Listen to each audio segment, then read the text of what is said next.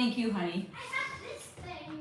Okay, hold on. I have this thing. Pip is very excited to come show you that he got rock candy. This is from Dee From Beyond the Veil. This is not a sponsor. She sent it. This is not sponsored. We just love you over here. Let's show the box. No. Wow, it's cute. She's so gracious, and she included us. She got a box of stuff. Hello, Jack. Hello. I can say yes. Hello to Jack's sister, Anita Kath. Very funny, by the way. I appreciate humor over here. So Dee was so gracious. She sent us an amazing box full of goodies, things for me, things for Pip. This t-shirt is one of them. Her branding is stellar and so on point. You guys have to see the back of it also. So on point. Her branding is amazing. Hello, Allie, my darling. Yes, so this is going to be an amazing true crime cold case pre-channeled live stream. I got lots and lots of notes, and do not worry. Hello, Iron, my darling. This is from Dee at Beyond the Veil. For replay crew, if you guys are not yet watching her, you're definitely going to want to sub, because she does a lot of like, basically the things that we look into here, a lot of like true crime also, but with tarot cards. She is hella gifted. She is one of the nicest people I have not yet met in person, but I think she is an incredible content creator and kind and gracious, and sent over so many goodies for Pip in this little boo box. She's just incredible. So we're fangirling over here for Dee, and I'm gonna include in the description for the replay crew Dee's channel information. And seriously, guys, if you're not yet watching her, head over and give her channel some love.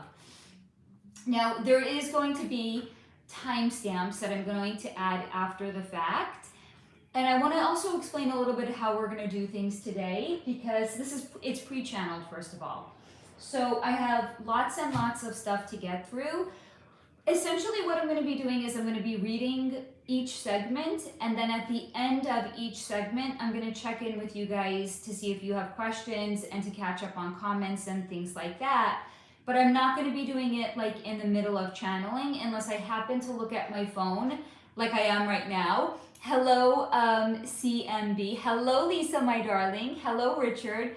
So I'm not really, like, unless I see something like passing by when I'm looking at my phone, I'm probably not going to take like questions on the spot. But at the end of every segment, I will. And I want to assure everybody again, Bianca, I am so glad that you joined us and you were able to make it. Bianca is a great friend, also somebody that I have not yet met in person, but I definitely want to make it over to Australia one of these days. She is from OutKast's channel, and in the last live stream I was telling you guys all about OutKast, who is definitely a truther, and he is looking into the 3D facts surrounding everything pertaining to like the Idaho 4 and Brian Koberger. Love OutKast, love his community, love his channel. Bianca is like the mama mod of that channel over there. And Bianca, I am so glad that you made it. Thank you for joining us today. And this is going to be a true crime cold case AMA pre-channeled. So Bianca, I'm really excited that you're going to get to see how my channeling process works. Hello, Ginger Nation. Lisa, I would love to visit Austin someday. It would be a dream of mine. Well, she's in Australia, but I would love to visit Austin too one day. There's a lot of places I would actually love to visit. I just haven't had the opportunity yet. The boiled peanut. Oh my Lord. I knew somewhere in this house you got apple cider vinegar. I actually do. It's in my cupboard. Hold on. Yes, please come visit us. I'm in LA, and I think you would love the weather here. Now, what I'm actually going to do, let me just set up the chat filter over here. And if you're a troll, if you're a clever troll, I'm okay with that. I don't appreciate non-clever trolls. Clever trolling, I'm okay with. Not so much with unclever. So if you're going to be a troll, at least try to be clever. Hello, Mark. Shout out to England. Okay, community moderation, participation mode. You're gonna have to be a subscriber. I got that from my friend OutKast because I noticed in order to comment on his channel, you have to be a sub, and I thought that that was brilliant, and I think it definitely also does cut down on the riffraffery here. Again, like if somebody's gonna want to troll, they're gonna have to be a little bit more like committed to trolling because you actually have to subscribe. And I tend to find a lot of people do not subscribe once they've subscribed. So there's that. All right, I'm gonna take a sip of my water and then we're gonna dive on in. Replay crew, there absolutely will be timestamps. I will try to add them later on tonight. Are we all consciously hydrating? I hope that we are. All right. So, I got an intro for you guys. Here we go. Cold cases and true crime leave behind questions that never stop echoing. Questions from families, investigators, and all of us who seek to understand what really happened. In this AMA, I'll be sharing questions you've already sent in alongside the pre-channeled insights I've received. Together, we'll step beyond speculation and into the energetic imprints these cases carry and explore what post-cognitive energy readings can reveal about the mysteries that remain unsolved. Did you guys like that? ChatGPT helped me put that together. My new bestie is ChatGPT. Hello, Nikki. I'm so glad that you caught us, honey. Lisa, yeah, now might not be the best time to visit the USA. I mean, come and visit anyway. Thank you, Steve, for keeping the chat high vibe. I'm glad that you were able to catch that. Okay, so again, I'm just going to remind you guys this is pre-channeled, and at the end of every segment, I will be checking questions and comments, but probably not so much in the middle. Now, if you guys are new here and you don't know the way that I, as a channeler, work, this is all questions that you guys have previously submitted into me. I meditate, I tune into the energy of the case or of the person in question, and then I take notes. So you are going to see me reading from a notebook. I'm not reading somebody else's material. I'm not reading a story that somebody else wrote. This is all... I finished my rock candy. Good job, buddy. Was that fast? No. Considering how big it was, that was about standard. So this is all like my own channeled notes of what came in when connecting to the person's energy or the energy of a case. Yeah, Lisa's ready. She's like, yes. She's like, let's see what's coming. Let's do this. Okay. So the first case I was asked to look into is the how can I say this cleanly? The Burrari unaliving case. So this was a ritual mass self-unaliving of 11 family members of a, what's this name? The Chandwat family from Burrari, Delhi, India in 2008. 10 people ranging from 15 years old to 57 were found hanged while the oldest family member, the 80-year-old grandmother, was strangled. Police ruled the case shared psychosis because 10 family members all chose to unalive themselves, even though the grandmother was actually strangled.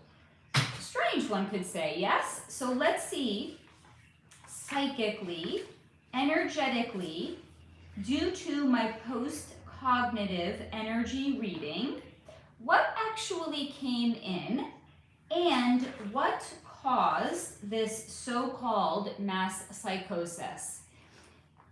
No, hello notification. We're not doing knock-knock jokes right now, honey. Okay, so the Burrari unaliving case was shown to me as a combination of deep grief and deep religious interplay. It is said to be a shared psychosis, but that ignores religious zealotism because it very much was at play here.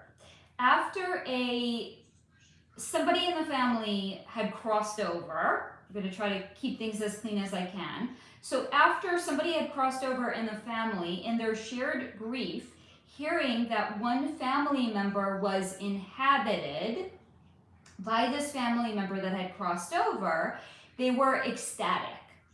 It was essentially a band-aid to the grief that they had experienced, and collectively the family clung to the belief that he was inhabited by the deceased one like it was a life raft. But imagine, those souls clung dearly to it, so much so that they did not see nor realize they were about to go over a waterfall. So essentially their grief had them so tightly hold on to their belief that they lost sight of everything else, including basic self-preservation. Because yes, deep grief can override those things just as it did here. But was it actually a shared psychosis? No. The grief kicked off one person's psychosis, and the deep grief activated religious zealotism in the others because of a deep desire to keep the soul of a loved one alive. So that is what I have for you on the Burrari unaliving case and the so-called shared psychosis. Any questions, please do let me know. Now, this next one I was asked to look into is somebody by the name of Terrence Woods Jr. Now, Terrence Woods was working as a production assistant for a TV show when he seemingly vanished, literally like out of thin air. He literally just vanished during a shoot in Idaho near abandoned mines in 2008. He had run down a steep cliff and was never seen again.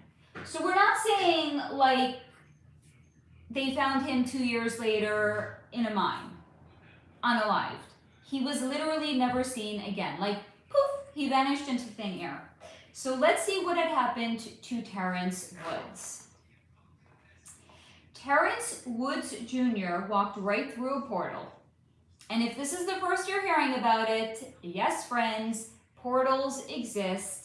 They exist mostly in nature, in places that have not been disturbed by man. And if man has actually disturbed it, like with buildings and like there were a lot of naturally occurring portals in Las Vegas, but they have essentially all of the energy has been hijacked there because of what Las Vegas has turned into. But they do occur in places that are mostly untouched by man. And yes, things can cross in and out of portals. Thank you, Bianca, honey. So he had walked right through a portal. So as I have said, places with a high concentration of nature, especially mountains, as was the case here, can have naturally occurring portals. Now, sometimes I bring in some 3D information, which is the case here. And also, by the way, I wanted to get to it because I started later on Friday than I usually did. I didn't actually review my notes like I usually do. So prior to doing any sort of a live stream or a recording where I'm working off of pre-channeled information, I tend to want to review my notes. I'm kind of going into, like, I channeled this stuff like over a month ago, so some of it is going to be as surprising to me as it is to you. I might stumble over my words a little bit. It's really because I just wanted to get live with you guys and share it, and not like, because it could take me like a good hour to review all of the notes.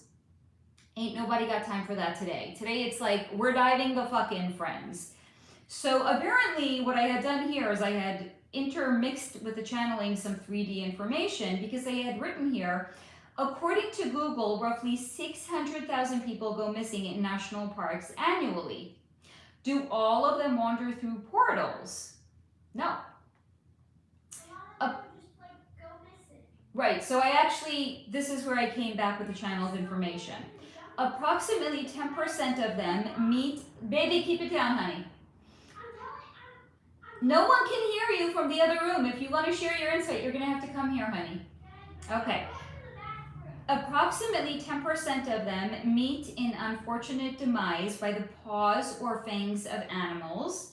20% of them get lost and succumb to the elements. 1 to 5% are unalived at the hands of an actual person. And the rest? The other 65% wander right through a portal and truly become multidimensional, just as Terrence did.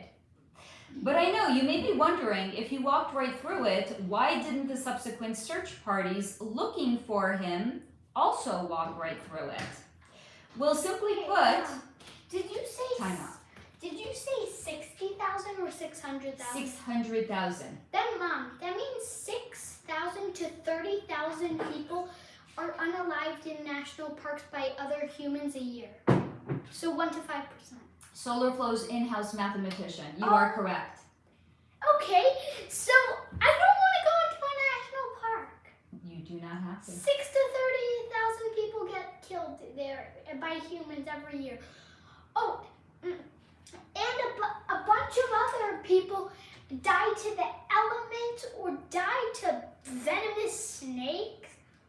And that's going to actually come into play a little bit later on, because somebody did ask about another person that had gone missing in a national park. So that comes into play a little bit later on as well. I feel like at least a few people are like, wait, I'm lost.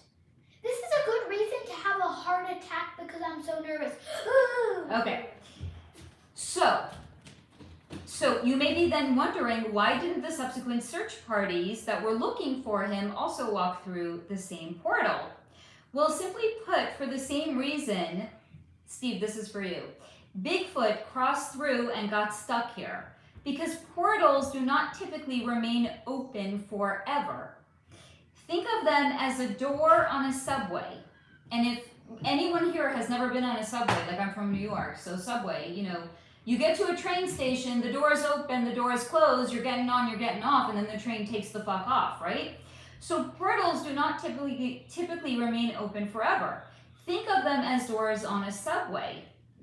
They open temporarily and close intermittently, which is exactly why and how Bigfoot crossed through but could not cross back to where they had come from. So Terrence crossed through when the doors were open, but by the time the search party had assembled the next day, those doors had closed once more. Now that is what I have for you on Terrence Woods Jr. Any questions, please do let me know, either live or in the comments down below. For the replay crew, yes, Pip is our in-house mathematician. Lisa, so if you walk through a portal, what was the experience like for him? Did he know it? He might not have known what was happening when he walked through it, but once he got to the other side, turned around and saw there was nothing behind him and he was someplace else, he's just essentially, like, it's not like he was unalived. He's very much alive. He's just living someplace else. We don't know where it is because we only know the origin door. So again, I'm going to use this example of it being like a subway. So imagine you are a tourist. So you're on the subway platform. You missed the train. So you're waiting for the next train to come along. The train that you thought you were going to be on already left this station. You're a tourist. You don't know what the next stop is. You know you're, let's say, going 5 stops and then you're getting off because that's what they told you to get to where you wanted to go. So you don't know where you're going to walk through. You just end up someplace else. It was the exact same thing for him. He walked through. He's someplace else. He's alive. He's living his life. We don't know where it is, just like a tourist might not necessarily know. But he is definitely alive. He's just living someplace else. Hello, Simone. I'm so glad that you were able to catch us, honey. Hello, Project 25, darling. Steve, well, that's even better than Witness Protection Program perks. True story. Okay, this next one, I was asked to look into a woman by the name of, hello, Jamie, my darling. Are you getting ready for work, sweetheart? We're happy to keep you company while you are. Titi, so I was asked to look into a young woman by the name of Titi Branch. Now, she was a co-founder and a CEO of Miss Jessie's hair care line. She had unalived herself in 2014, and I was asked why. Was it in fact what the story has been said about her by her partner, which was that she was very, very depressed, and that's why she had unalived herself? Because her sister and the other co-founder of the hair care line said that her boyfriend was, she thought her boyfriend had actually driven her to unalive herself. So let's see what actually had happened with Titi Branch. Jamie said she is. Well, we're happy we get to keep you company, darling. So Titi Branch. As soon as her energy had come into me, she said to me, she still can't believe she did it. So as in, this is not a case of like, did she unalive herself or was she unalived at the hands of another? She is saying, yes, she had definitely unalived herself, and she is saying she still can't believe she had done it. Now being out of her body, and by the way, in case anyone's wondering, this would not be considered post-cognitive energy reading. So post-cog energy reading is where I can look into the energy that exists of something that occurred in the past. It's kind of, if you will, like looking at the negative of a photo, but not seeing the photo itself. In this case, when somebody's energy has chosen to come into me, this would be mediumship, where I am connecting to her soul's essence on the other side. Because here, she's saying to me, she still cannot believe that she had done it. Bianca, honey, I see your comment, and I'm going to get to it at the end of this segment, okay, darling? So, Titi Branch still can't believe she had done it. Now being out of her body and the clarity she has on the other side, she said she sees everything for how it was. But also, she was so gaslit and grief-driven, she could not at the time see clearly. She tells me her boyfriend was a classic narcissist, and while she didn't see it at the time for what it was, he love-bombed her, and then he slowly chipped away at her until nothing was real, nothing made sense, and she could not see a way out. And in that frame of mind, she had unalived herself. No. Anthony, that's I guess her boyfriend, Anthony did not physically do it, as in did not physically unalive her, because why would he? She gave him everything he wanted and everything he needed, plus fuel. So much juicy fuel at seeing how he reduced her to absolutely nothing. Her, a successful woman driven to the brink of madness at his mind games and his manipulations. She would have done anything for him.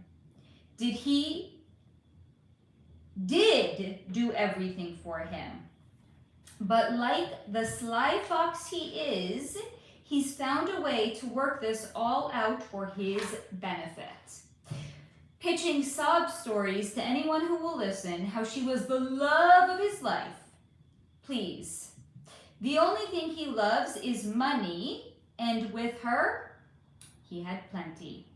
So while he did not literally unalive her, bit by bit, he chipped away at her self-esteem until she was a ghost of herself.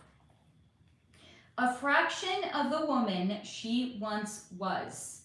Driven mad at what she thought was love, but truly mad for all the gaslighting, she did the only thing that made sense at that time and had unalived herself.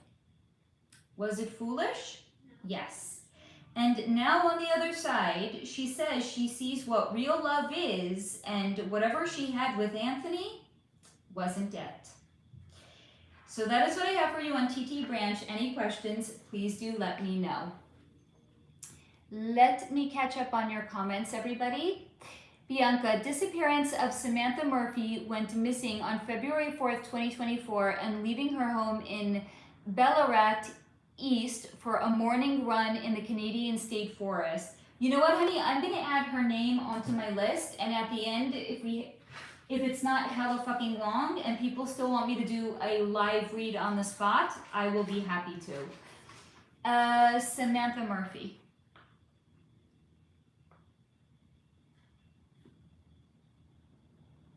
And if it's too long, I'm going to include her into the next AMA. So she had gone missing February 4th, 2024. So 2/24/24, and this was in Canada. She's chatty. I think she's going to come in because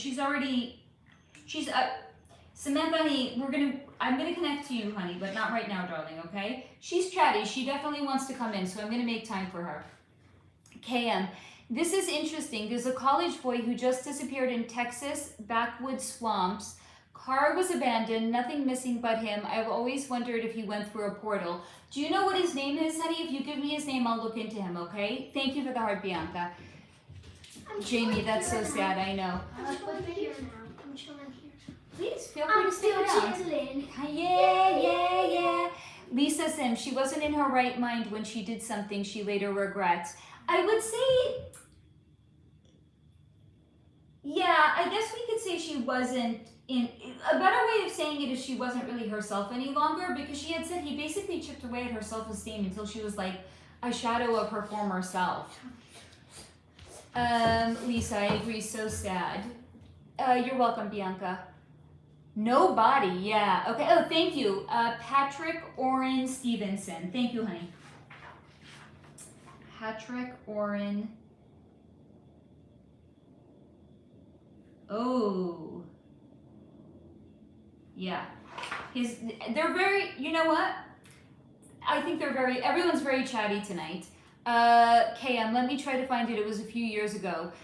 Bianca, please do not apologize, sweetheart. We're so happy that you are here. You never need to apologize on my channel. Hello, Swims, my darling. I'm glad that you are here. I love it. Swims like I missed the title. What's the live about? You were just excited to see us, so you clicked. So we're actually doing cold case, true crime, AMA.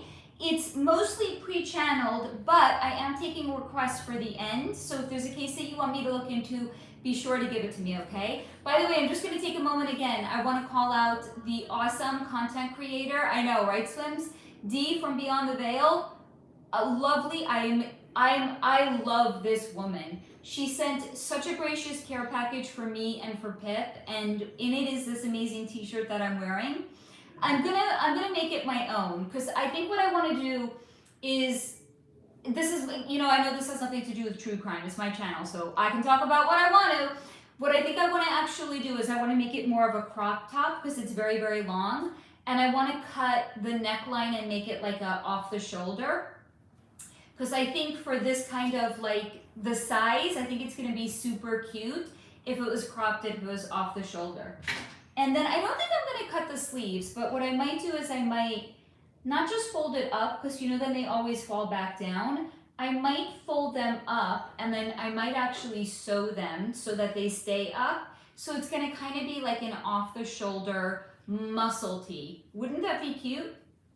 I got plans for this shirt, but I didn't have time to do it before I came on, because I just wanted to come on and hang out with you guys. So I'm gonna do that. The next time I wear it, you guys are gonna see it. It's gonna be so totally cute. I know, right? Dee is amazing. She's honestly one of the nicest content creators that I have not yet met in real life, but we're in the same state, so it's gonna happen one day for sure. Jamie, I missed the title too. Jamie's like, I don't care what you're talking about. I'm here for it anyway. Iron, probably won't be able to share the link, but I just started a fundraiser to build an artisanal village where people can go and create. I love that, Iron. Honey, if you want to actually email it to me, I'll share it, okay, sweetheart? You know the exact link I'm on. I can go onto Safari. We're gonna let her, because I can't share it right now, honey. But thank you for that, Why? sweetheart. No, Mom. What, baby? If she can like put what it is in the chat, I'll copy that into here. Not now, baby. I want to Thank know you, what though. it is. So it's not now, baby. Swims. We can ask about the. By the way, welcome to my life. It's temper tantrum central over here. Swims. Can we ask about cold cases from the news or personal cold cases? Do you have like so here's the thing, if you have your own personal cold case, like somebody that's missing from your life, I would suggest booking a session with me and we can actually look into that energy of that person. This is more like news cold cases. Jamie, that would be cute. I know, I got plans for this. It's, ooh, I love that. Bianca said or add a button. That's a great idea. Ali G, not sure if you added this one, but the West Memphis 3 case, I'm not sure, it's on my list, I don't remember, because again, I didn't want to take an hour to review my notes before I hopped on. I might have looked into it, but I might also be confusing it with the Springfield 3, who I definitely did look into. But if I haven't looked into them, don't worry, they're still on my list. And here's also the thing, guys, it's kind of heavy energy. I didn't want to stay in this forever. So while I was looking into, I would say about 90% of the cases that you guys asked me to look into. And then I was like, this is heavy. I need a reprieve. So I'm saving some more cold cases for some future date when I'll look into more.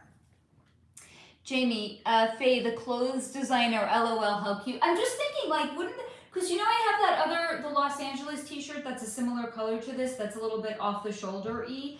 It's kind of like the vibe of what I'm going for here with this one too. Lisa, I love big and comfy, right? So she had actually sent me a medium, which I think is perfect for this kind of style and what I want to do with it. The other thing that I have in mind, if you're here just for the cold cases, you're going to be like, shut up, bitch. But you know what? We like to have fun on this channel, so I'm not going to shut up, but yeah, I'm a petty bitch.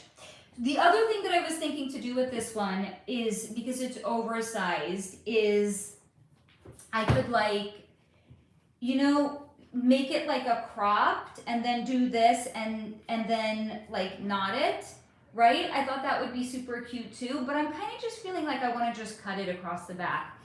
And also, guys, I'm going to just take a moment, if you're new here, I want to show you, look how cute, I don't know if you guys could see the back. Is this not so cute? Her branding is fire. I got this care package from her with like all bee themes. The box is like a bee box. Her branding is insane. Like I need to have a talk with her about branding, because damn, that girl is good.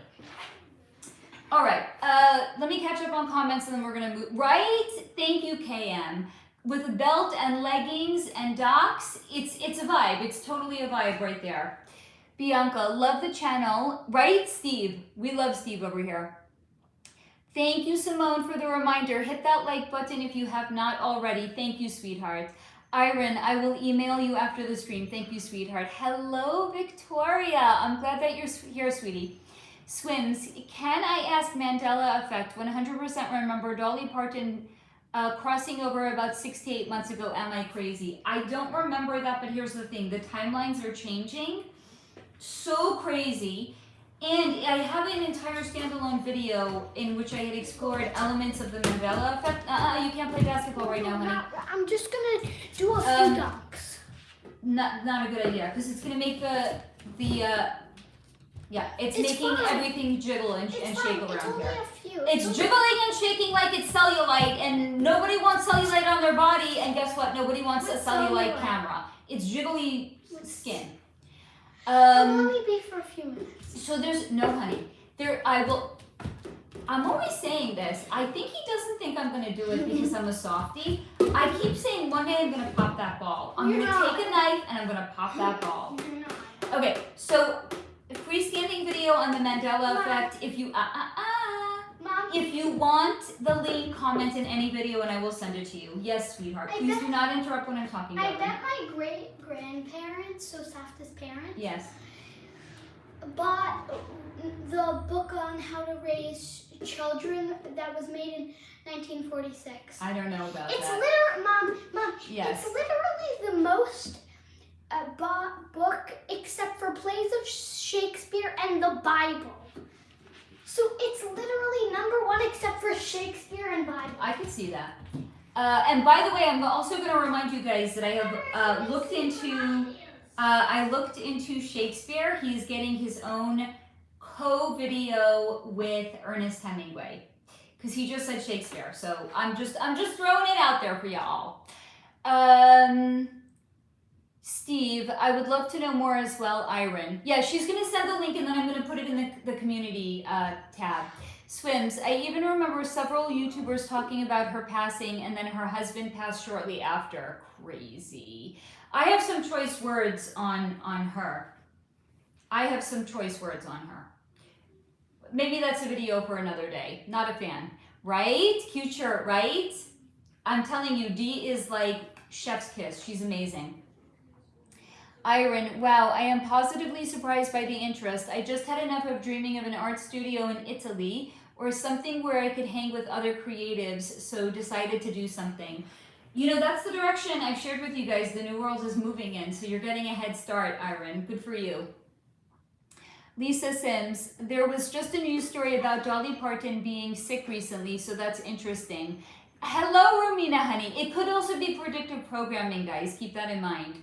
Romina, hey everyone. Woohoo! Long-awaited live stream, and I have the topic that you asked me to look into, but it's a little bit later on, sweetie. Victoria, do you have any videos about the Bible? Yes! Great question. So I have both. I have religion. I need a pen. Huh? I need a pen. Hand it back to me when you're done, please. Or give me another one. I have a freestanding video on religion and the Cabal, where we touch upon religious texts, including the Bible. And I also have a freestanding video on Jesus. It is a fantastic video. It is a fantastic video. So yes, you are in luck, my darling. Jesus was a fantastic person. Yes, he was a fantastic, high vibe person. Yes, it does sound very cool. Did he really resurrect from the dead? I don't think so. He was a real historical person. I don't think he could do miracles, though. Miracles is but like we all God can. stuff. So, I mean, here's the thing. Are we going to restrict the amount of miracles that could be done? Aren't we all? We're all living, breathing, walking miracles. So, like, why are we splitting hairs about, like, the miracles that can be performed? You know what I mean? You know what, Swims? That's a really good question. She asked if I ever drink colloidal silver. I have it in my cupboard. I don't think I've ever even opened it. He was like, I bought it on a whim. I was like, yeah, this is like good for health purposes. Never once, no. Lisa, I just find that really odd now that someone mentioned her passing a while ago.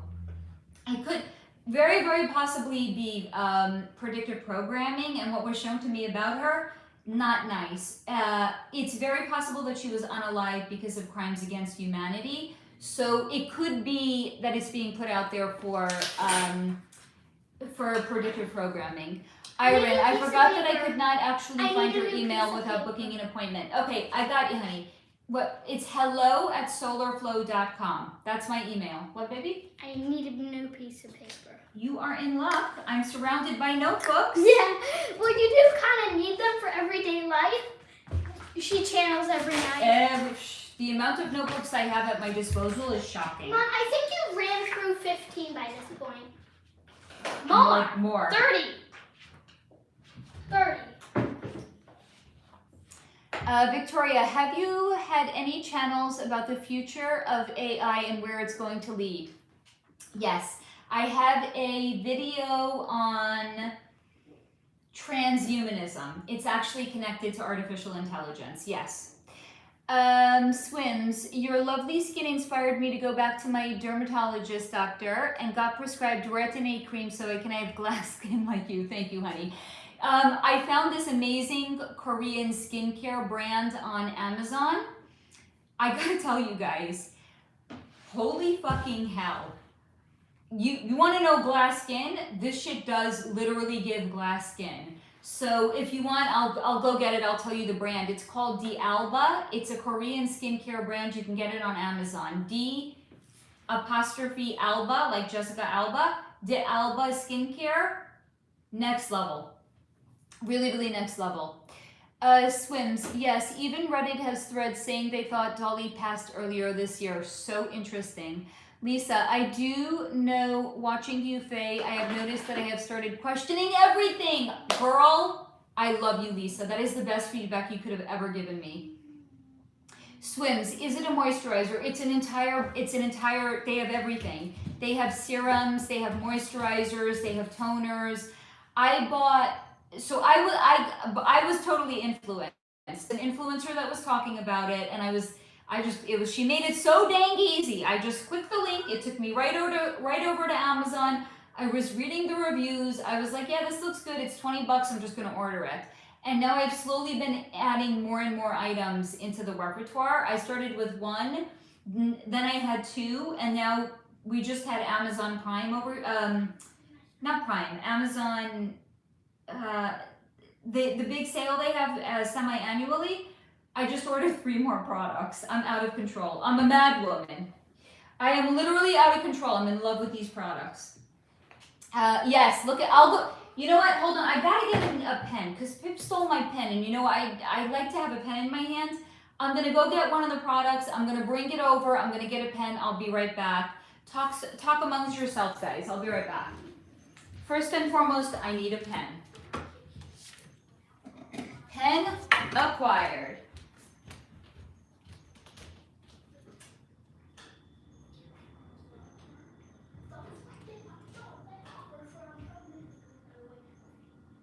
Hold on. Guys, I'm going to get a whole bunch of things, because why not? Hi, baby. Okay. So first of all, I just want to remind you guys, I'm not an affiliate. I do not get any sort of a commission for sharing recommendations with you guys. Of what? Anything. These are things that I myself personally use, and that's why I am recommending them to you. I do not make any money off of recommendations. Okay, so a few things that I brought over to show you. So first of all, yeah, honey. You have, according to YouTube, you have to say that it's a paid partnership. Well, it's not a paid partnership. If I'm it not was. getting paid any money for sharing things that I personally use and love. So this is it. You see, what do the influencers do? Like that, right? Okay. You can tell I'm not an influencer. I'm like, I don't know what I'm doing over here. Okay, so this is it's a spray toner. What? Special gummy. No, you've had so much sweets today. Absolutely not. Mom, it's not a sweet. It's not unhealthy for me. Wait, what do you want? Special gummy. No. Okay, so Mom, this is what it's you do. healthy for me. It's not unhealthy. If anything, it's healthy. So you just spray it, and do you see that beautiful sheen it gives? Yes. Okay. Mom, if anything, special gummy is No, healthy. absolutely not. Okay. Why? So, Why? dude, this is so unprofessional. Just kidding. Only I'm allowed to be unprofessional. Can you at least pretend to be professional? No, I'm not a YouTuber. Okay, so this you can put on under makeup, you can put it on top of makeup, and it makes like everything just like glowy and dewy and like amazing. Buckets. So this is the Money. spray serum. Baby, please, it's getting jiggly up in here. Nobody wants jiggles. This is the toner that I also bought from them. This also will give you glass skin. And then I brought two other items that I wanted to show you. So I'm a middle-aged woman, and middle-aged women, you know, we need to do our makeup differently than we did in our 20s. Yeah, you bought the We middle-aged also need woman different is skincare prototype. in our 40s than we need in our 20s because we're losing collagen. So to that end, Oh my God, I bought you're this. sweating. It's Regen Labs. It's liquid facelift. It has peptides, and it definitely helps like with firming. It's pricey. I do not want you to see, dude. It is pricey, but this has lasted me at least 6 months, I would say. And I also recently I caved, guys. I've been seeing this everywhere. The reviews have been amazing. I finally caved. I'm like, I'm gonna do it. What? I got In Beauty. Is it good? This is the Extreme Cream Eye. I'm using it 5 days, and I already will tell you I see a big improvement in the skin around my eyes. Mom. And Mom. Guess the when I run out of this, because this was hella fucking expensive, I bought this for my birthday. It was a birthday present to myself, so I justified It's it. last 10 months. Right, so it's lasted actually 10 months, which is really, really good. When I run out of this, Steps inside. I'm gonna buy the face cream. How much was that? It's over 100. Oh my God. Yeah. I'm gonna buy the face cream from In Beauty, which is also like firming, and it's I think it's under 50. So it's a big price difference. Basically, I could buy like 2 of these for less than I paid for that. Mom. Again, birthday present.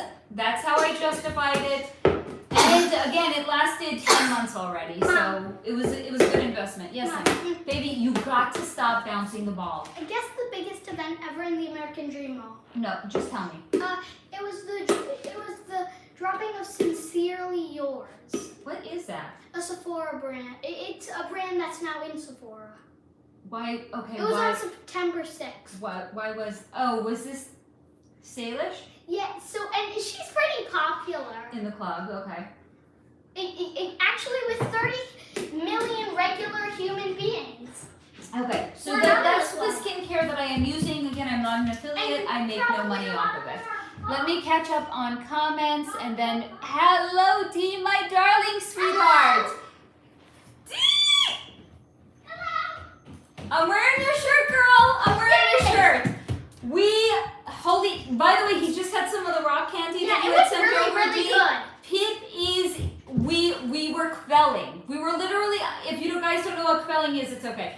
We were like quelling when I got the box. Your branding is next level, Dee. Like, I don't know, do you have like a degree in marketing or something? Your branding is brilliant.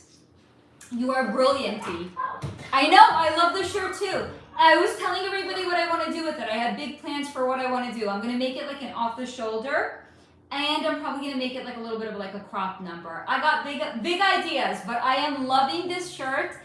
Dee, guys, if you are not yet following Dee from Beyond the Veil, please head over, give her channel some love. She is brilliant with tarot, and she looks into like everything that we look into over here. So you guys are, if you guys are not already like giving her channel some love, I don't know what you're doing. Just go give her channel some love right now, please, guys.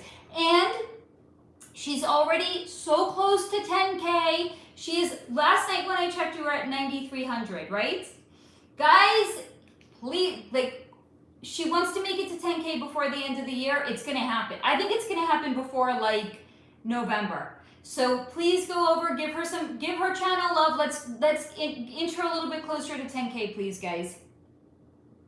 Let me catch up on comments, and then we will move on to the next topic. Oh God, I'm so sorry, guys. I missed a ton of comments over here. I am so sorry.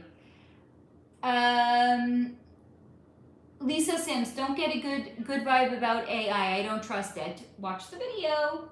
Victoria, Lisa, I totally feel the same. Steve, glass skin, glass cow, I know. Swims, what do you recommend for a newbie?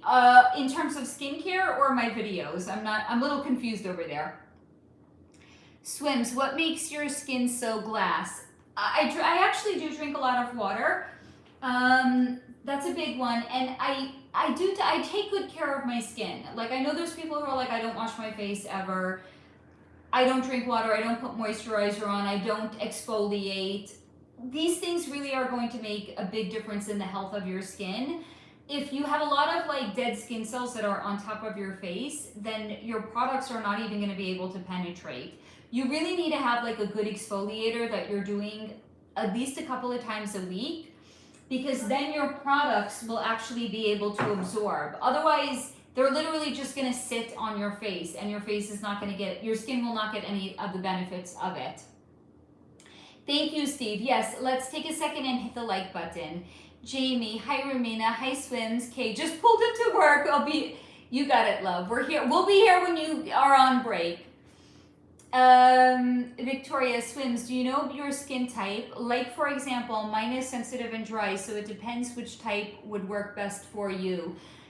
Victoria, yeah, Korea. So I've been hearing this for years, and I really have to say, now that I've started, their skincare really is next level.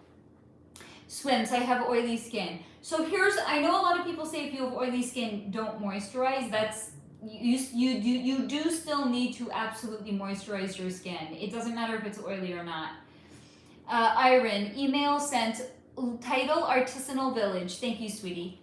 Swims, is there snail slime in there? I have no idea. I just know that it's considered clean. Like, I won't put it, you know, your skin is your biggest organ. I won't put anything on my skin that's not clean. I know that it has something called truffle, and there's a lot of like oils in it. That's what also gives it like this dewy glow situation that's happening. But it is supposed to be entirely clean. It's vegan. It's cruelty-free and all that jazz. Thank you, Bianca. Thank you, sweetie. Lisa, I watched the Taylor Swift video, but why does she hate and resent her fans so much that made her rich and famous? Wait, Dee can also weigh in on this because she just actually did a video on Taylor Swift.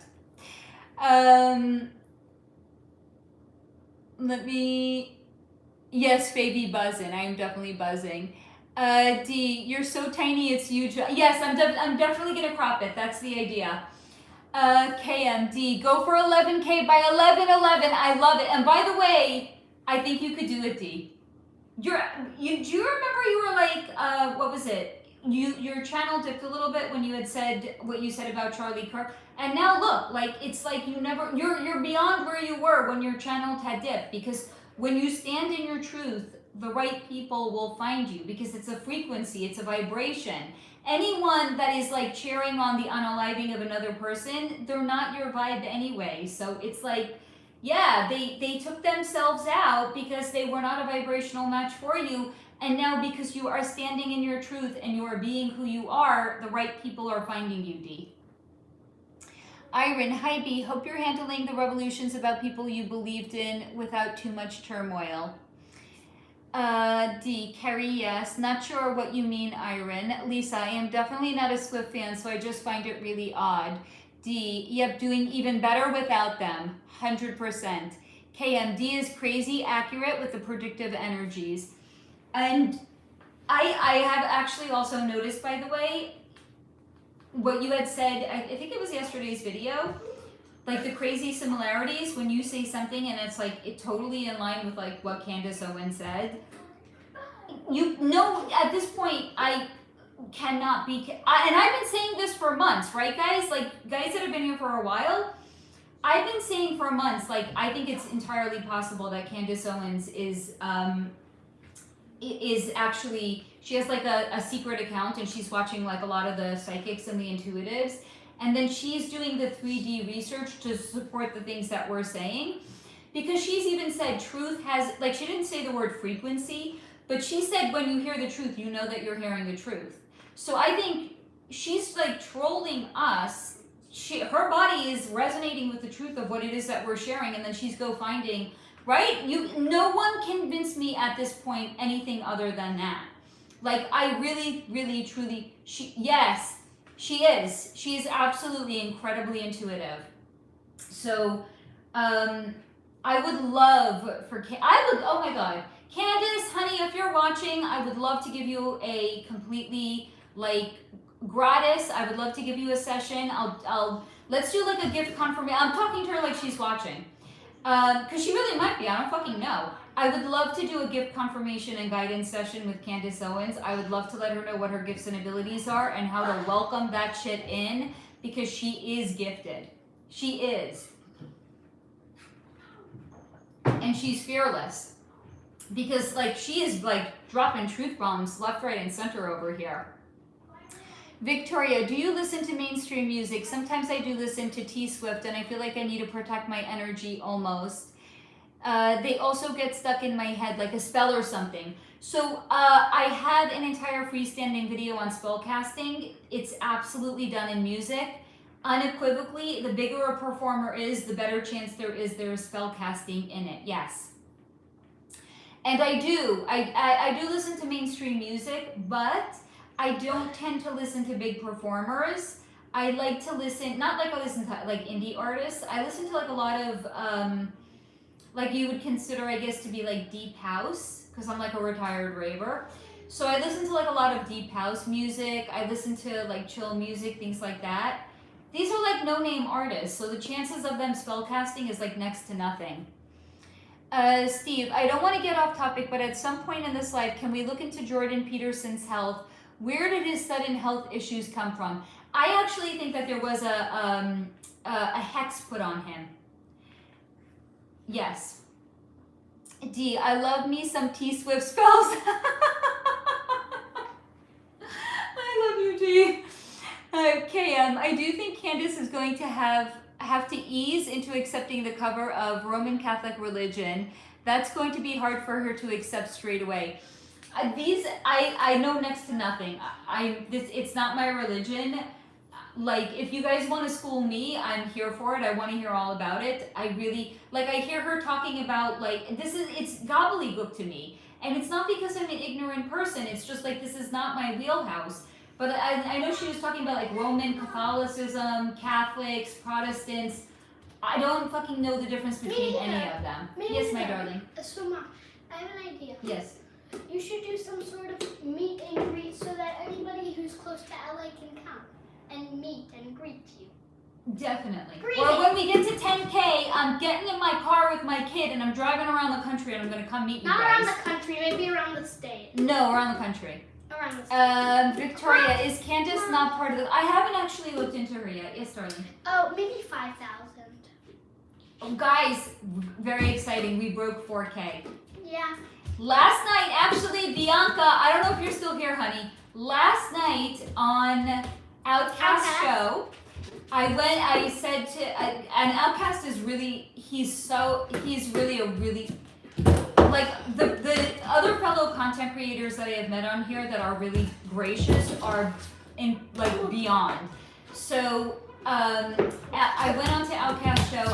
I try to go on every night and just say hi even if I can't stick around because like I'm on the West Coast and sometimes they go until like midnight here. I don't know when the fuck OutKast sleeps, but like I gotta go to sleep at some point. You know what I mean? What if he lives in like London? No, he lives in New York.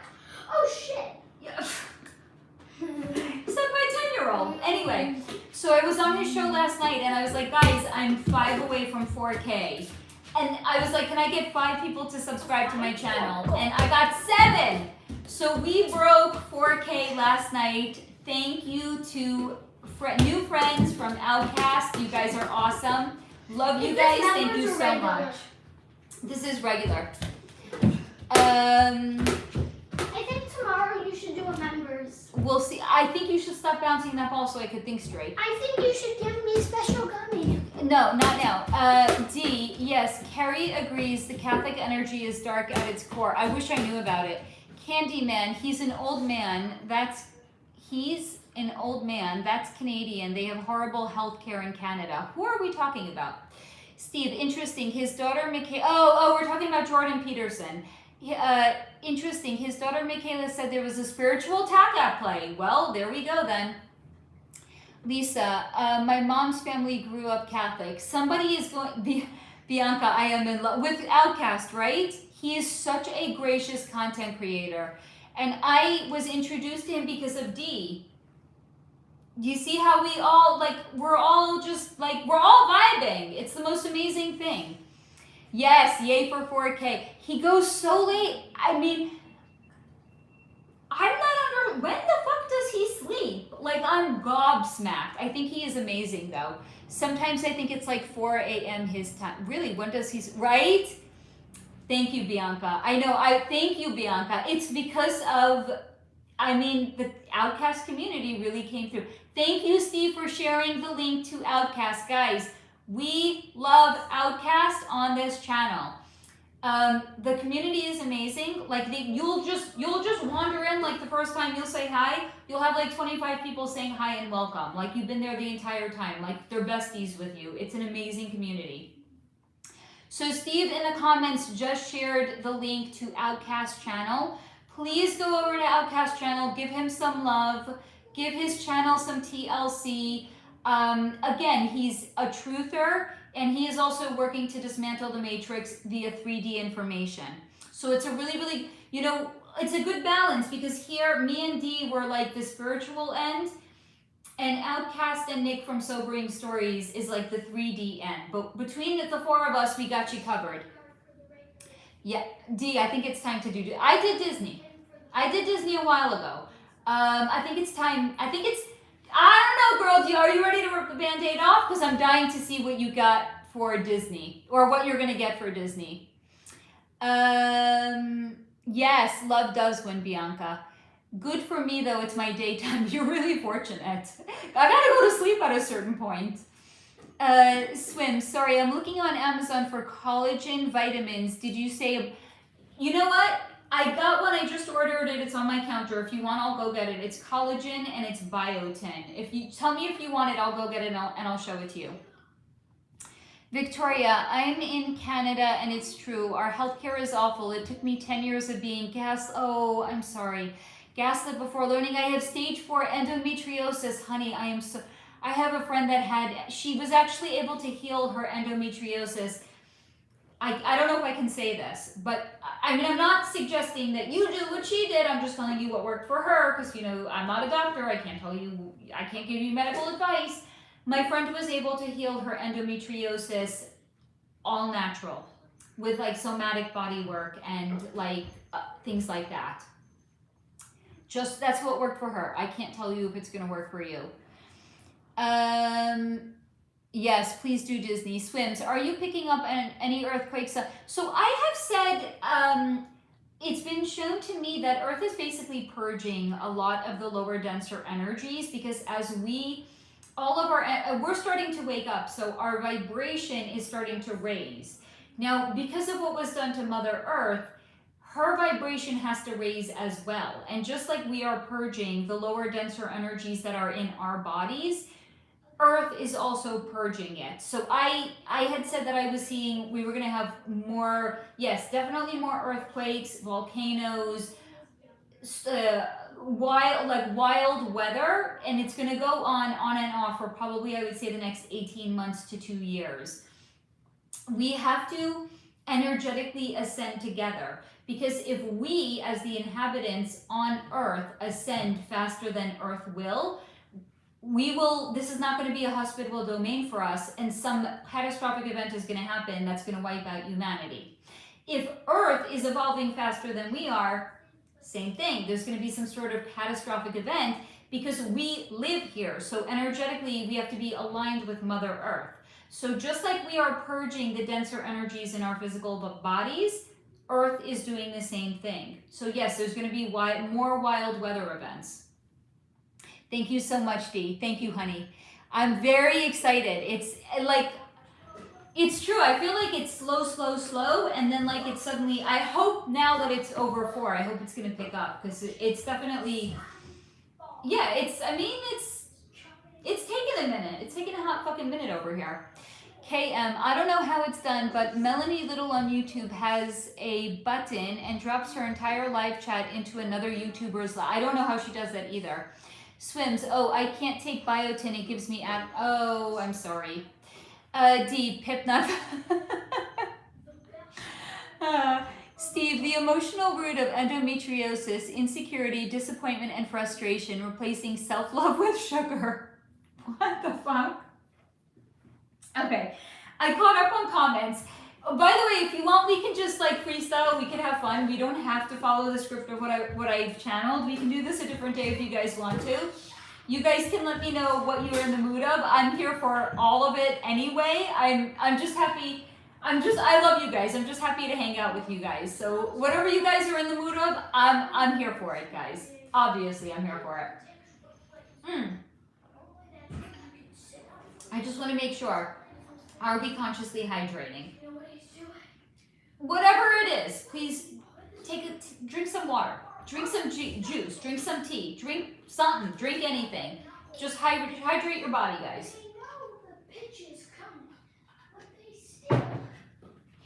Now the next topic that I have is long. So that's why I'm kind of giving you guys to decide what it is that you want me to do before I dive into the next one, because the next one is 1, 2, 3, 4, 5. It's 5 pages in a 5x7 notebook. So you guys can let me know. It's the Springfield 3. You guys can let me know. D, nope, not gonna dig in. Can't give up my Disney. Maybe in 10 years. Do you want to watch the video that I've done on Disney though? Because it's very, here's the thing, it just touches upon the Disney Corporation, but it's more about Walt Disney himself. But it's maybe, I would say 10% of it is on the Disney Corporation itself. It's really not, I don't know, it's up to you, honey.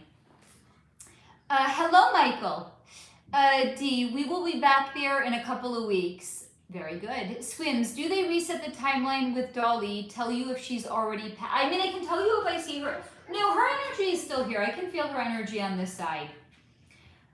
But she feels energetically suppressed. So I'm going to say probably not free, just due to so the way that I've kind of compared it with you guys in the past is like, if somebody's on this side, imagine like the light of a torch. It's big. If somebody's on the other side, as in they're no longer in their body, it's more the energetic vibrance of their soul is more akin to like the light of a candle. So I can feel that her energy is definitely on this side, as in she is still alive. But it's a suppressed. So imagine a torch that's in an oxygen-deprived room.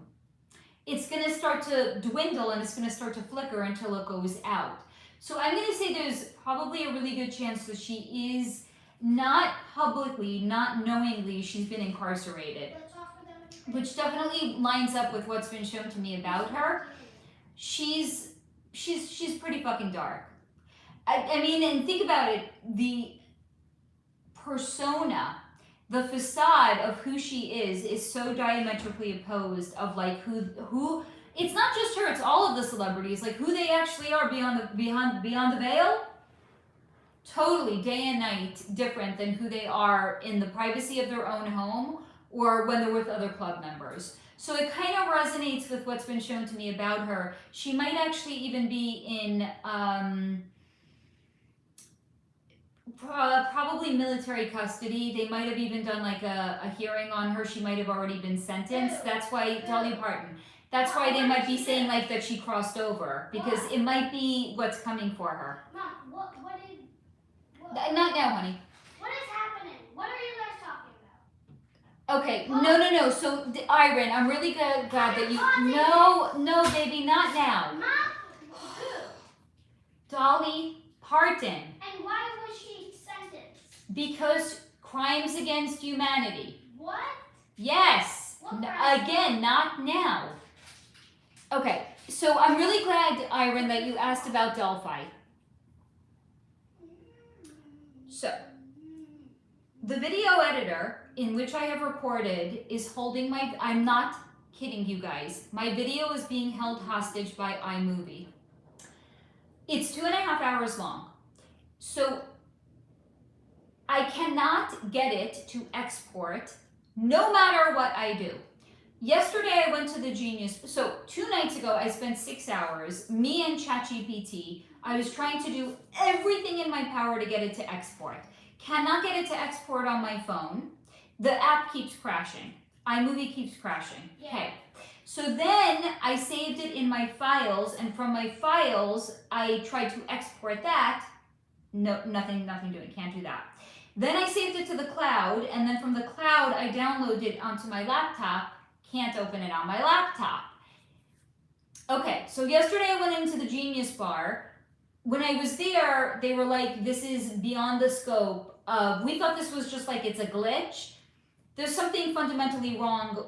We can't help you. Go home, call this phone number, see if you can get somebody that can actually help. Okay, yesterday I came home, I called tech support for Apple. I spent 30 minutes, more than 30 minutes on the phone with a woman. She was taking notes. She was looking at any other users that had any sort of a similar issue. No.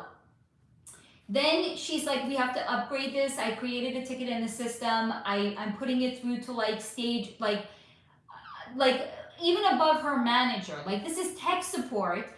She went above her manager because her manager's like, I've never seen anything like this before. They created a ticket. She said it's going to take up to 48 hours before she gets an answer back from like top-tiered Apple support that specializes only in iMovie. I have literally done everything I can to export this movie. My video is being held hostage. Okay, so the next thing that I'm going to do. I did 1 second, baby. 1 second. I did a 5-minute sample where I did a screen record just to see how badly the quality is going to be degraded. It's about 80%.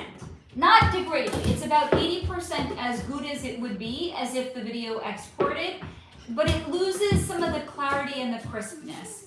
So what I think I'm going to do, I'm going to have to, maybe like tomorrow or something or Sunday, I'm going to have to like put my phone on Do Not Disturb. I'm going to have to do a screen record. Then I'm going to have to edit it. And then I'm going to upload it. Because I had, like the woman I spoke to in the Genius Bar is like, it sounds like you've done everything. I don't know what to advise you. The woman that I spoke to yesterday is like, you've done everything that we would advise you. I asked my manager. My manager was like, she's done everything. They cannot explain why my video is being held hostage. Yes. So you know when you record like a video on like your phone, Yes. you know how it saves to your photos? Yes. We can't get Why it to didn't export. But Mom. It keeps crashing. But Mom, Yes. you didn't record the video with iMovie. No, it doesn't matter. I edited it. And now that it's edited, I can't export the edited version back out into my photos. You just have the unedited version in. Mom, I have an idea. Yes. So you download a different one, and you still, Mom. I know what you're going to suggest. You So I've graduated. My assessment is I've graduated past the capabilities of what iMovie can do. I need to start working with a professional video editor.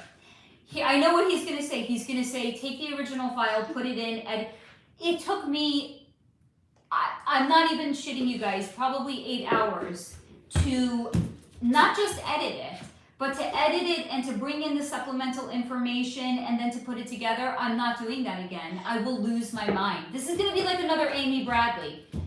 If you guys don't know what I'm talking about, I edited an Amy Bradley video. Mercury was retrograde and I accidentally deleted the video. I'm not editing it again. Like, there's only so much that one person as a content creator can do before we lose our marbles. I can't do it again. Like, this is time I'm never going to get back, and frankly, I don't want to do it again. Mom? It just makes more sense to do a 2.5 hour screen record, edit it, upload it, call it a day. Okay, the quality might not be great. I think the material is more important to get out, whether it's perfect or not. Mom. Yes, honey. Take the unedited version. I'm not editing it again. Pay a professional editor to edit it. That's a hard pass. Mom, get a professional editor so you don't have to deal with this. Okay. Next time, if iMovie does that, that's their problem. When I have 10,000 subs, I will pay somebody maybe to edit my videos. I'll pay them. Okay. Dee, yes, I agree about the Earth Purge. I've gotten this so much recently. Massive natural disasters coming. Baby, I love you. Stop with the ball. I will stop if you give me special comment. Go take it and leave me alone. Yeah. This is when I get, there's usually an Agent Smith that's hiding in here and they're like, stop neglecting your child. Tell them you're not neglected, please. I'm not neglected. Okay. I just ate fish grill. He ate multiple times. My child is well taken care of. He just also drives me up a fucking wall sometimes, like all kids do. Did I eat dinner yet? I don't know. It's they're not I'll on. eat the rest of my fish grill. Okay. D, or what is made to look like natural disasters? Yep. KM knows what's up. Yep. Lisa Sims, is Dolly Parton going to be tied to Earth like Disney? I don't think so. I haven't seen that. Mom, we only have one more container. I know. Okay. Okay, now leave me the fuck alone. Vitamin! Okay, I love my child, but he's also driving me up I the love wall. my mother. Okay. And by the way, that ball, you guys have been exposed to maybe, 30 minutes of it. I literally hear that ball bouncing probably 8 hours out of the day. My head, I think I'm going to be dreaming about, that ball bouncing tonight. He took it in the car with him today. He was throwing it against the window, against the back of the seat. It wasn't the back. It's crazy making. It's literally crazy making. Abundantly empowered. Hello, beautifuls. The synchronicities have been out of the world lately. I found somebody on YouTube who I dreamt about months ago and made a video about, and how he had the same dream. That's fucking wild. Definitely synchronicities there. Swims. Is Dolly in the Red Shoe Club, and why she wears gloves anyway? So what was shown to me about her is she has a thing for the littles. She has a thing for little brown-skinned boys, and she really likes the juice that the elites are said to drink. So she really likes to enhance the adrenaline that's in their system, and then, it's extracted and they... But she really likes the process of spiking their adrenaline. So you can use your imagination in how that is done.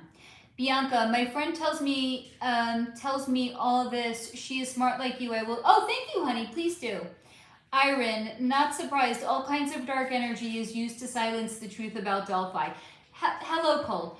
Thank you. The Delphi video that I have, and here's also the thing, like, yeah, energetically, I'm completely not surprised that this is happening. The Delphi unaliving actually is connected to worldwide phenomenon.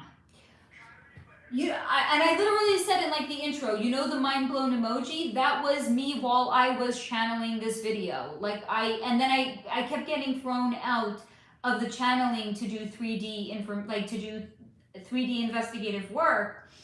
And that's why the video is so long, because all of the 3D information of what my guides had directed me to look into, I'm also bringing it into the video. I don't just like mention it. Like I'm literally, like I literally turned into like a little investigator for this video. Lisa, yeah, they don't want the truth to be revealed, definitely. KM, wow, sounds, yes, energetically blocked. Can you put background embedding into it, scatter the radio frequency? I mean, I don't fucking know. Abundantly empowered. Speaking of crimes against humanity, Kevin Arnett said Trump's being charged too. Thoughts on that? Hi Sayura, honey, I'm glad that you're here. The case that you asked me to look into, Sayura, we're gonna get to it, okay, darling? When I looked into Donald Trump in the past, it was shown to me that he has integrity. So, I'm not suggesting that he's a perfect person. I'm just saying that when I have looked into him energetically, it was shown to me that he is somebody that has integrity and he really wants the best for humanity. Steve, LOL, Pip. Bianca, LOL, yes, he is super smart and sometimes very precocious. Iron, Pip is not neglected. He is obviously spoiled with attention and care. As he grows up, he will learn to respect his mother's needs. So he's 10 years old. Like, our temper tantrums par for course. I only have one. What the fuck do I know? It's not like I have 5 other kids and I can be like, yeah, they eventually grow. I mean, he better the fuck grow out of it. Otherwise, I'm going to have like serious words with him. Victoria, what does your meditation practice look like? I'm very curious. So when I was first embracing my gifts and abilities, it was very, very extensive. And that's what really helped me embrace my gifts and abilities. Now I sometimes will literally, like I said, a 10-minute timer. I sometimes this will happen. I get kicked out of meditation all the time. Like, I could be in meditation for 2.5 minutes, my guides kick me the fuck out. They're like, not today. Okay. Sometimes they kick me out after 8 minutes. Sometimes they kick me out and they're like, go, I'm giving you something. I'm giving you homework. Go look something up, Faye. Yeah, and also, because have accepted my gifts and abilities, I don't need to extensively meditate the way that I used to be able to connect to somebody's energy. Like, I'm kind of at the point now where I don't have to meditate in advance. I could literally, like, that's why you guys give me names. I'll sit here, I'll just connect to them because I trust already my gifts and abilities. So I don't have to sit in long meditation to clear my mind. Whatever comes in, I trust it. And I've gotten from you guys anyway so much 3D external validation. Like, here's the thing. I just said to you there was a hex put on Jordan Peterson. And somebody was like, yeah, his daughter said that there's like a spiritual curse put on him or something. How the fuck did I know that? I didn't, clearly. This is what was shown to me. Yeah, thank you for the balls, Bianca. KM, there's a hilarious kids book called Go the Fuck to Sleep. I need that fucking book. Yeah, I had it and read it often. Anyone who complains about Pip just being a kid has no clue. Steve, Dolly, she's worse than she really is, by the way. KM, Delphi makes me nauseous, similar to the Philadelphia effect or whatever it's called. I don't know what that is. The Delphi case is, I think it's one of the best videos that I have done to date. I also think it's one of the most important videos that I have done to date. And it connects to so many other things that we have talked about on this channel. Like, it directs, like, I can't even, because I want you guys to watch the video. And I really think it's going to be one of the best videos that I have. I mean, and maybe if I didn't believe in it to the extent that I did, I would have given up and I would have been like, fuck this shit. Like, At this point, aside from editing, I have probably spent 9 hours trying to figure out how to extract this video. I'm pot committed, as they say. This video is going to be released one way or another. KM, he will grow out of it, I promise. Single mom of an only child son myself. I do, thank you. I give myself a lot of grace, but I once got a comment from somebody. She's like, stop neglecting your, like, Pip and I still joke about it. Like, if I'm ever like a little short-tempered, he's like, you don't neglect me, Mom, don't worry. Like, I don't think people realize, as like, I'm a human being. I'm not just, like, content creators have feelings too, you know. All right, should we move the fuck along? Let's do it. Hold on. Baby, please turn the volume down, sweetheart. Yes. No. It's either a ball bouncing or it's just kid noise. All right. Or Bisley. All right. Just go get it. He's wearing me down, y'all. I am literally being worn down by the amount of snacks that he has. Do you want to know? Dee, he had one of the ring pops that you sent today. He had one of the rock candies. He had a special biotin gummy. I like they my taste nails good. growing, and I like my nails growing. I know. And wait, and hold on. What other treats did you have today? He's grazing. How about this? I'll have a Bisley. I'll turn the sound down, and I'll have some more of my thing. Good. Yes. So here's the thing. I'm not actually using a microphone right now, DP37. It's in the grocery bag, honey. Yeah, it's Friday. Eat all this shit. Dee's giving you a pass, honey. So I'm not using a microphone right now, DP. I do for my videos. I already know the one. Is the best. Shh, okay, I already know the next video. The next video. I know the next microphone that I want to get. It's a little out of my budget right now.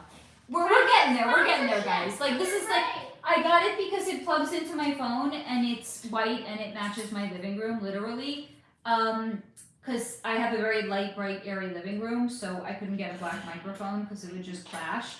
Yes, I'm that petty sometimes. So I have one that I want to get. I have it in mind. We'll get there. We'll get there. We'll get there. Dee is also a single mom of one boy. Please tell me they grow out of it.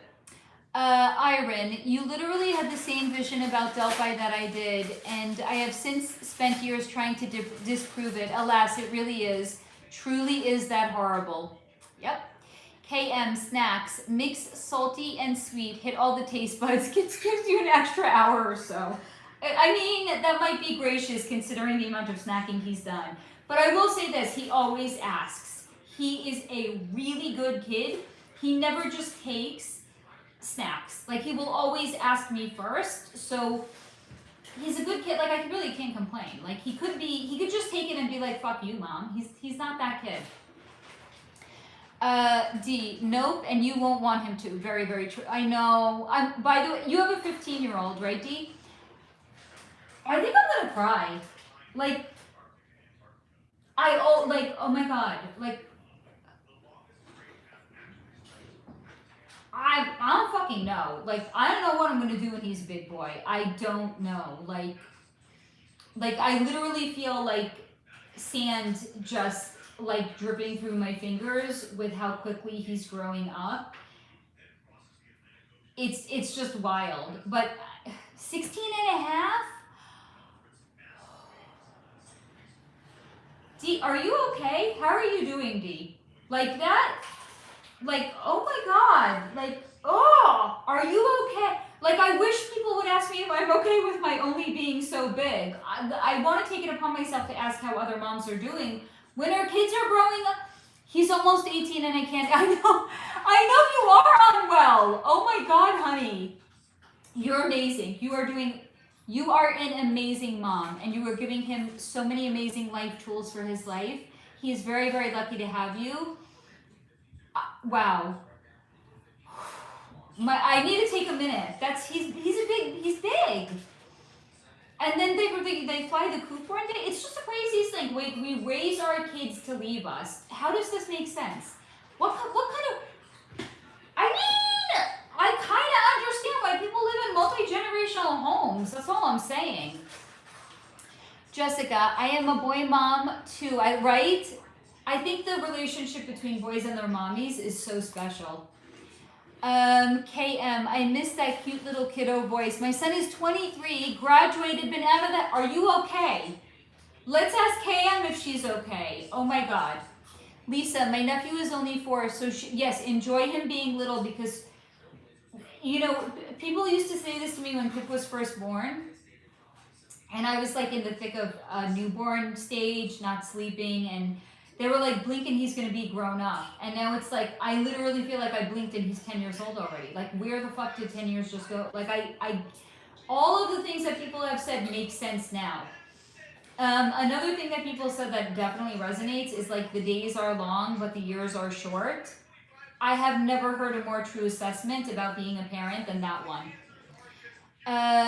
D, wait till he gets his first girlfriend and starts asking to take the car. I will be unwell. I will come on here and I will say, guys, I'm unwell. I will literally, that's going to be me. You are me in the future, D. Jessica, mine is turning 12. Oh, honey. Oh my God. KM, I cried my ass off when he went to college. Ugly cry, dropping him. That is literally going to be, yep. That is going to, I'm going to have like snot dripping out of my nose. My shirt is going to be like covered in tears. That is going to be me. KM, it's funny because you go through the whole, did I do a good job? Is he okay? Does he brush his teeth? Yeah, that's what it is to be a parent, right? Hold on, I gotta ask him to turn it down because I'm spending more time listening to his video than to like my own video. Baby, I love you. You gotta turn that down, honey. I already did. It's way too loud. Cool, but I already. Well, you're gonna have to turn it lower. And then when you're done with your snack, you're gonna have to go to the other room. I am literally going to be ugly crying. Yeah. That's gonna be me. Thanks guys. Thanks for giving me a glimpse into my future. I'm feeling great about all this right now. Yeah, I'm feeling really great. Feeling really fucking optimistic over here. Thanks everyone. This was very productive. Lisa, my nephew is very close to my sister. I love that. Yeah. And I think they always will be. I really feel like boys and their moms have a, I don't know, like I see, so I'm one of 4 and I have 3 brothers. I feel like my brothers they're very close to my mom, but they're close like in a different way. Like I feel like they just need her more, and I feel like I look after her more. Like I feel like the relationship between a girl and her mom is different than a boy and his mom. Like I really feel like they need my mom, and I feel like my mom needs me. I love you. She's not watching now. I know she's not. But if you ever see this in the future, Mom, I love you. And yes, I'll let you, melons. All the melons that you want, Mom. It's an inside joke. All the melons that you want, Mom. All right. Should we move on? What do you guys think? Should we dive into another one? How about this? We could do it totally out of order. Why don't I tell you what I've pre-channeled? You can tell me what you want me to look into first and next, and we'll do it that way. So the next is the Springfield 3. This is 3 ladies who literally vanished like from their house one day, never seen or heard from again. Somebody named Matthew Shepard, who was said to be unalived by 2 people because of his sexual orientation. There's Mikayla Raines, an animal rescuer who unalived herself. 2 girls that went missing hiking in Panama. Somebody that vanished, a British tourist that vanished in Australia. Sheena Bora, that's for, what's your handle again? I'm sorry. I know what your real name is, but it's not the name of your handle, so I'm trying to be respectful. Saira, this is for Saira. She asked me to look into Sheena Bora. There's somebody named Candy Montgomery who's accused of unaliving her former, she's actually a really wild one. I actually think I want to do Candy Montgomery next. I'm going to go out of order. She's a fucking wild one. Okay, I decided. Iron, bleep, blop, bloop, and now news from 3A Atlas to make you feel better. Help is moving in. I don't know. I think when I looked into that, it was shown to me like it's some sort of a hologram. I don't even think that it's real. Steve, I can hear the video in the background. It is quite distracting, isn't it? He's gonna finish his snack and then he'll go into a different room. He happens to be very close to this room. So you know what we're gonna do? We're gonna do Candy Montgomery, then we're gonna do Lizzie Borden. Because I saw that there's a Netflix show coming out about Lizzie Borden. So we're gonna do Candy, then we're gonna do Lizzie. But I gotta skip some pages because they're a little bit later on.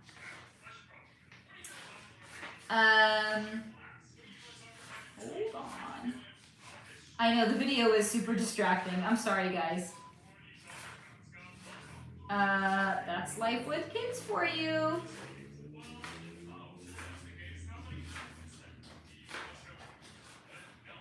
It might be in the other notebook, actually. Yes, it is in the other notebook. Okay. All right. Here we go. All right. So, who was Candy Montgomery? Candy Montgomery was accused of unaliving her former lover's wife, somebody by the name of Betty Gore, in 1980. Gore was hit with an axe 41 times, and Candy was later acquitted, claiming self-defense. Never you mind 41 times. Excessive, one could say, but I wasn't on the jury. That was the year that I was born. Who the fuck am I to say? We can do Matthew Shepard after we do... Who did I say was going to be next? Lizzie Borden. We'll do Matthew Shepard after Lizzie Borden, okay? Rumina, my request is Sneha Phillip before I have to go to sleep. It's only 10:40. It's only 10:40 there, darling. We will definitely do Sneha before you go to sleep. Cam, Lizzie Borden, super trippy energy, visited the house and I felt like 4 houses in one, or like some funny funnel thing. Very interesting. Okay, so let's talk a little bit about Candy Montgomery's energy.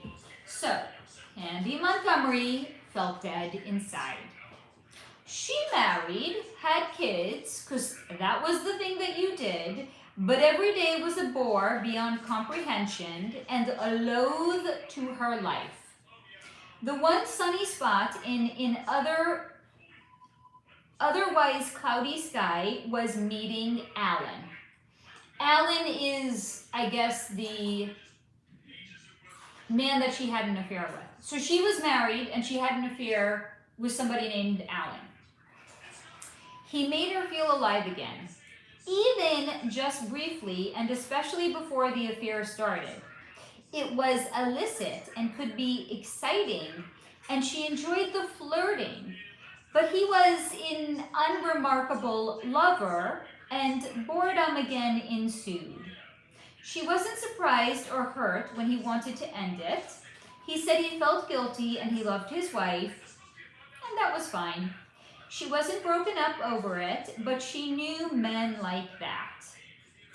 He'd cheat again, in time, because once a cheater, always a cheater. This is not my words, these are her words.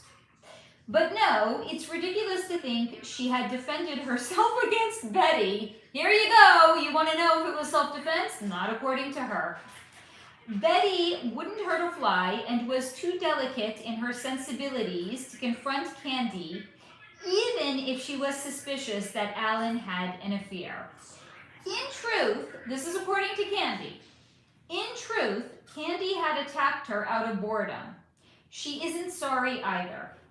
Sure, life is precious, or so she'd been told, but unaliving her friend was no harder than unaliving a bug.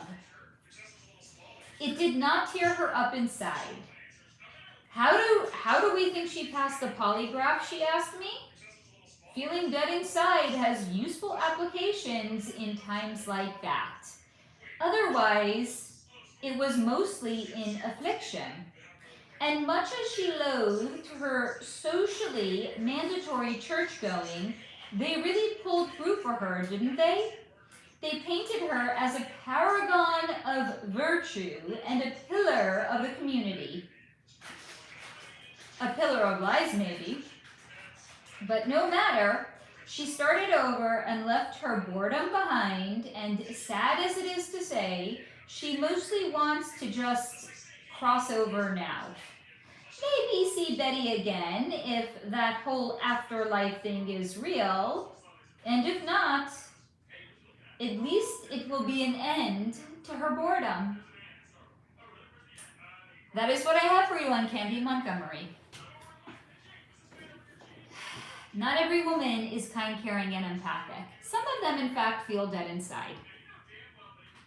Lisa Sim, this sounds like a lot of Bonnie from Bonnie and Clyde. Who am I looking into next? Lizzie Borden, right?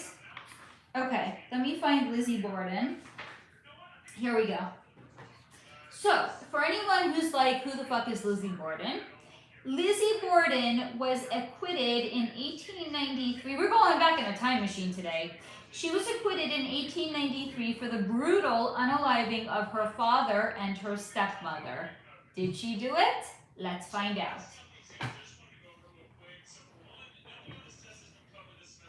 So, as soon as I had connected to Lizzie Borden's energy, she had shared with me, she had not been feeling like herself, had not, in for a while, been feeling like herself. So much so to the extent she sometimes wondered what herself and feeling like herself was.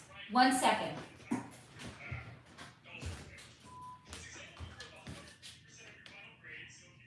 Turn it down or go to another room.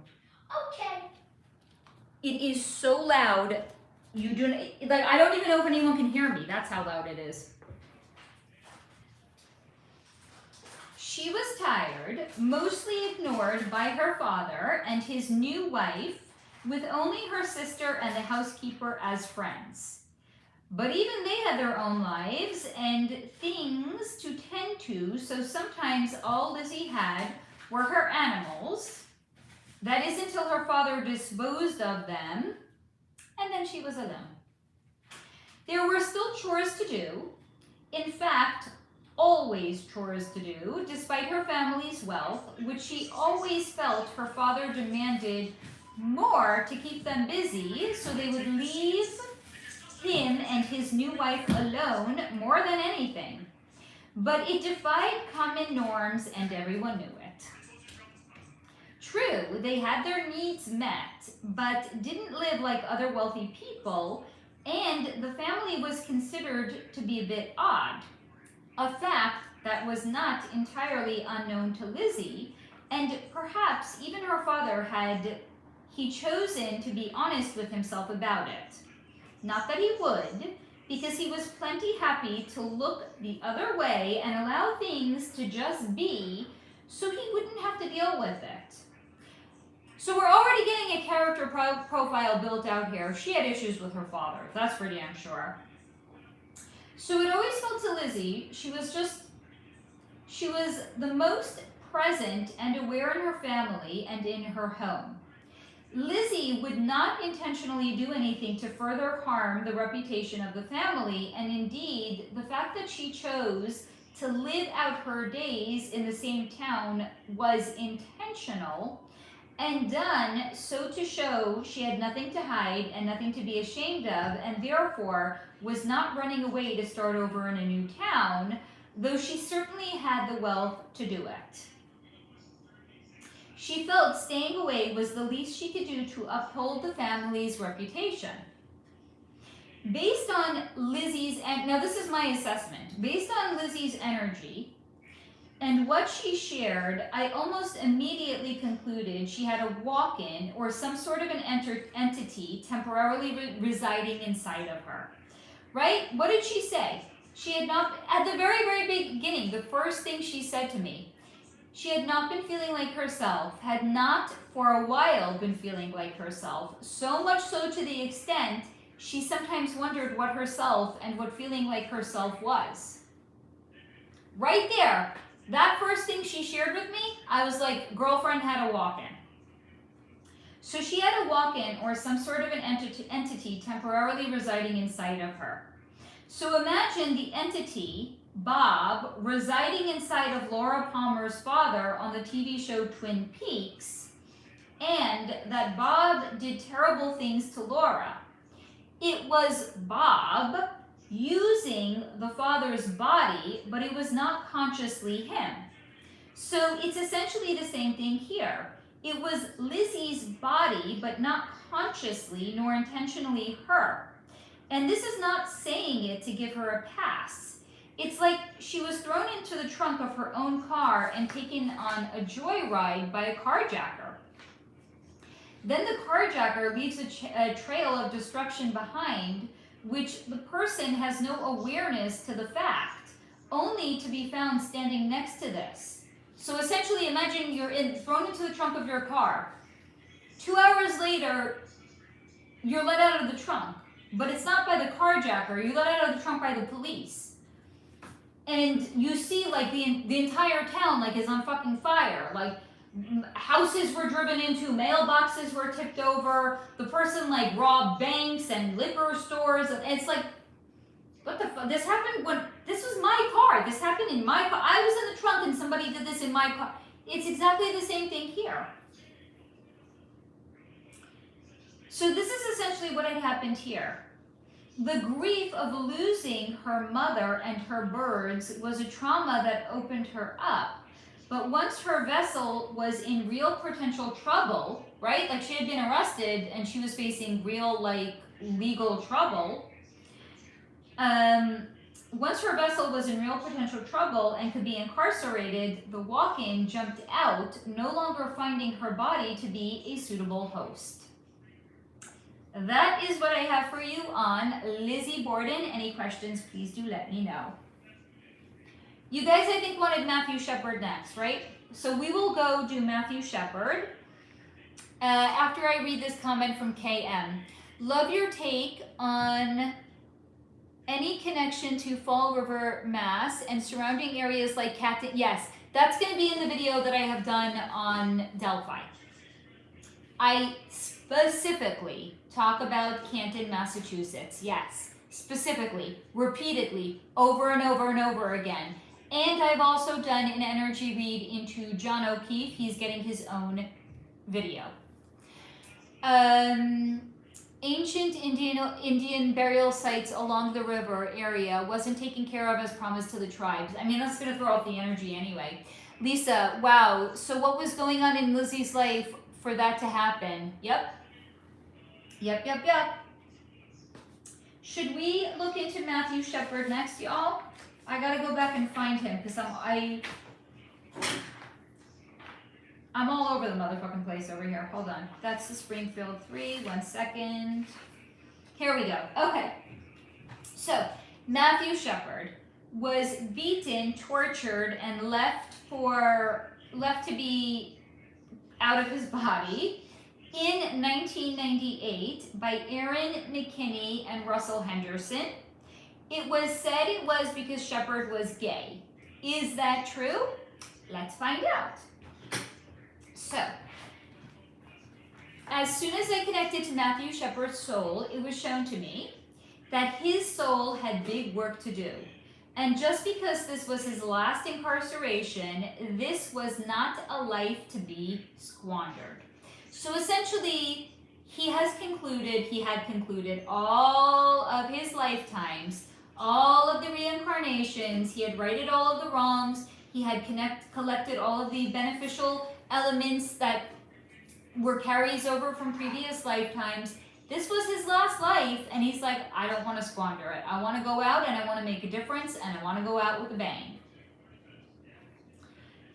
That's the kind of person he was and always had been.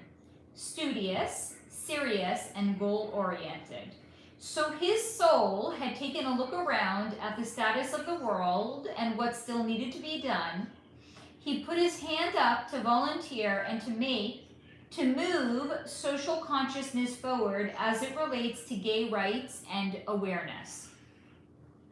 He was not technically a starseed, as he had had very many other lifetimes here, but this was his last lifetime. He was a highly evolved soul and knew whatever happened wasn't real, quote unquote, in the sense that it would not define his lifetimes here or his soul, and is basically just a blip on the radar, so to say. But imagine thinking, I can take one bad day, and if me enduring that one bad day will help move society forward in some way, I'll do it. So that's why he had agreed. And he was born to the parents he was because they were just the right fit for his gentle soul, and they too would be motivated to be and to do more because of his passing. He was unalived by Aaron McKinney and Russell Henderson. And despite their claims that it was not a hate crime, it was shown to me very much as being one.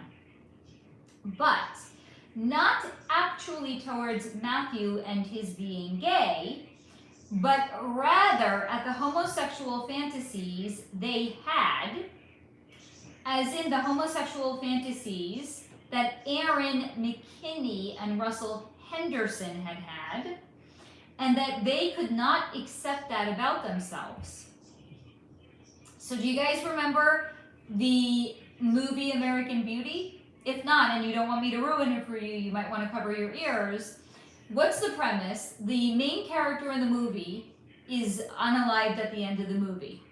And we come to understand who did it. It was his neighbor. It was his neighbor who is always saying for the whole movie he hates, he's basically,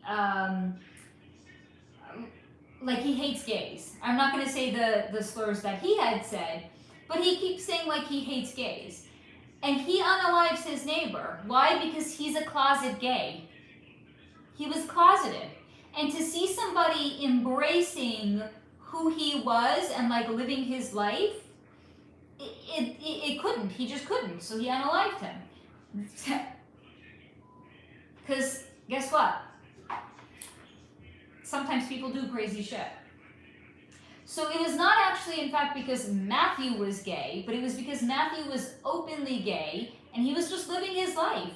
And these two closeted guys that secretly had homosexual fantasies could not stand that about themselves. So they unalived him. Because it's like, if they unalived him, it's like they were unaliving the homosexual fantasies about themselves that they could not accept. One was definitely more than just bi-curious, as one was, and the other one was in fact, here we go, having at the truth, cannot orchestrate this. So one was more than bi-curious, the other one was in fact more than just curious, but could not accept that about themselves. So essentially, by beating Matthew, they were beating the parts of themselves they did not accept. And they were jacked up on the adrenaline, and therefore they had gotten into another fight that very same night. So was this fueled, like their defense was, no, it's not a hate crime, it was just like a robbery gone wrong, right? That's what they had claimed. So was this fueled by a robbery gone wrong as they claimed about Matthew? No. It was a further subconscious effort to prove their masculinity and virility.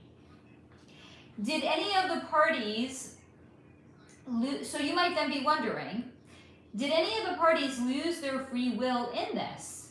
Well, no, of course not. They all chose to play out their parts, but that night, those two guys could have made a different choice. Perhaps they would have played their... Give it to me. What? No. Fine. If it dribbles one more time, I will carve that basketball like a jack-o'-lantern. Ha. Out of here. No, you said I can't dribble it, huh? Tomorrow there will not be any basketball any longer. Yeah, there will. No, it's going to be carved like a jack-o'-lantern. No, it won't. I'll hide it. My goodness. I'll hide it. Okay, so could... Also, if I don't dribble it, you'll have no reason to. So that night, these two guys could have made a different choice. Perhaps they would have played their parts with somebody else or even in another lifetime. Perhaps Matthew would have gotten home and had a nice night out and a quiet rest of his life, right? Because free will reigns supreme, guys. Doesn't matter what he chose to do in this lifetime, free will reigns supreme. But on that night, these souls all exercised their free will in playing out the roles they agreed to play prior to being born. That is what I have for you on Matthew Shepard. Any questions, please do let me know. Steve, I knew it. Bianca, I cannot with that film, right? Lisa, it's because he felt like he was a threat to them. So, yes, well, he actually threatened the underdeveloped parts of themselves. So by unaliving him, it's like they were unaliving the parts of themselves that they couldn't actually accept. Candyman, but Mom! I love that. Who should we do next? Rumina, honey, are you here right now? I want to do who Rumina had asked. She asked me to look into somebody named Sneha Ann Phillip. So let me tell you who Sneha Ann Phillip is. She is a woman that was last seen on September 10th, 2001 in and around Ground Zero. So she is believed to have been unalived when the Twin Towers came down, but is that so, or did she vanish and start a new life like some people have speculated? Like, did she use this as a good time to just basically start over? Good, you're here. Let me find Sneha. She's definitely in this notebook. Let's find Sneha. And I will tell you what had come in on her. Here we go. Okay, ready for Sneha? Good, because you guys are finding it. You're going to find out about her right now. Sneha Ann Phillip was spinning her wheels. Oftentimes, she felt like a hamster running on a hamster wheel. She could not get off. Life had lost all color and meaning for her. She began to hate she was a doctor, apparently. She began to hate being a doctor, not because of the practice or of helping people, but because of the amount of bureaucratic red tape she faced.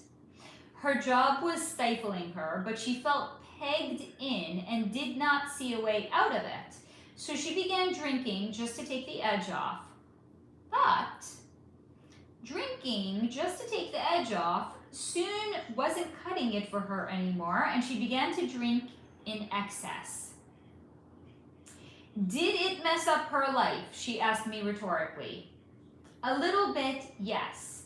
But her life felt all wrong anyway, so the alcohol was a way for her to be absolved of the fallout the alcohol caused that she thought was a course correction. So we're going to put this into Faye terminology, and we're going to say Sneha was becoming aware of the fact that she was living out of alignment. So all this to say, she was living out of alignment.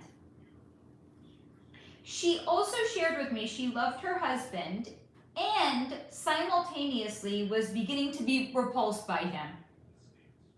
But it wasn't him so much as it was, in fact, all men, and he just happened to, of course, be a man, so he kind of got lumped together with her being repulsed by all men. God, they were everywhere, and they were so over... I have a feeling she had something happen to her at work, maybe like a fallout with a male coworker, and that's what actually had turned her off to men. Because she said they were so overbearing, right? Insufferable and intolerable, especially the men she had worked with. Further, I think, proving the point, she had some sort of a fallout. It wasn't that she was suddenly a lesbian, but more like men no longer felt safe to her. And she much rather be around women. Didn't matter what kind. Tall, short, butch, feminine, queer, straight, bi, whatever. If they had a vagina, she felt safe around them. Something definitely happened with a man. No, it's not that she necessarily wanted a divorce. It's just that her husband noticed she was becoming so withdrawn, so he made concessions in an effort to make her happy. He knew where she went and what she may have been up to, but if this is what she needed, so be it. So she had a very supportive husband. So that's the energy read on her life and her husband. So based on that alone, now this is my own personal assessment. So based on that alone, I do not think that she ran away, no. Because by her own energy's admission, she did not want a divorce, and she seemed perfectly content and supported in her exploring the other sides of herself. So then you may be wondering what had happened to her, right? Did she so I don't think, my assessment is she didn't pick up Vanish and start over someplace else, right? So what happened to her? Well, on the morning of September 11th, she was just getting home. She was still very inebriated and not at all in her right state of mind. At first, when the first plane hit the Twin Towers, she heard it without knowing what it was. So she had gone outside to look and to see. And she had stood in the street with so many other people that were transfixed. She stood there, eyes turned up to the sky, mouth agape, and it did not feel real to her. She actually did not know if this was some sort of alcohol-induced cognitive dissonance. And then the second tower was hit, and she felt she was full on losing it. Like it was so outside the scope of reality to her, she's like, this can't possibly be real. And she was there. I think she lived like somewhere right around ground zero. Like imagine imagine a plane like crashes into your neighbor's house. You'd be like, what the fuck? Like the fuck is going on here? Did you know that some people who the plane literally went through their floor survived? How's that possible? Like, it literally landed, like, pretend I'm right here in my office, the plane crashes through and lands right there, and I run out and survive. Okay, should we do a poll? How many people, how conspiracy theorists do we want to get today? How many people believe that there were planes involved in the Twin Towers? Well, Mom, fake planes were...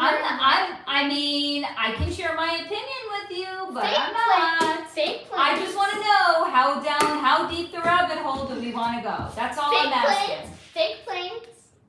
So did a fake plane go through and people were just sitting at their desk doing doo-da, and they're like, the fuck, a plane just went through here? Fake plane. They were bought out by the club. Mom, apparently Kyrie Irving... Rumina's like, please share you. Rumina's like, cut to the chase, Faye. Enough of this bullshit. Were there planes involved or not? No, Mom, apparently Kyrie Irving's dad was in the lobby of the World Trade Center. Oh, you don't say. A notable and famous NBA player. His father was in the... Oh my God. Mom, I'm dying to see where this story's going to end. Apparently, he left and ran 9 miles to his son's school. Mm-hmm. To Kyrie's school. Yeah, okay. To make sure he was safe. I love that you guys are like, Faye, drag us down the motherfucking rabbit hole. We want to go there. We will, but not yet. I'm so mean. I'm so evil. Let's finish Sneha, shall we? Okay, so it didn't feel real to her. She actually did not know if this was some alcohol-induced cognitive dissonance. Then the second tower was hit and she felt full on she was losing it. She thought the world was ending and she ran. And then she walked in a panic and in a complete daze, sometimes stopping, and I was in her energy, she was showing this to me. Sometimes she was just like running, then she'd stop, she'd look up, her mouth was agape. She's like, Like she literally had no fucking clue what was real any longer. She was still very inebriated, so that's also contributing to like her lack of sense of reality at this point. She thought the world was ending. She ran, then she would walk in a panic and a daze, sometimes stopped, staring up in disbelief. Sadly, I do see her being unalived by the tower coming down, but not because she was suddenly sober and she had clicked into doctor mode and started to go help people like some people have speculated. Rather, she was in complete shock and denial, still inebriated, and like many people, the cognitive dissonance did not lead her to make good decisions that day. As in, she didn't run the fuck away from the Twin Towers. She was in that area, just like standing there looking, and then running around the building, and then stopping and looking, and so completely outside the scope of reality, people don't. So I was trying to explain this to somebody actually in the OutKast chat the other day. Our mind, we're so inundated with information now, like we have never been inundated with information before. Our brains literally cannot handle it. So our brain is looking for patterns, and something that is outside of a pattern, something that is outside the scope of something that is normal, your brain almost can't accept it and it rejects it. I was sharing this. There's people that have been in an office building when a coworker would, you know the term go postal? So a coworker gets laid off, they fucking go postal. They go into their old office and they shoot the place up with a pow-pow mechanism. So there's people sitting in their office. They hear what sounds like gunshots. They hear people, oh shit, I said the word. They hear sounds. They hear people screaming. They hear somebody saying, he has a GUN. They sit there literally frozen. They don't get up and they don't run because their brain cannot compute something that is so outside the realm of a normal possibility to them. People literally freeze when their brain cannot compute what is happening in their environment.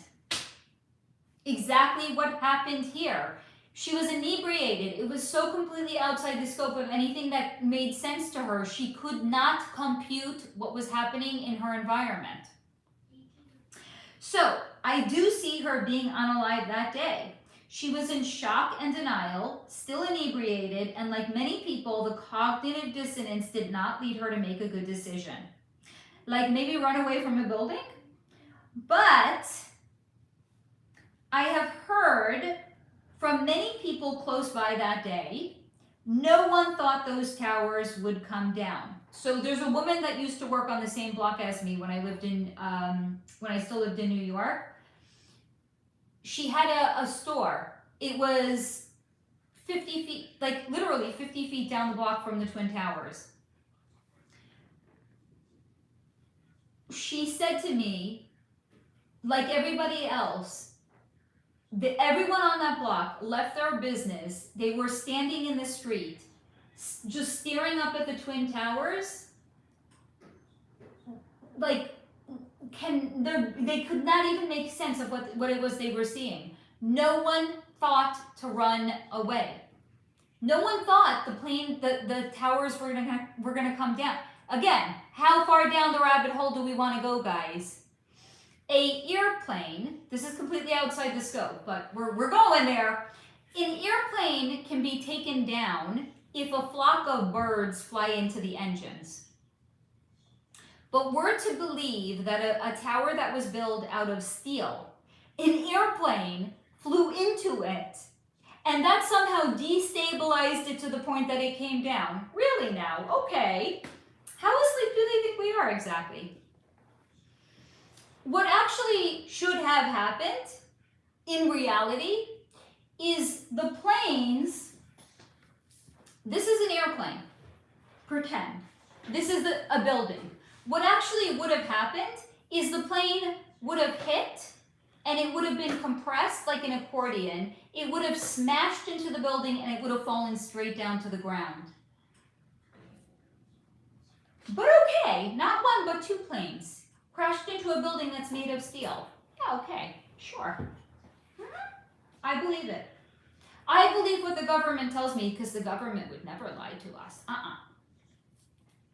So, I have heard from many people that were close by that day, no one thought those towers would come down. So they too stood and stared just from a farther distance, so they lived. Now, regarding no evidence of her remains being found, bodies were literally pulverized, with nary a trace of them found. No one questioned if they were unalive that day because they worked in the Twin Towers, so their whereabouts were known even if there was no physical evidence of their remains ever being found. And I actually know somebody that this happened to.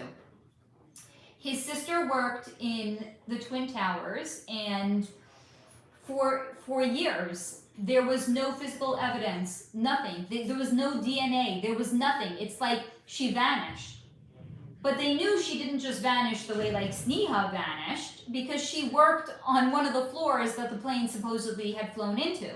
So there was no question in anybody's mind she vanished because she was there and her body was pulverized. It was like 7 years later. It could have even have, and they're Jewish. They couldn't do a burial, they couldn't do anything, because according to Jewish law, if there's no body, you can't definitively say a person is dead. Oh shit, I said that word. You can't definitively prove that the person is no longer alive. It was like 7 or 10 years later, they actually got some trace evidence that suggested that she definitively was there. And then according to like the rabbis, they were like, okay, now you can have like a burial ceremony with the DNA evidence that says that she was there that day. And they buried like this tiny little thing of like DNA evidence in the ground, and then they could say that she was no longer alive. Like, imagine. Crazy. 7 to 10 years later, no evidence because she was pulverized. So yes, people were pulverized that day. But no one would wonder if they were alive or not because they were in the Twin Towers and people knew that. So imagine a 110-story building coming down on top of someone. Do you think any remains would ever be found? No. Which makes it completely laughable that there was like that one terrorist, like perfectly pristine, in pristine condition, right? 1 second. Like that one terrorist, right? Like, yeah, his passport was found in perfect condition, like 50 feet away from like the Twin Towers. Yeah, okay. Yes, baby. Can I have You more dribbled candy? the ball. No. It was on accident. The next thing you put in your mouth is food. I already ate food. What? More of my salmon. I ate more of my salmon. Hello, Ashley. I'm so glad that you are excited. I did eat food. Sorry, the ball bouncing isn't on purpose. I want it. No. Good, then leave with it, Mom. quickly. No, I'm leaving without it, and also, Mom, I want sweet. Okay. Guys, I'm sorry. I have to be a parent for a moment. My child is extremely naughty right now. I'm not being... Come with me. Show me how much you ate. You did not, you are, no, you did not eat. You did not. I ate that. Nice try. You want food? You want chicken? You have to eat real food Chicken. before you I have want chicken. sweets. I want Good. chicken. Good. You can have chicken. Chicken. My mother has to be a mother. Yes, I'm sorry guys, I have to mother my child. This kid. And another thing, little alien.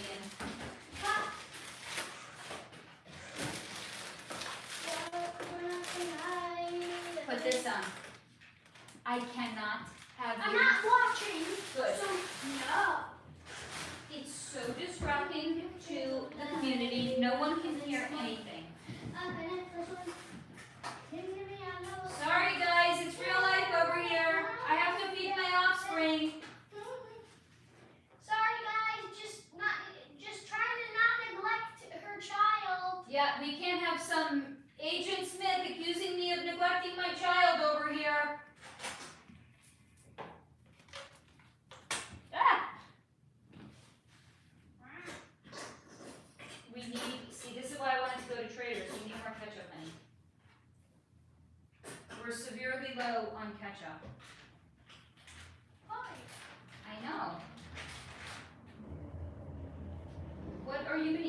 chicken if we don't have ketchup?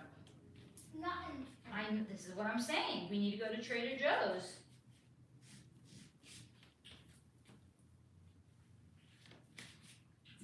Sorry guys, hold on.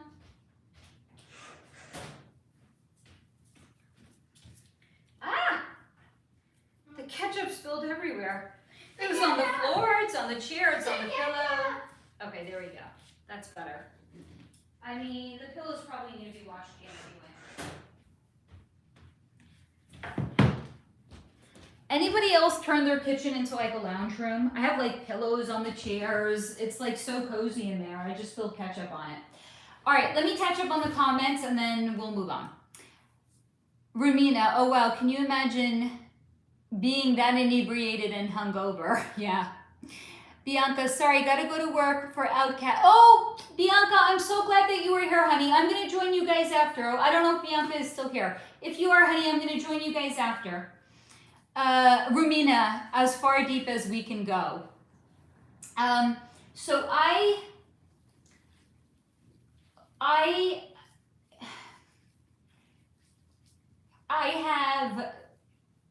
stumbled on something.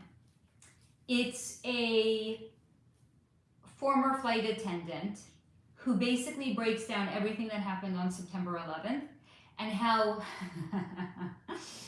you remember how we say when the police break protocol, it's for a reason? It's to assure some sort of an outcome. She said, she was like a flight attendant for like 25 years. She said the flight attendants on September 11th broke every protocol in the book. They did everything that a flight attendant is literally trained not to do. If you want me to share that recording with you, it's a 2-part recording, very insightful. It's going to completely change the way you look at September 11th. And this is not even an energy reading. This is 3D, just 3D material information. I turned it off and I was like, wow, just wow. Like I was mulling it over for days afterwards. So you guys can let me know if you want those recordings. I'll share them with you. Steve, you could fly a plane into this rabbit hole.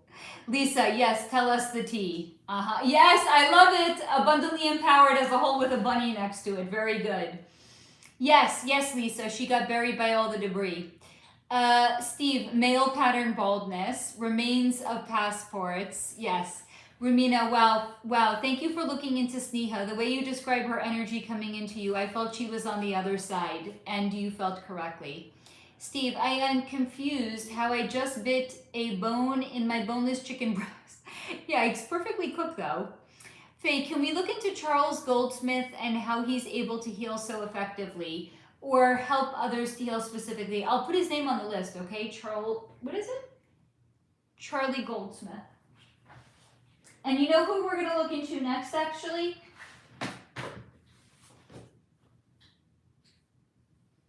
There's someone I was asked to look into.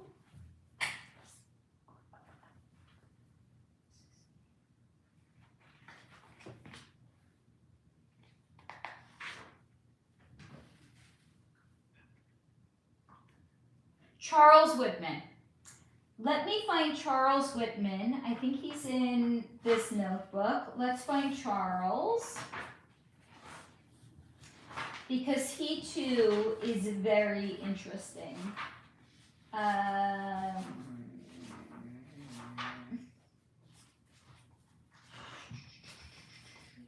channeled so much in between. Summer Wells, she's getting her own video. Delphi, 2.5 hour long video. That movie's holding hostage. Yes, that iMovie is holding hostage. What notebook is it in?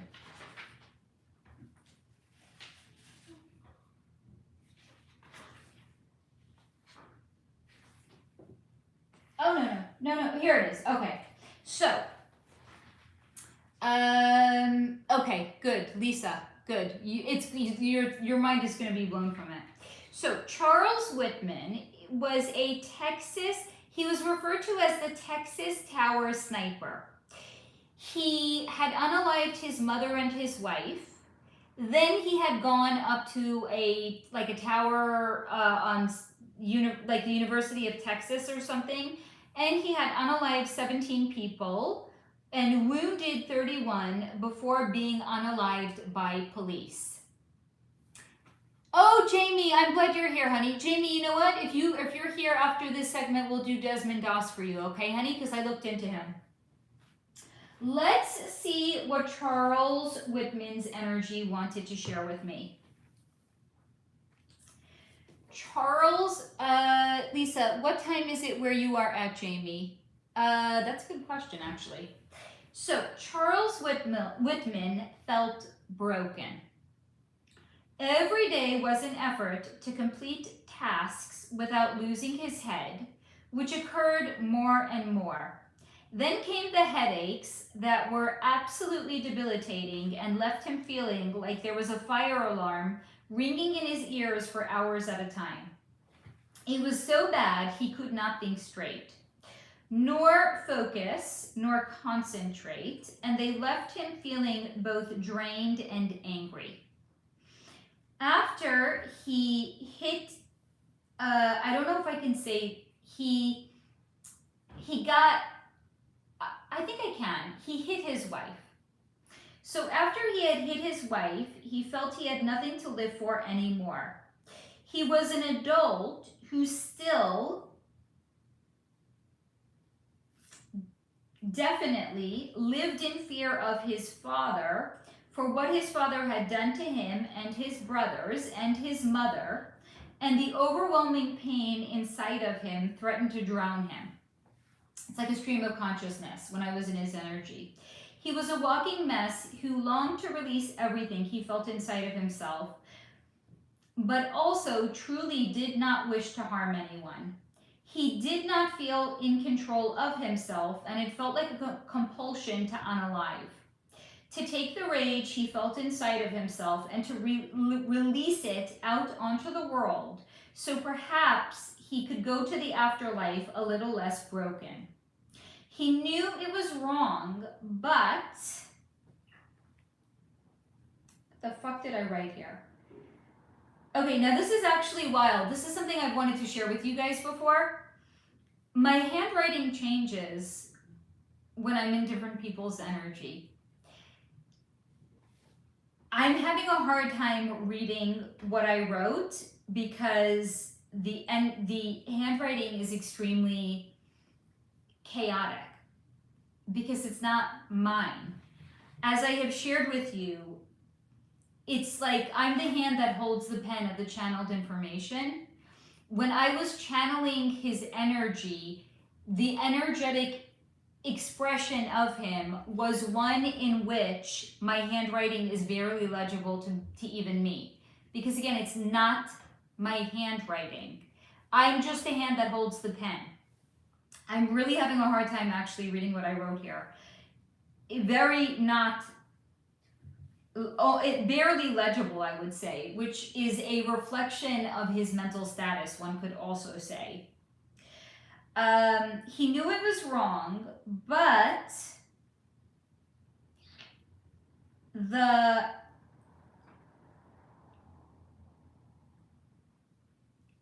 need felt like an itch he just couldn't scratch, and it slowly drove him further insane. The sanest thing he'd done felt like unaliving his wife and his mother, lest they experience the horror of what he had done, but he wanted his father to know. So he, according to his own energy, unalived his mother and his wife because he knew afterwards he was going to go on and unalive a bunch of people. He wanted to save them the shame, but he wanted his father to know. To feel the horror and shame and to know he, as in his father, was the monster that fed the monster inside of he himself. His father was a beast from which his own beast had been born. And indeed, it was shown to me he had some brain damage that was a contributing factor to what he had done. But it was brain damage caused by the physical abuse he had endured at the hands of his father. His father had kicked him, punched him, and thrown his head into a wall. His father was an absolute savage and a beast of a man, and from Charles' perspective, deserved every bit of shame he felt from sharing a last name with him. From the other side, Charles shared, he comes and goes, mostly not spending time here, but on occasion coming back to see how mental health has progressed here, but is surprised to see that it hasn't actually progressed that much. From his perspective, the mental health profession spends so much time focusing on the wrong things and hardly any time focusing on the important things, like how is it possible that he, not a healthcare or mental health professional, somehow knew there was something wrong with his brain, but mental health professionals now, as in all, this is, I think, what, does anyone want to look this up? I don't even remember what year this happened. 1975, I'm just throwing that out there. So he's saying, how is it now, in 2025, mental health professionals don't know how much of human behavior and aggression is tied to the brain? Perhaps, or when someone is arrested, a brain scan can be done to determine if there is in fact a brain injury that is responsible for it, and that by medicating the person, they can truly be rehabilitated instead of incarceration, which compounds the issue because it increases the hostility and the aggression that the person experiences. After this life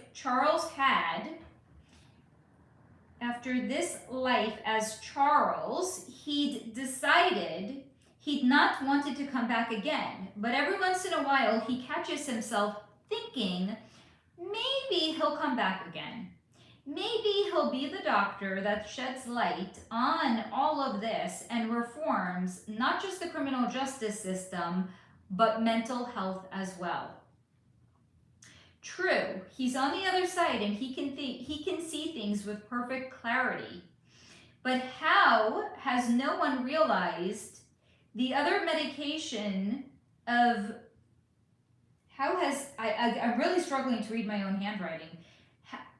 He can see things with perfect clarity, but how has no one realized the other medication of depression is causing detrimental changes in the brain that is creating more events of what he had done, but precisely because of a brain injury. So he's basically concluding he did what he did because he had a brain injury, but it's actually antidepressants that are causing people to do what he did. But he did it because he had a brain injury. And now psychiatrists are unknowingly turning their patients into numbed out zombie unalivers. So maybe, just maybe, he'll come back and make right what so many today are getting wrong. That is what I have for you on Charles Whitman. Any questions, please let me know. We are going to next look into Desmond Doss for Jamie. Let me catch up on comments first. Oh, we are just sharing what time it is for where we are around the country. Steve, that's hilarious. My handwriting changes too depending on what's happening. There you go. Okay, Jamie said interesting. All right, let's find Desmond Doss in my notebook, and then I shall tell you all about him. And then let's do Israel Keys. That was a wild one. And then we'll maybe start going back in order.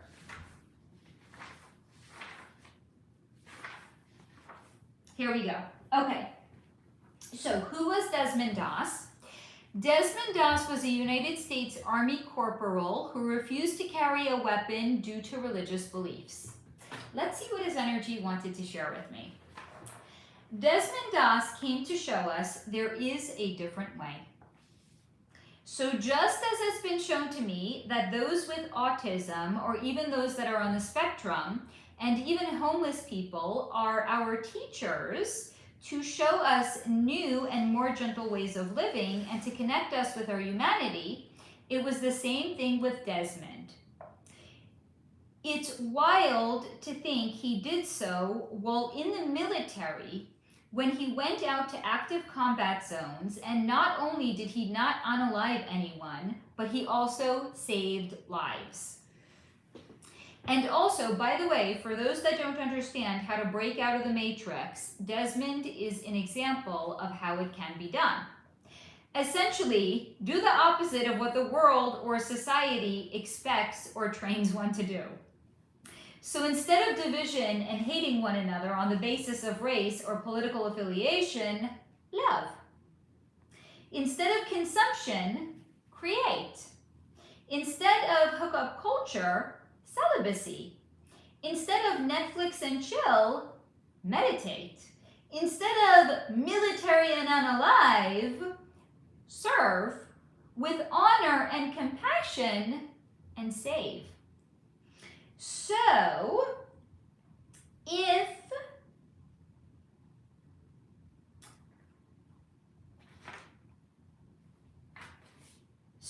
if one in the military could still break free of the matrix, we certainly can in our everyday lives.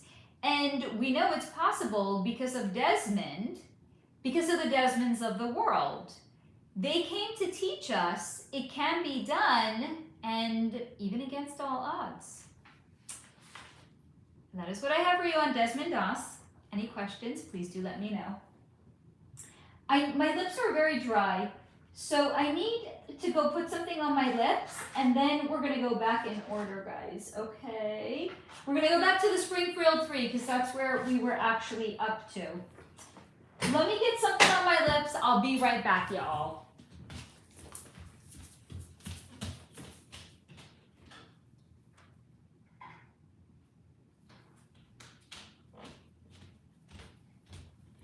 Here, and because it's show and tell time, I'll even show you what it is.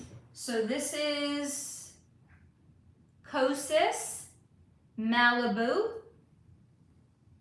It's a clean beauty brand, and it has like shea butter and all of these amazing things that just, hello Franca, my darling, I'm glad you're here, sweetie. It just has all of these like amazing things that make my lips so soft. It's basically like my lips, like almost identical to my lip color, see? But my lips feel infinitely better when I have that on. Okay, that's enough show and tell. Rumina, request. In 1996, Rex Chow, a student in Baltimore, was unalived by his friend Robert Hardwood. Apparently, they had a falling out, and Robert was jealous, angry about Rex's girlfriend. What was really good? I'll write his name down, okay? Rex Chow. Because we have enough topics here to keep us entertained for very many hours still. Yeah, Rumina, so much for getting to bed on time tonight. Honey, it's Friday night. Just stay up all night. Oh, thank you, Rumina. Faye bringing too many goods. I need a MLBB lip shade. I don't know what that is. This I like Kosas because it's a clean beauty brand. I use like their makeup setting spray, and I think like this and one other product I have from them. It's very hard to find clean beauty. Like almost every beauty brand, oh, my lips but better. Check them out. I like them a lot. My lips do feel significantly better when I have this on. And you know, when I'm in my red lip stage, my red lip era, that's also a clean beauty brand. It's called Lawless. Very clean. Also, it has like moisture, like moisturizers in it. My lips actually, Red, I feel like it's hit or miss. It could really dry your lips out. Not with this one. Okay, so we are next going to be looking into, now this topic has a trigger warning, okay?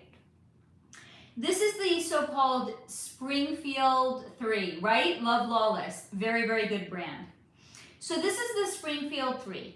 This is an unsolved 1992 disappearance of somebody named Susie Streeter, her mother Cheryl Levitt, and a friend, Stacy McCall. They disappeared from Levitt's home in Springfield, Missouri. They vanished, literally, leaving behind personal belongings and no sign of a struggle. So what happened to them? Let's find out. Again, trigger warning. So, the Springfield 3 consists of Suzanne Streeter and her mother Cheryl and Stacy McCall, who went missing from Cheryl's home. All three of their energies were in a state of shock and so-called freeze when I connected to them, because it's literally what had happened to them. They were all in Cheryl's home when the door had opened.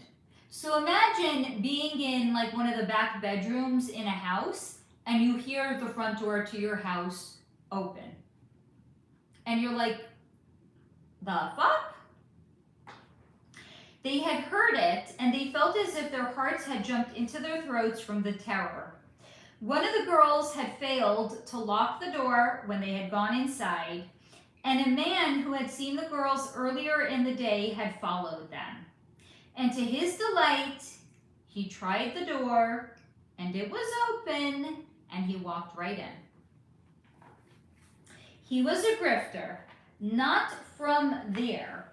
So he told them to freeze, and when he'd walked into the bedroom and found, no. He was a grifter, not from there. So he told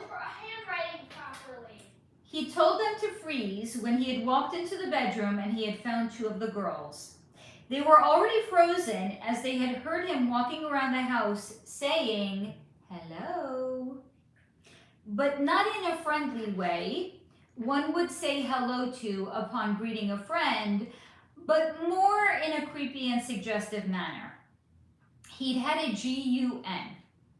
Now, I am not even convinced it was a real G-U-N or even a loaded one, but they didn't know that.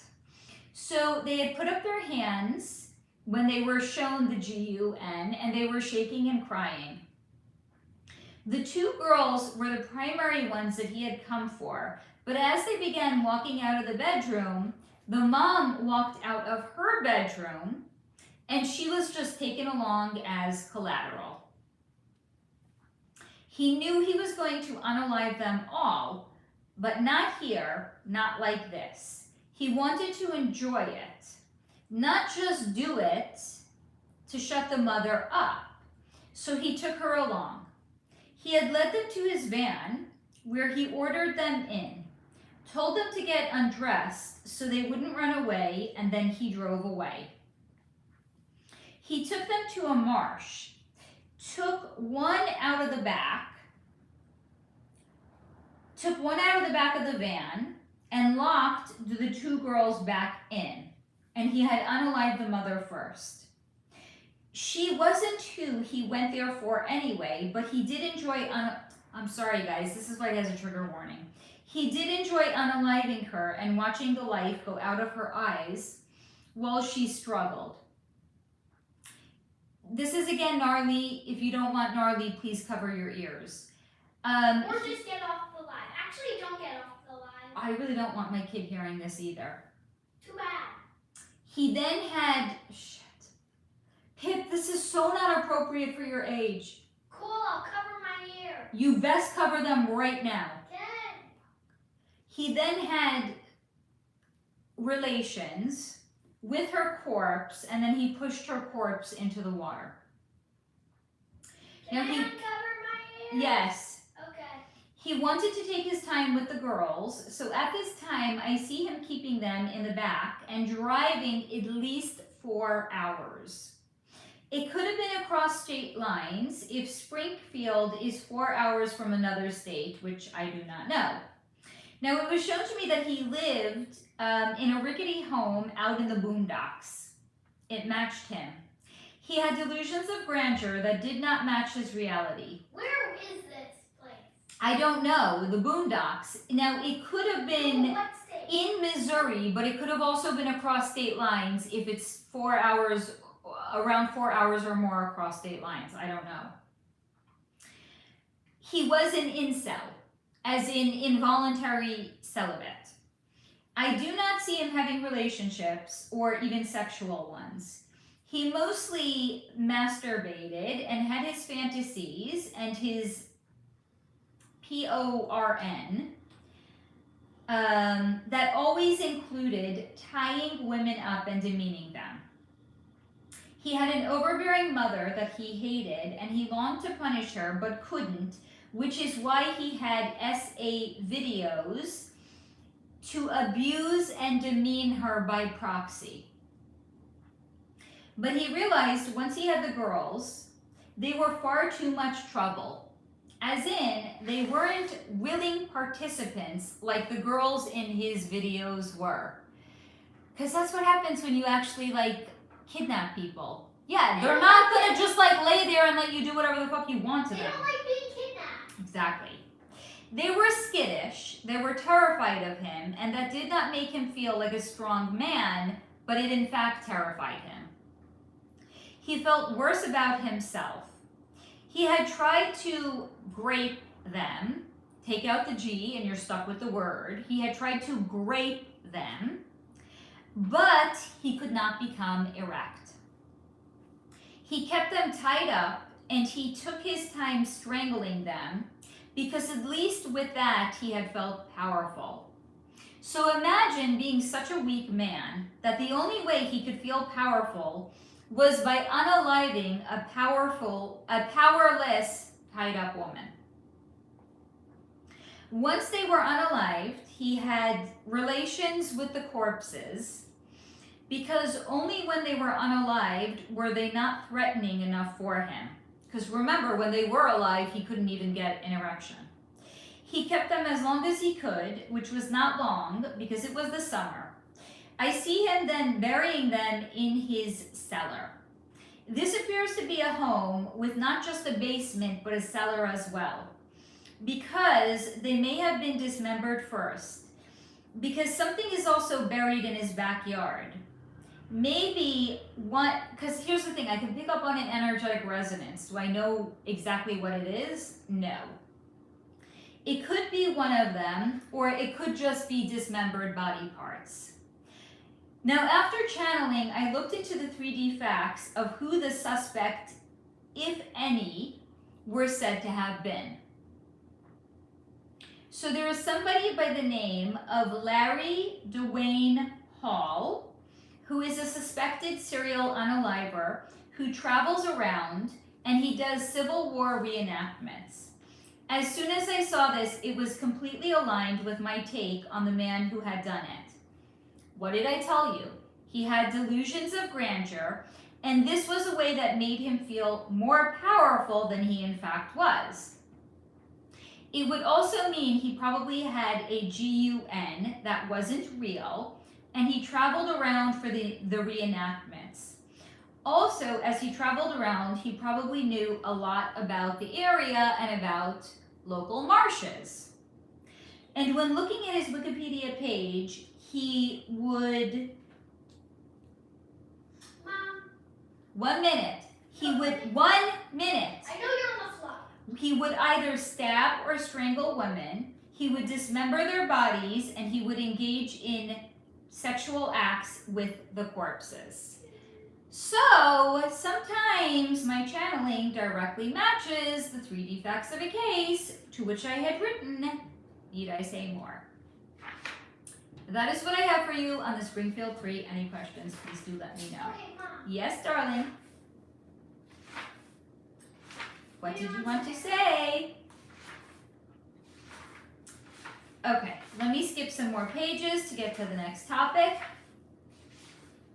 which is, I do not know yet.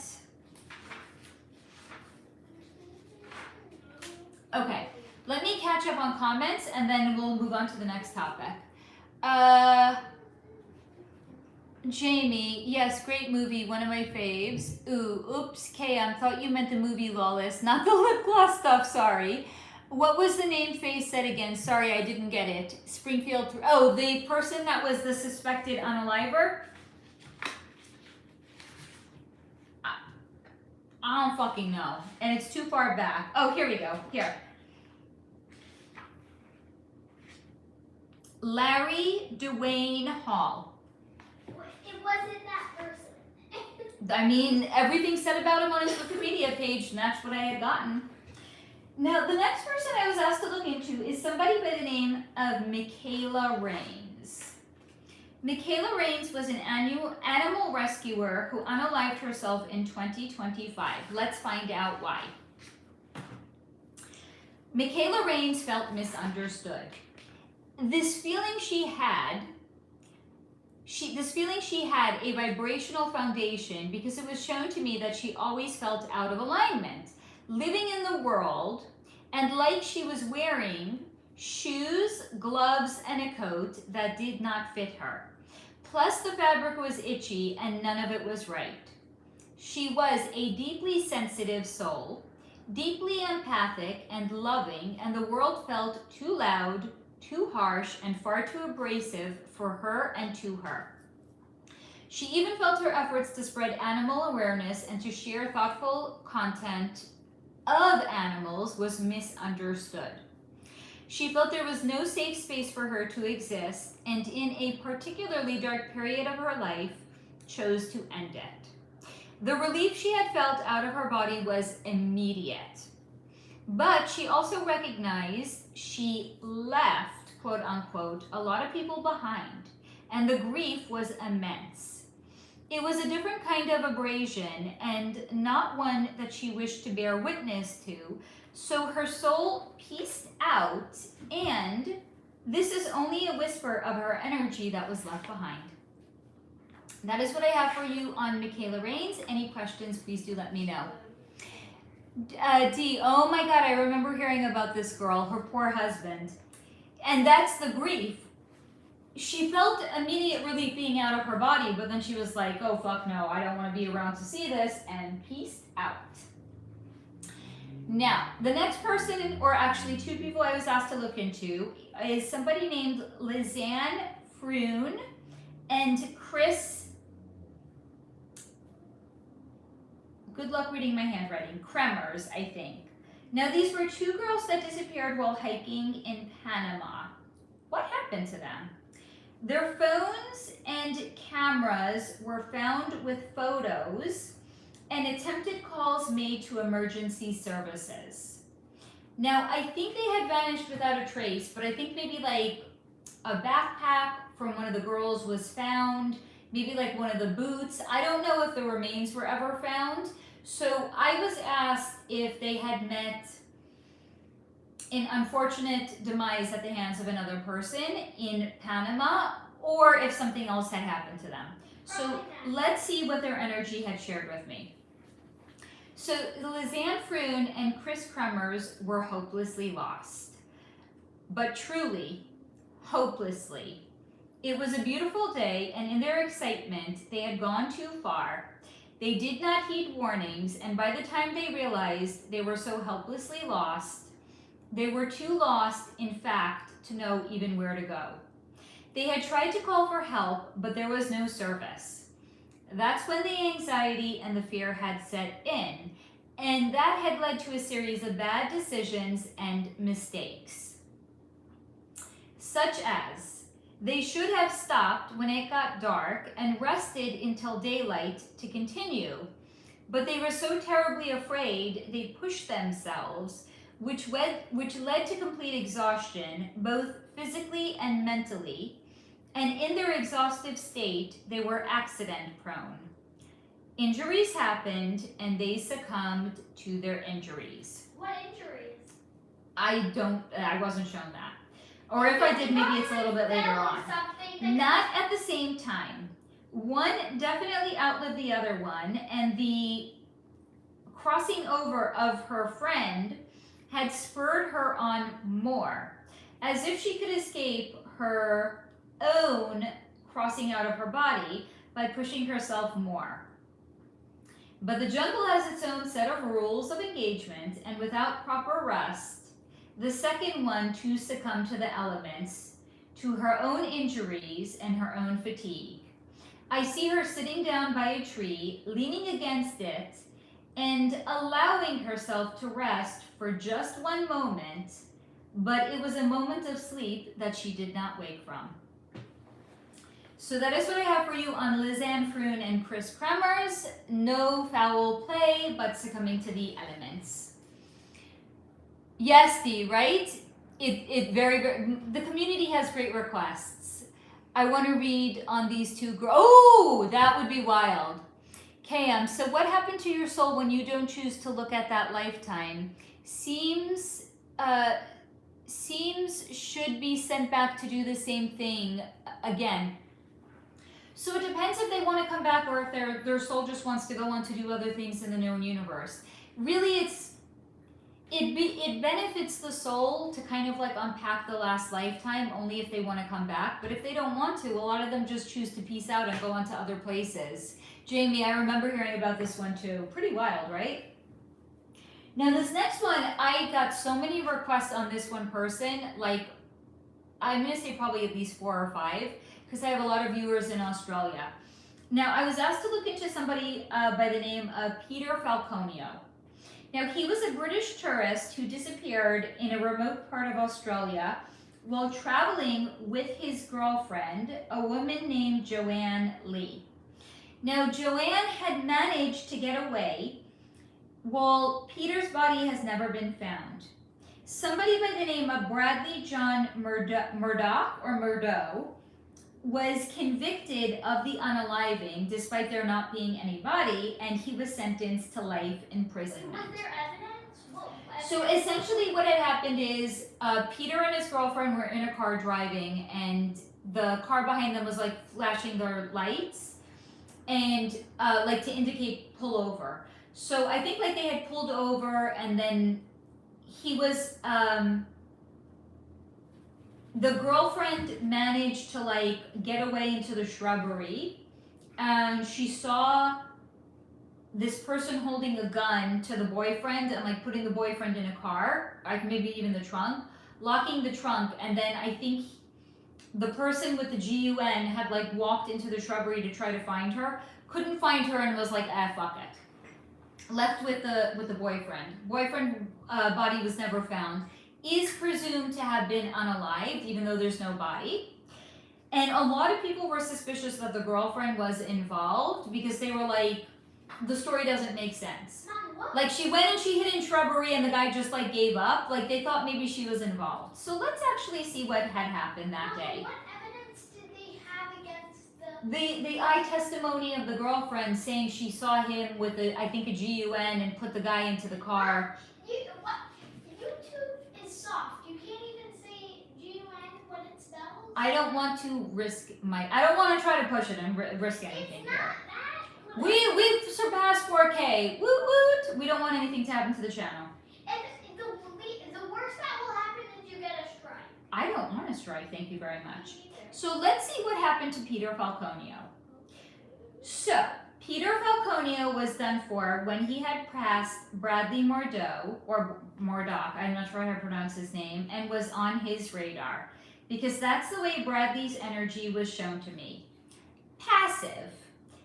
Just existing until something catches his attention, and once it does, he becomes obsessed.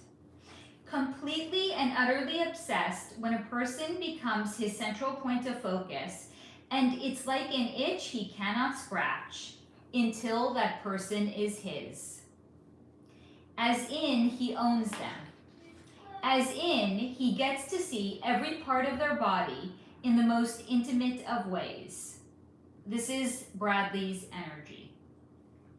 The way only an unaliver that takes his time to dismember their victims can. Piece by piece, limb by limb, and it all excites and fascinates him. and they're already unalive, so he can truly take his time to take them apart. And the fact that there were 2 of them made it all the more enticing and exciting, as in Peter and his girlfriend. The girl was a bonus. The gravy, if you will, but it was the boy he really wanted. This is literally the way he looks at them, just as genders, not even as people. Girl, boy. It was the boy he really wanted, which is why the girl escaped, and he had put minimal effort into finding her. He already had the prize he wanted. He was a native, these drivers were not, so he felt confident he could evade detection and get away with it.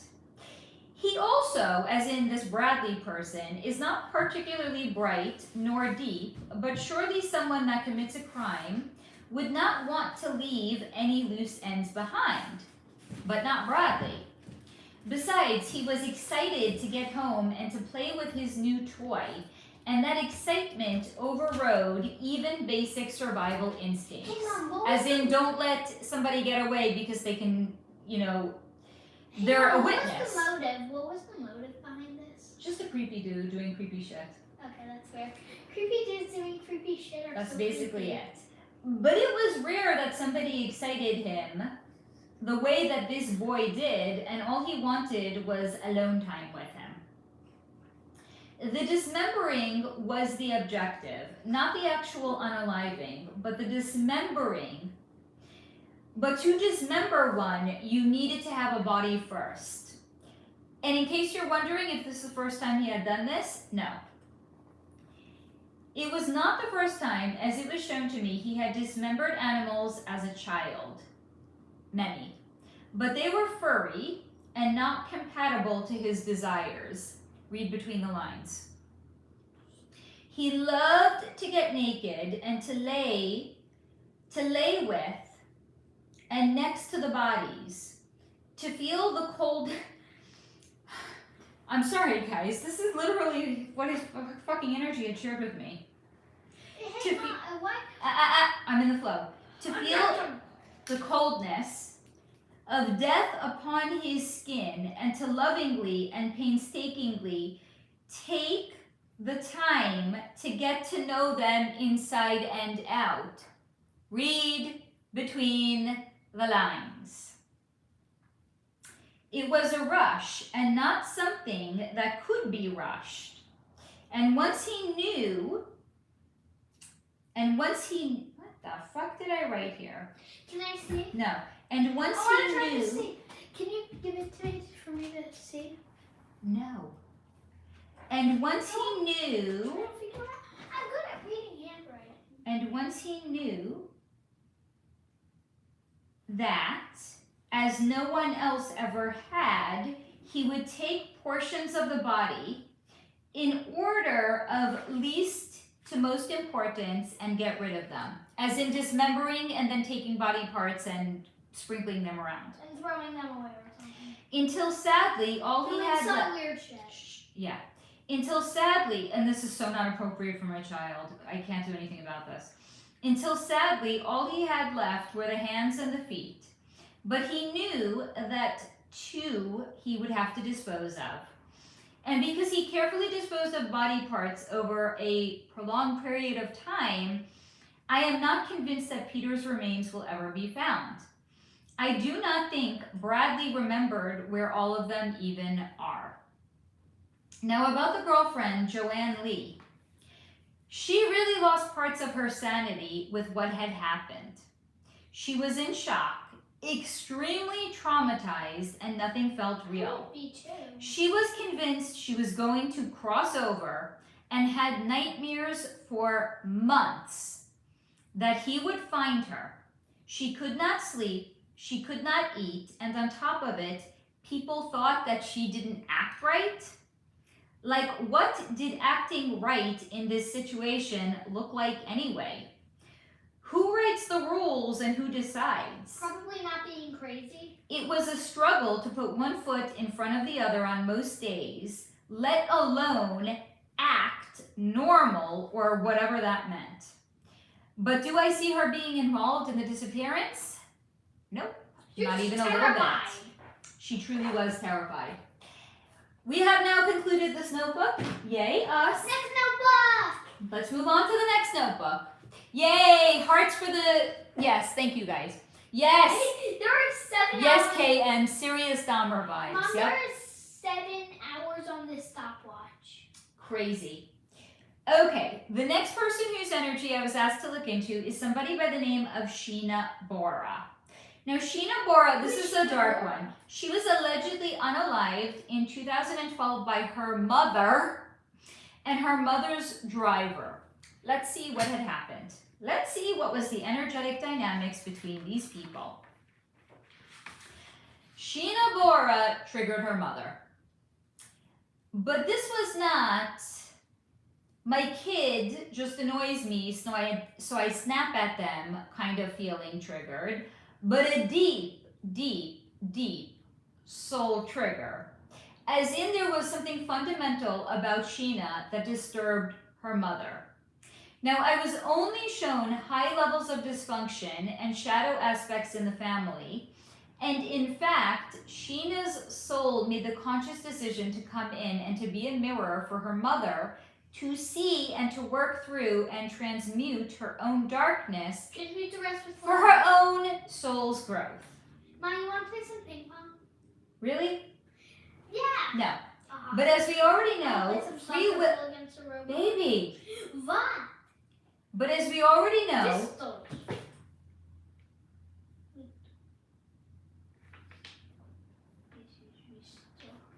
but as we already know,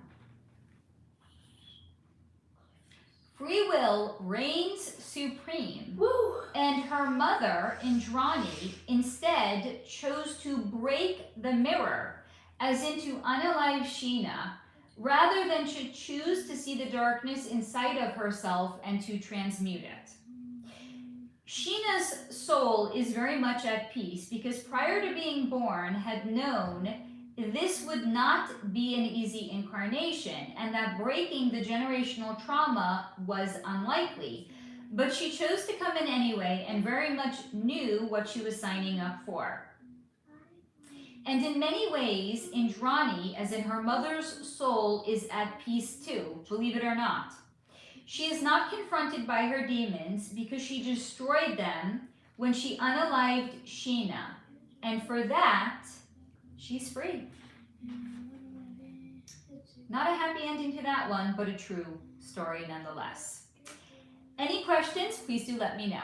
Now, the next person I was asked to look into is Dennis Martin, who was a child that had vanished in 1969 while playing hide and seek in the Great Smoky Mountains National Park. I think I know why. This is a really, really short one. Some segments are. I just report what came into me. I think I know why they probably went missing, then do that and something. How about you find out?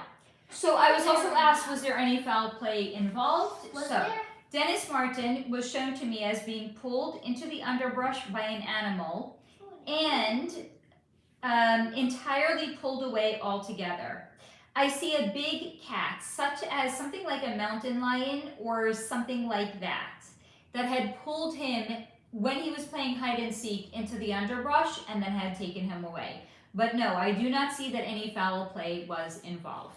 Yeah, that was pretty short. Yep. Any questions? Please do let me know. It was just, he played hide and seek, animal attacked him, no foul. No foul play. Now, this next one I was asked to look into is a young woman by the name of Jennifer Kesse. She had disappeared in 2006 after leaving for work. Her car was found a mile from her apartment, but she herself has never been found. Let's see What happened? what Jennifer Kesse's energy wanted to share with me. Yeah. So, Jennifer Kesse was in the so-called wrong place at the wrong time, which also happened to be outside of her apartment. Her disappearance was shown to me as being a crime of opportunity, however, not by a complete stranger, but also not by somebody that was known to her either. So As in, they knew of her and they But had she seen. didn't know- They knew of her and they had seen her in the neighborhood. I would say that they had probably lived approximately half a mile radius of her. So essentially, they had noticed her in the neighborhood before. She was not a complete stranger to the person that abducted But she her. also didn't Quiet. necessarily We do. I'm trying to add something. Honey, we don't need comments from the peanut gallery. Do we need peanut? Guys, if you want comments from the peanut gallery, let me know. I'll pass that message along to Pip. Otherwise, no comments from the peanut. gallery. It means what you're doing right now.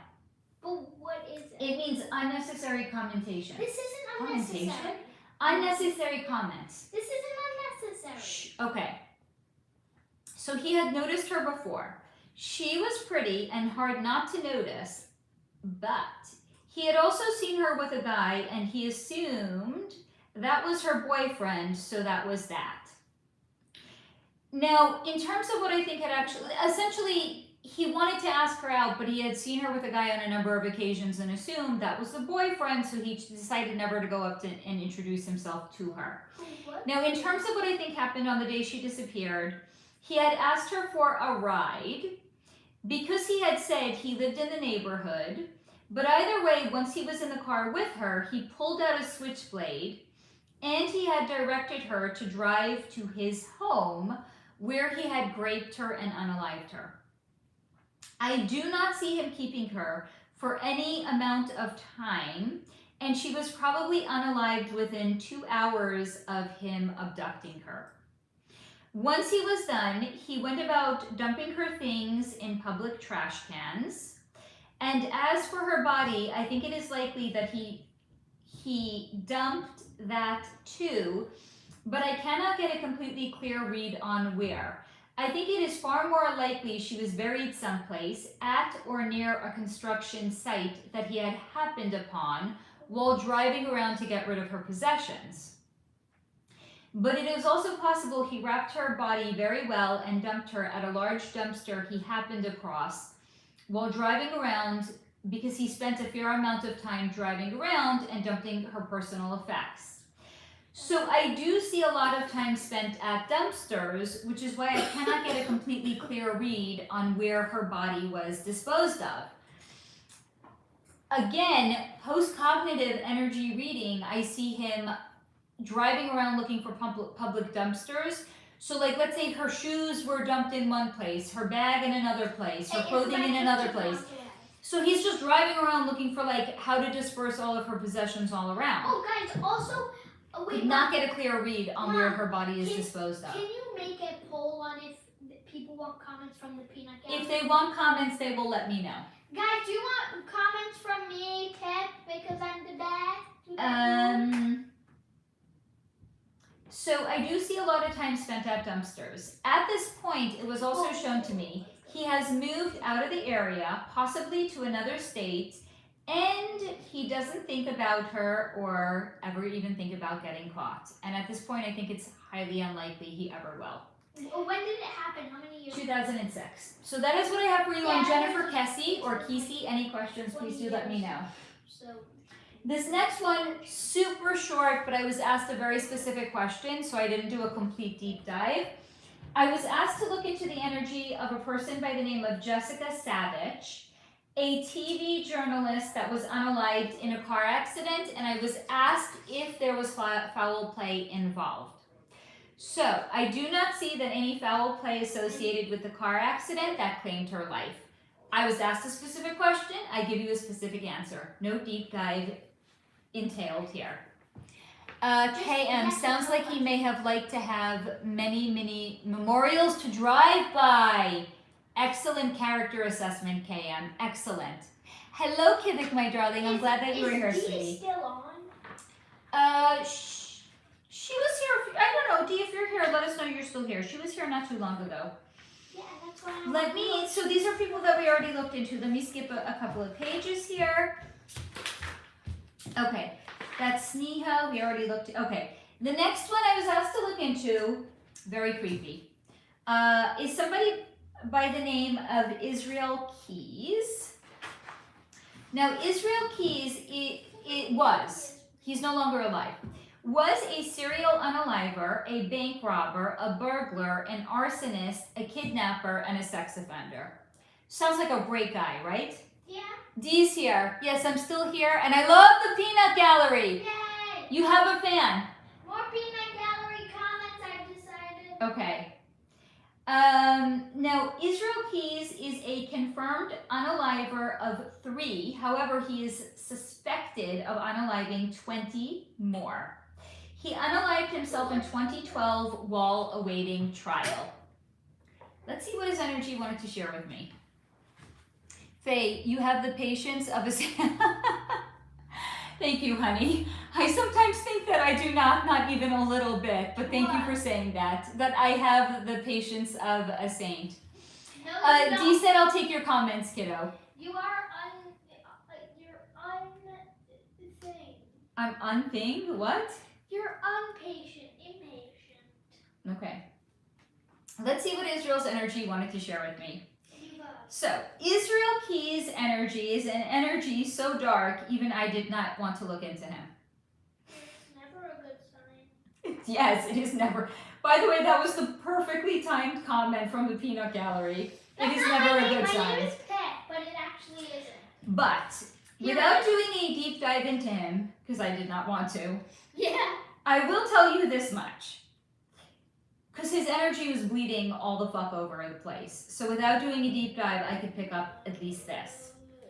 He grew up with a sense of lack in his environment, and that left a profound impact on him.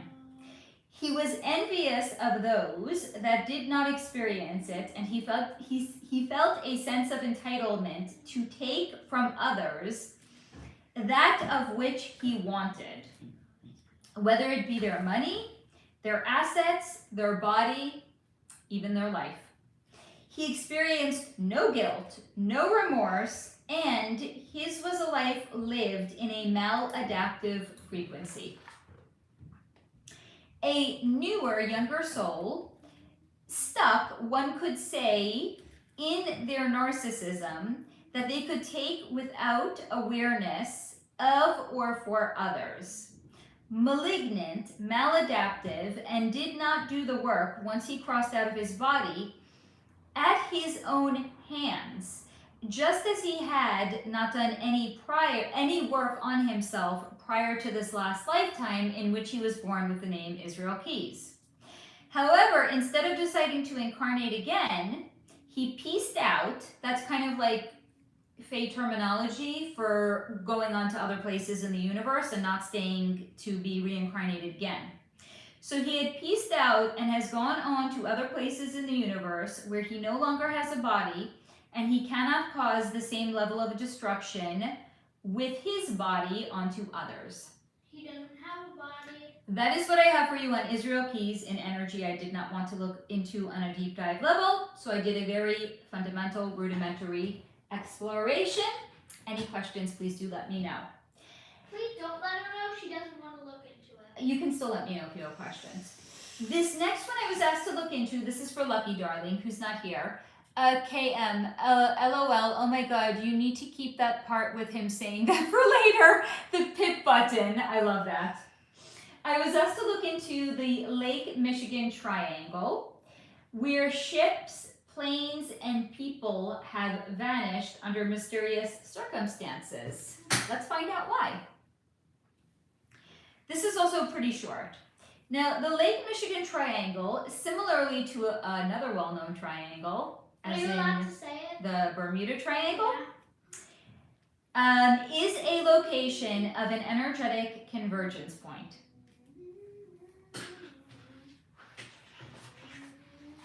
Which was shown to me looking essentially like the shape of a stop sign. Now, it's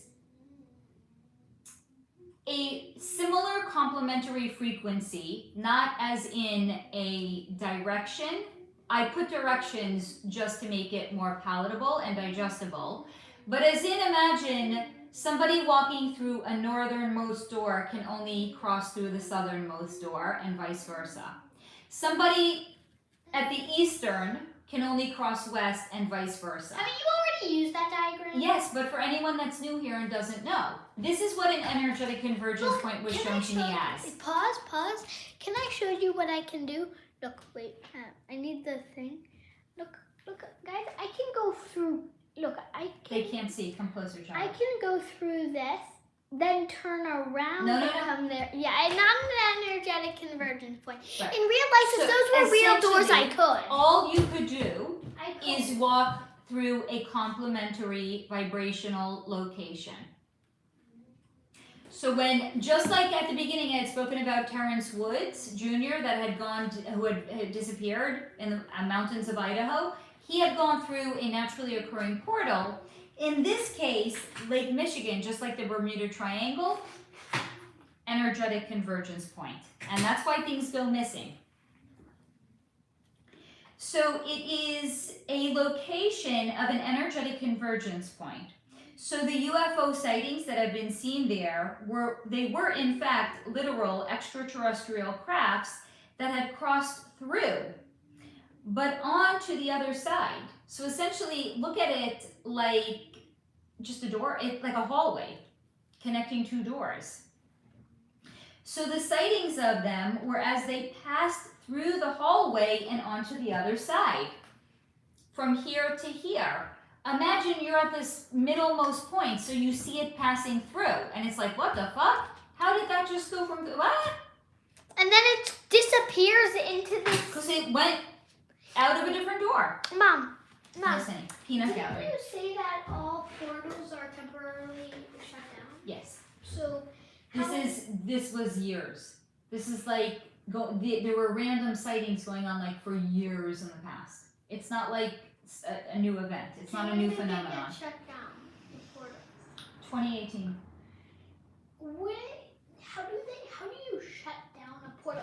Show back that diagram. So imagine Mom, there's a key, but it's not a show physical back key. that diagram. Show back So that I'm diagram. explaining it to you. 1 second. No, let me ask you something.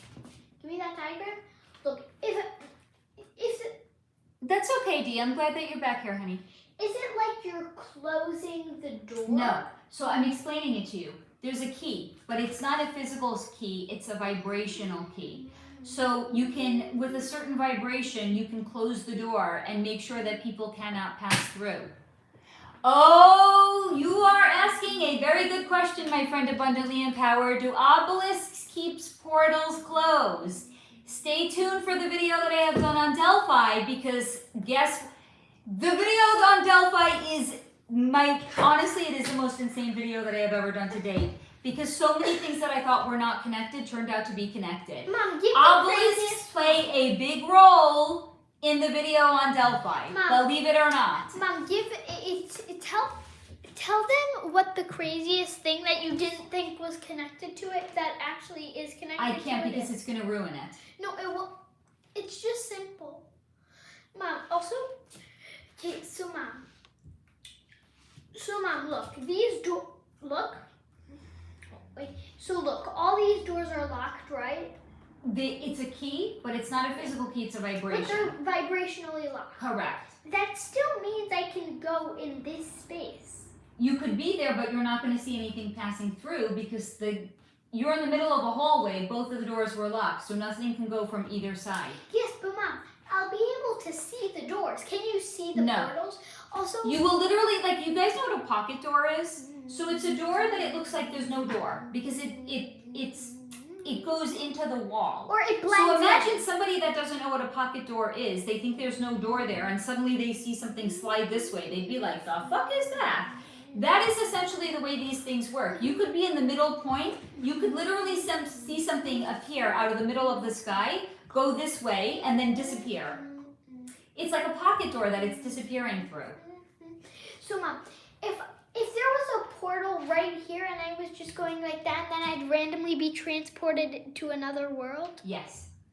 Like what, how do you choose? I don't know. what I world? cannot. You do not choose. It's whatever door you're walking through. Look, I'm just It's doing- whatever door is open at that time. It's whatever the similar complementary point on the other side is. Let's do a simulation. Do that. Great simulation. Are you an alien? No, because to me, this is my home planet. I wouldn't be considered an ET. I'd be like, well, no, this is my home. Well, you're an ET. How did you get here? Why do you have green face and an ear on your mouth. Okay, no more simulation. KM, LOL, oh, no, I read that already. Steve, oh yeah, Great Lakes deep dive. How come they were not on earlier maps? That is a good question. KM, oh wow, Dee, don't you have something like that? Steve, LOL, don't tell me where I can converge or not. Dee, I missed it, don't have something like what? Oh, thank you, Steve. Steve also just shared in the chat the link to Dee's Beeyondtheveil amazing channel. Thank you for sharing that, Steve. Not sponsored. Not sponsored. We just love Dee. KMD, stop sign drawings. I remember one of your readings had stop signs on the channeling. Holy I love when other readers get the same thing. It tickles me. Steve, when I was 5, I used to talk about portals as if I could just open and close them. It might have been He-Man that I don't recall.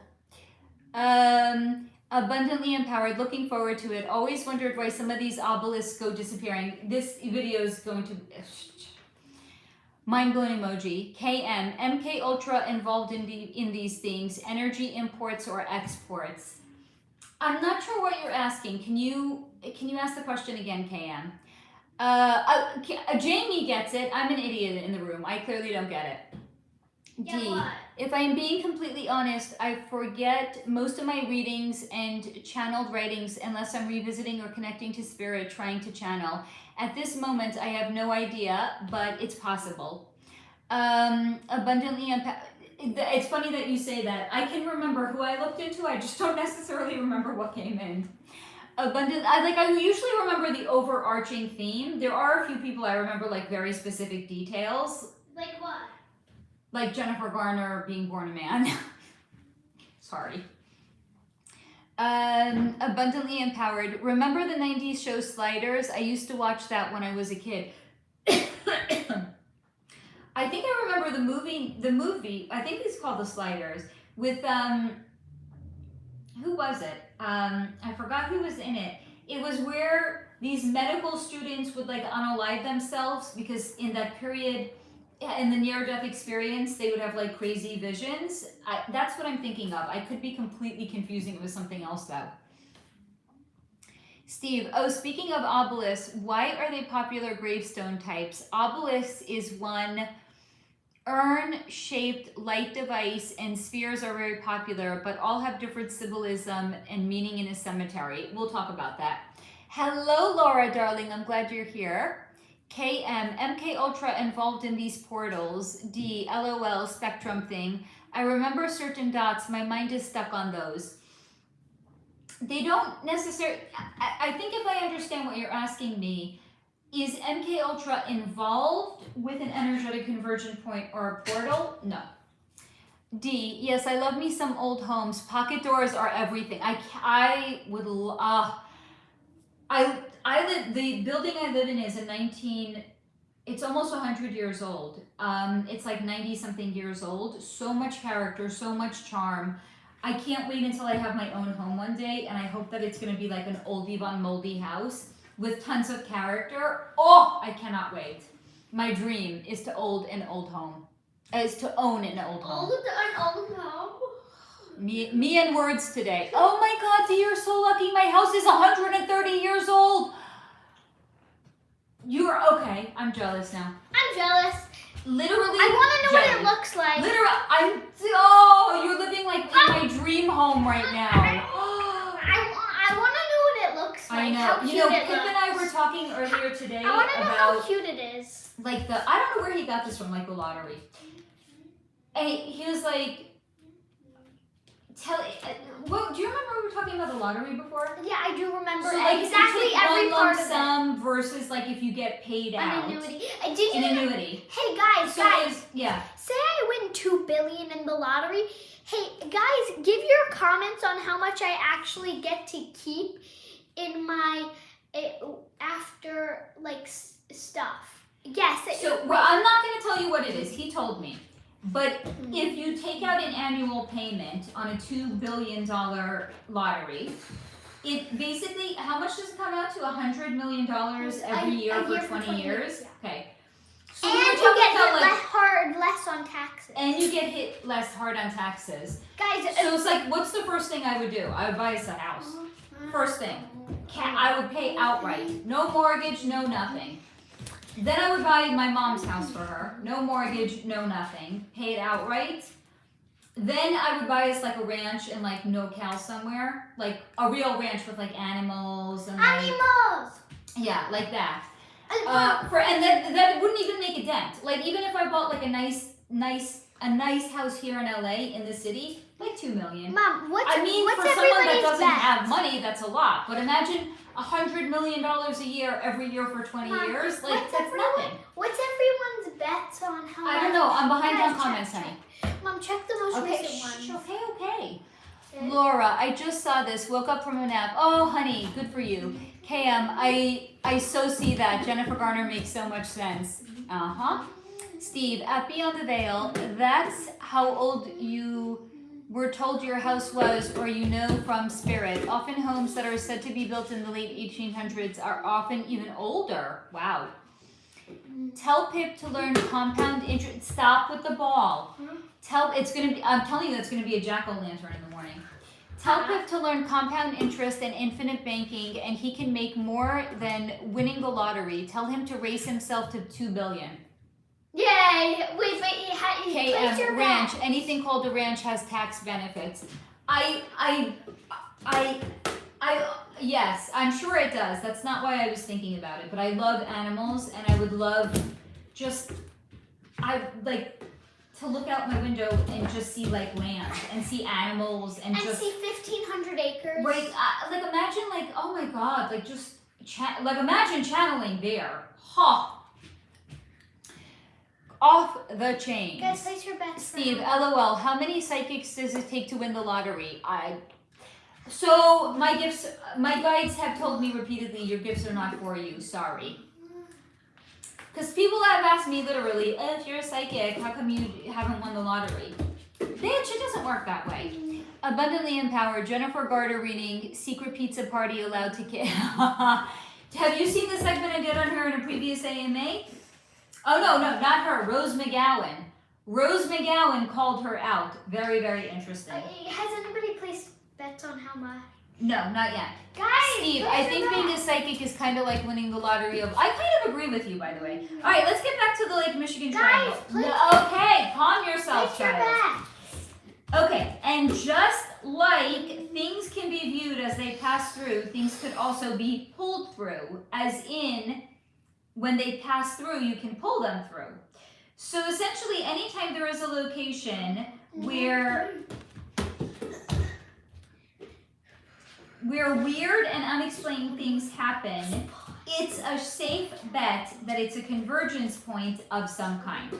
That's what I have for you on Lake Michigan Triangle. Any questions, please let me know.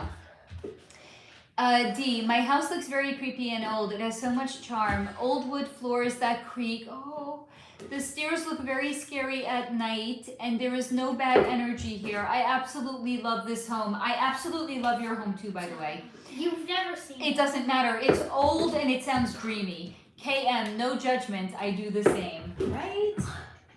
All right. Guys, place your bets. No one's placing a bet on me. They're here for the psychic. They're here for the goods that my guides have brought, guys, not for the 3D goods that Kip brings. Please place your bets. Okay. The next topic baby, stop with the ball. Jamie, the first house on my property was the original schoolhouse of this tiny town. Then it was a church, and then they turned it into a home. I'm moving in with you. The next person whose energy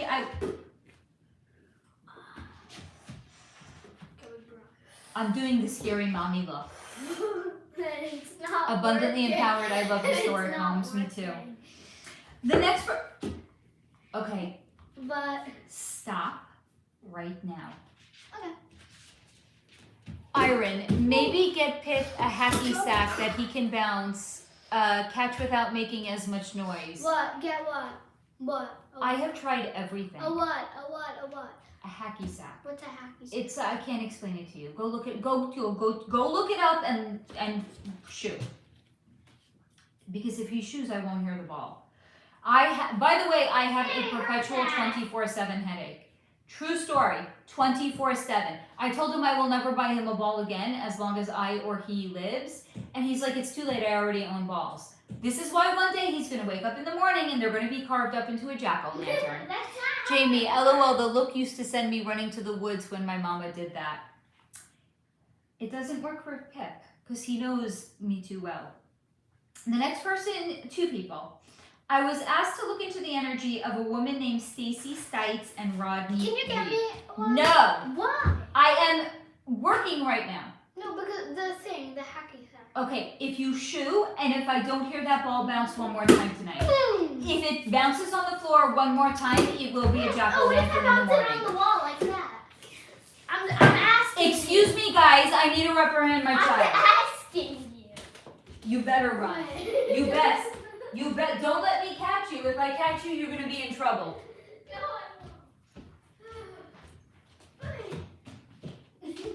was pretty simple. Can I bounce it against the wall? Give it to me right now. Asking you. No. You may. I'm sorry. I'm sorry. It fell. Don't apologize to me. Apologize to the community. I'm They sorry. have a headache too. It's not just your I'm mother. sorry. We forgive you. Can I bounce it against the wall? I'm asking you. I'm not gonna do it without your permission. Can I have your permission or not? I'm sorry, guys. 1 minute. Can I have your permission? I'm here right now.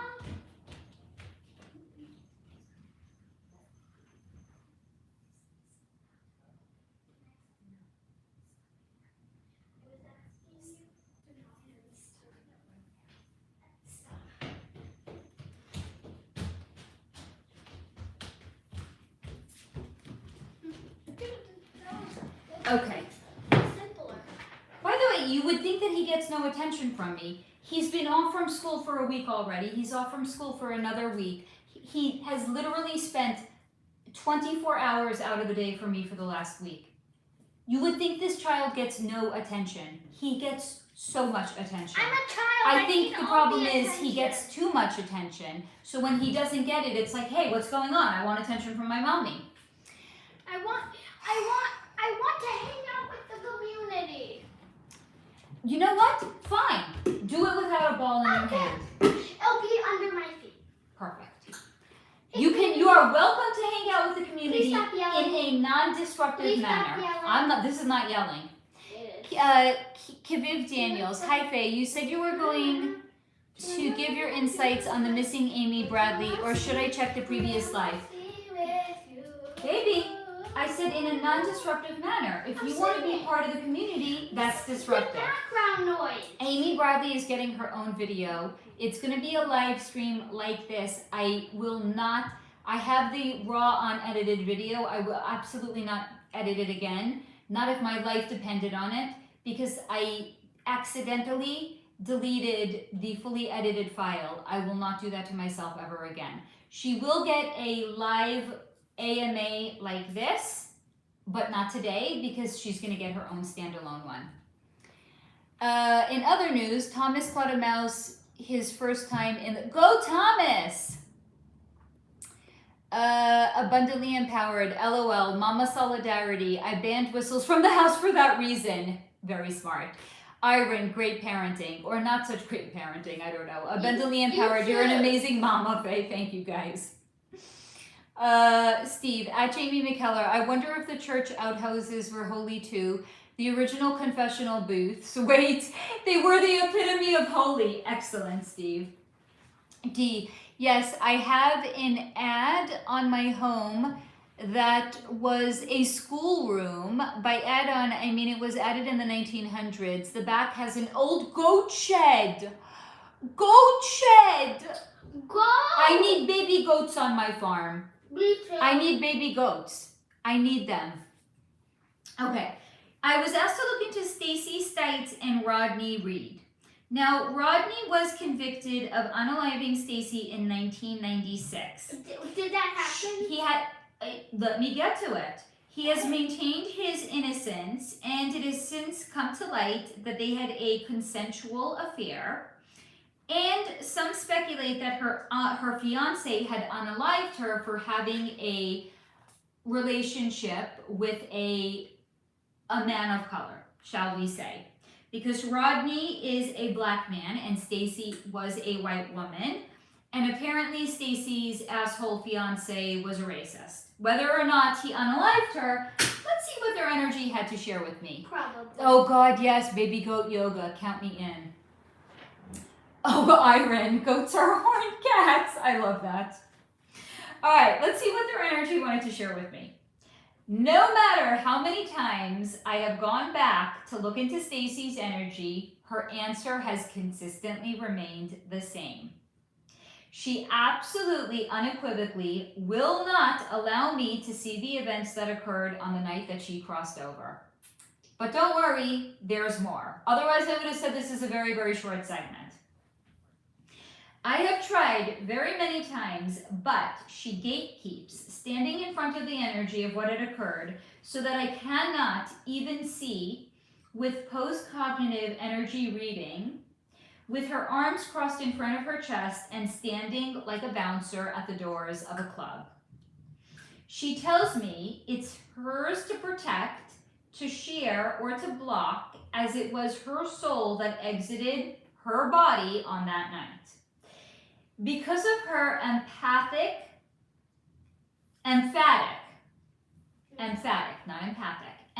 denial to allow me to see what has occurred, I respect her wishes and I do not attempt to look again. Nor do I attempt to connect to Rodney's energy to hear from him if he was involved. Out of respect for, what was her name? Stacy Stites' request. So I'm sorry. I must have gone back to her energy at least 10 times. Consistently, she said no. So that is what I have for you on Stacy Stites and Rodney Reed. Any questions, please let me know down below. The next person whose energy I was asked to look into is a young woman by the name of Lauren Spearer, who had vanished in...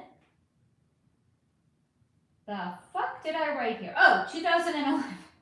I thought it was a state. I'm like, what the fuck? It's 2011, Can I guys. see what it looks like? Yeah. That looks like Emerald. It looks like roll. She disappeared in Roll. She vanished in 2011 following an evening drinking at a bar in Indiana with friends. She has not been found and she is presumed to have been unalived. Let's see what Lauren's energy wanted to share with me. So you want proof that it's different people's energy I connect to? They all talk differently and they all say different things. And this was very evidently fair. And you get different crazy handwriting. Lauren Spearer shakes her head and tells me she still can't believe how stupid she was. Yes, the night she disappeared, but also in general. She was a stupid kid, living a stupid college kid's life, drinking, partying, sleeping around, doing drugs, just stupid shit. So is it any wonder she ended up out of her body? Yeah. Here, she is on the other side, watching life go by for all of her friends while they have gotten older. They have gotten married, they have gotten jobs, they got lives, and she is just watching it all go by, still in disbelief that she is out of her body. So I ask her if she wants to share with me how she ended up out of her body, and she shakes her head. Not to tell me no, but because she doesn't in fact want to know herself. It's too painful to think it was because of her own stupidity and that it's her fault. So she hasn't actually wanted to see. She doesn't want to know, not all of it anyway. Now this is where I'm going to remind you guys, when you're out of your body on the other side, it's like an afterlife bazaar with a lot of different booths. One of them is where you could see your life like it's a movie, but without any emotional attachment to it. She has not wanted to even see what happened to her because she doesn't want to know if it was in fact her fault. So it's, one could say, the one booth she has not gone to.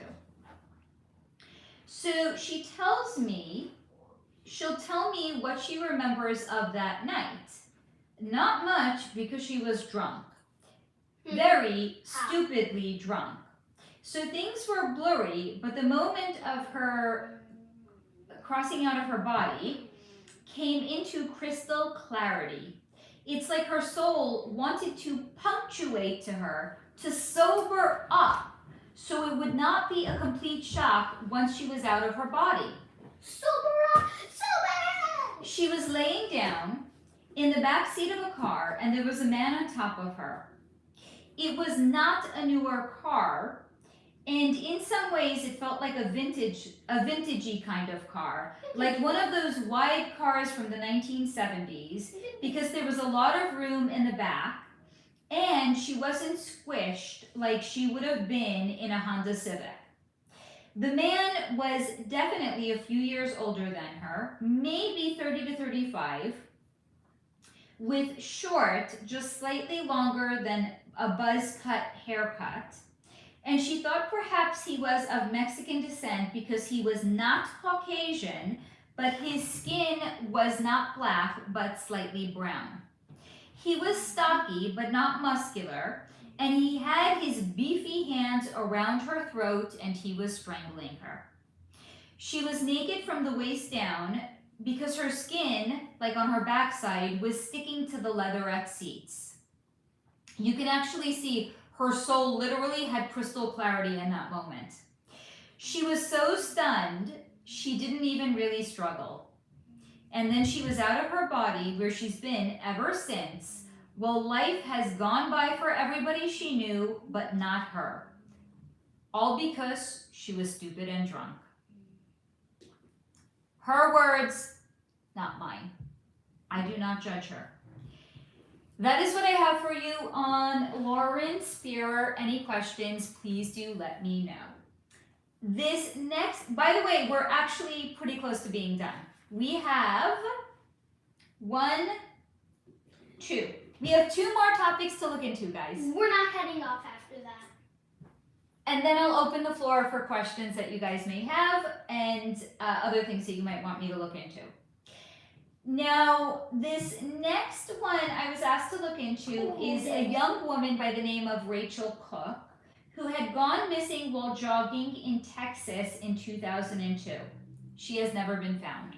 Now, I think when I had looked into the 3D facts of her case, you know, like the first paragraph on Wikipedia, it said like she had disappeared within like 200 yards of her parents' home. First let me find the page on her, and then we can see what her energy wanted to share with me. Yeah, because you don't know if Here we you go. haven't written it down. So Rachel Cook, as soon as I sat down to look into her disappearance, I am corrected by my guides, and I was told that she didn't disappear, but rather she was taken. And while this may seem insignificant and like it's splitting hairs, because who cares what it's called because she's still gone, I am told this is in fact very relevant. Because disappeared means to vanish or to go missing. But taken means seized or carried away, as in with intention and with consciousness on the part of the person who took her away. As in someone, or possibly more than one someone, knows where she is and what has happened to her. Or like an animal knows what happened to her. In this case, it's people. Okay. But also, something knows what happened to her. But also, taken can denote romantic involvement. As in, he's not single, he's taken. Or in this case, she wasn't single, she was taken, and someone was deeply jealous of this fact. So do you see how my guides are kind of laying the groundwork in establishing what actually happened to her? She didn't vanish, she didn't disappear, she was taken. But also, as in she was taken, she was in a relationship, and she was taken by somebody that was jealous of the fact that she was in a relationship with someone that was not them. But I do not think that this was a recent jealousy, but perhaps something that had happened years prior, and that the person who took her never got over it. I think they may have asked her out and they were rebuffed by her, as in they asked her out and she said no, and the rejection deeply affected this person because they had been secretly harboring feelings for her for years. So the rejection cut twice as deep. This also feels like a crime of opportunity, as in the person was driving by, saw her and pulled over. She was out, walking, or possibly standing on the side of the road, and he had seen her. So he pulled over and asked her if she wanted a ride because it was either hot or cold, and she had hesitated. Now, there was some sort of a history here beyond the rejection. Possibly they had casually dated and he had become controlling, so she broke up with him, and he did not take it well, so he had tried to win her back, but she had rebuffed his advances. As in, the longer I sit in his energy, the more possibilities are beginning to unfold energetically between them, especially once he pulls up and I can feel the energetic ties between the two of them. He's in a white pickup truck, but not a shitty rundown one. More like a Jeep or a crossover. He is not a day laborer, but he has some sort of an esteemed position, possibly even law enforcement. So if he pulled over to talk to her, it would not raise any suspicion or even be seen as suspicious. But she still hesitated. And he had said, "It's just a ride, Rachel," to try to set her at ease, and it had worked because she had gotten in the car. This is why taken matters more than disappeared, because this man is the last to see her alive. I see only one man responsible for the actual unaliving, but I do think he confided in another person who had helped him dispose of her body. I am being shown a blonde hair, blue-eyed man with tan skin and sharp features. Sharp nose, about 5'10", but I am also being shown another man with short, darker hair, at least an inch or two taller, as in about 6 feet, who was possibly in the Marine Corps. But I am being shown him in a Marine Corps uniform and a photo of him on his mother's mantle. So the blonde boy is the one who offered her a ride and unalives her. And he goes to the dark-haired man for help in disposing of her body.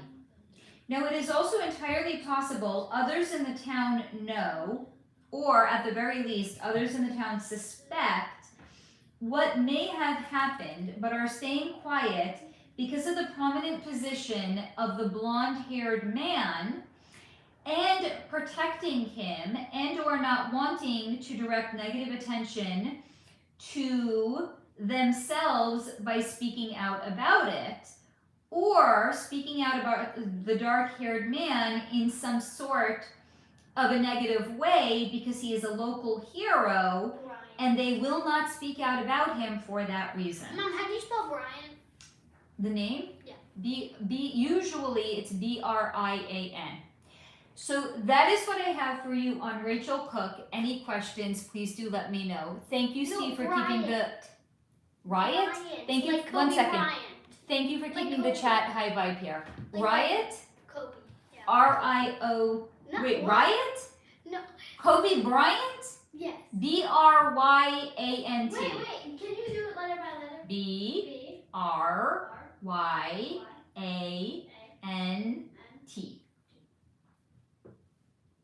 No. That is what I have for you on Rachel Cook. Any questions, please do let me know. Now, this last one I was asked to look into is what happened to Jimmy Hoffa. Don't worry if you're like, who the fuck is Jimmy Hoffa? I shall tell you. And then, even though this is not true crime, if you want, I'll throw in a bonus one. Because in the same notebook, I have Joan of Arc. So, Jimmy Hoffa was a labor leader and president of the Teamsters Union who vanished in 1975. He was not found, and it is suspected that the mob had something to do with his disappearance. Let's see what happened to Jimmy Hoffa. Oh, I love it. KM, yeah, that was going to be my question. Okay, so here we go. Jimmy Hoffa laughs and tells me he was a protected man. A friend, right, to borrow mob talk, a friend to not just ours in the mob, but also the United States CIA and the FBI. As in, he was playing every side and was not only a CIA and FBI asset and an informant, but as in, he also did so for the mob. How do you make that work? By selling half-truths to all of them. He knew way more than he shared because at that level, it was information that ruled the world and not in fact money. And in terms of information, he ruled the world, according to he himself. He had a network of people that did nothing but walk the streets and just keep their eyes open. Who went where, who walked into what restaurant, and who the bosses were meeting with. They were like little flies to him, and he was the spider in the middle of the web, thinking that he was untouchable. Because anyone who came too close would be trapped in his sticky web, but in the end, it was the web that had trapped him. And as brutal as the mob was, and trust him, they absolutely were. According to Jimmy Hoffa, the CIA was just as ruthless and even more cold-hearted. The mob, they'd just off you, but your family was off limits. The CIA, they didn't care. They'd unalive you and your whole family and leave no one behind. He knows because he'd seen it. So is there a code of honor among thieves? Absolutely. So if we want to know who did him in, just look to see who, if anyone, was left behind. But not just in his maid family, as in the mob family, but everyone in his organization as well. Every organization and every family, as in the mob too. So he's telling us essentially who took him out. You have to read between the lines of what he's saying. He's telling us who took him out. It wasn't the mob. It was the United States government. That is what I have for you on Jimmy Hoffa. Any questions, please do let me know. Iron Cement Shoes. KM, haha, he learned what not to do from the JFK fiasco. KM, can you ask him what the Dallas Cowboys Stadium really is? Why specifically him? Does he have proprietary knowledge on it? By the way, that concludes the pre-channeled information of the topics that you guys have asked me to look into. So yay us, go us, we rock. And I am still at your disposal if you want to know more. Like, hey, I'm wanting to know what the Dallas Cowboys Stadium. I want to know why we're specifically asking him that. Thank you for the celebration emojis, guys.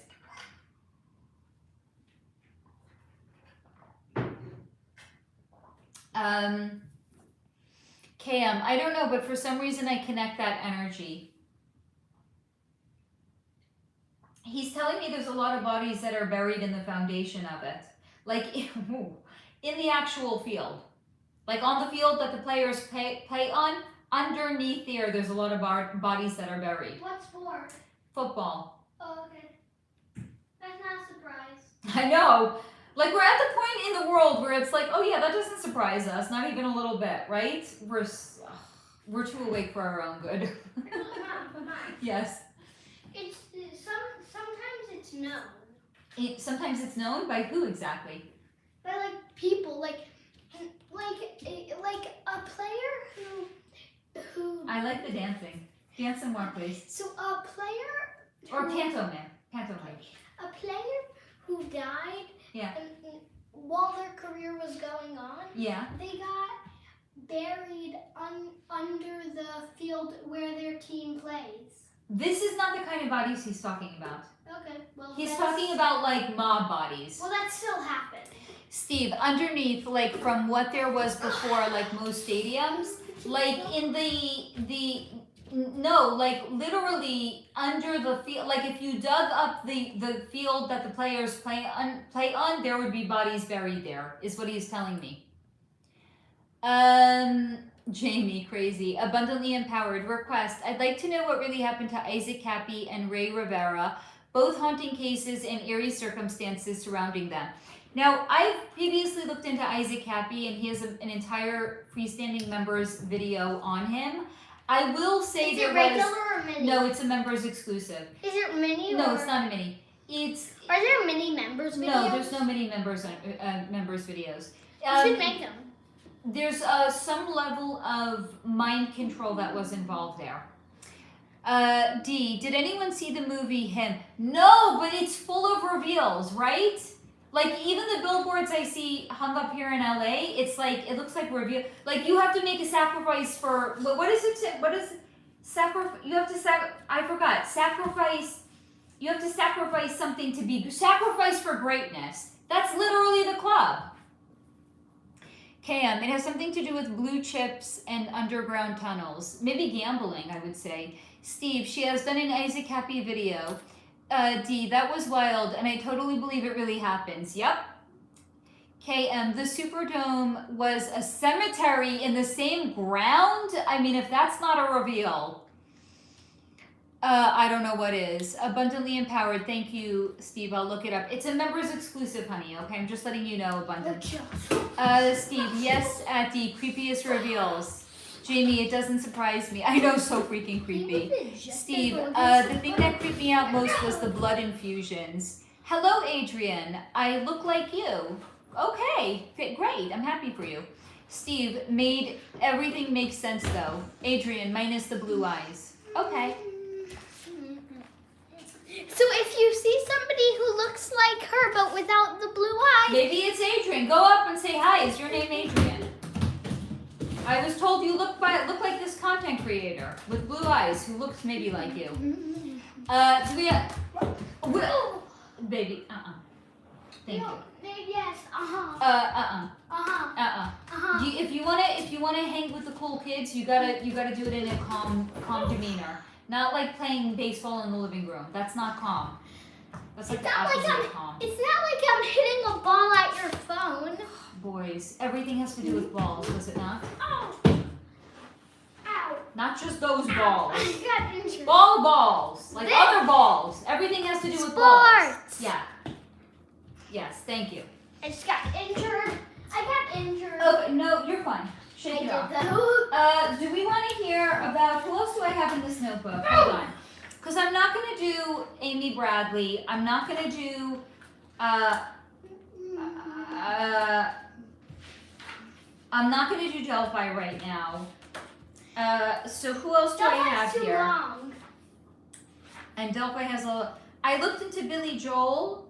I mean, these are really, I looked into the 4 Horsemen of the Apocalypse. Hey, Ma, Joan of Arc. I mean, I could share any of these if you guys want. Hey, Ma, do you know where my baseball bat is? No. Let's use this one. Or you guys can ask me other questions. Abundantly empowered. LOL, so true. I have 3 boys and I concur. Everything is about balls. Ball! Ma, Chloe. Balls. KM, Joan of Arc. Okay, technically not true crime, not a cold case, but let's do it anyway. What about a hot case?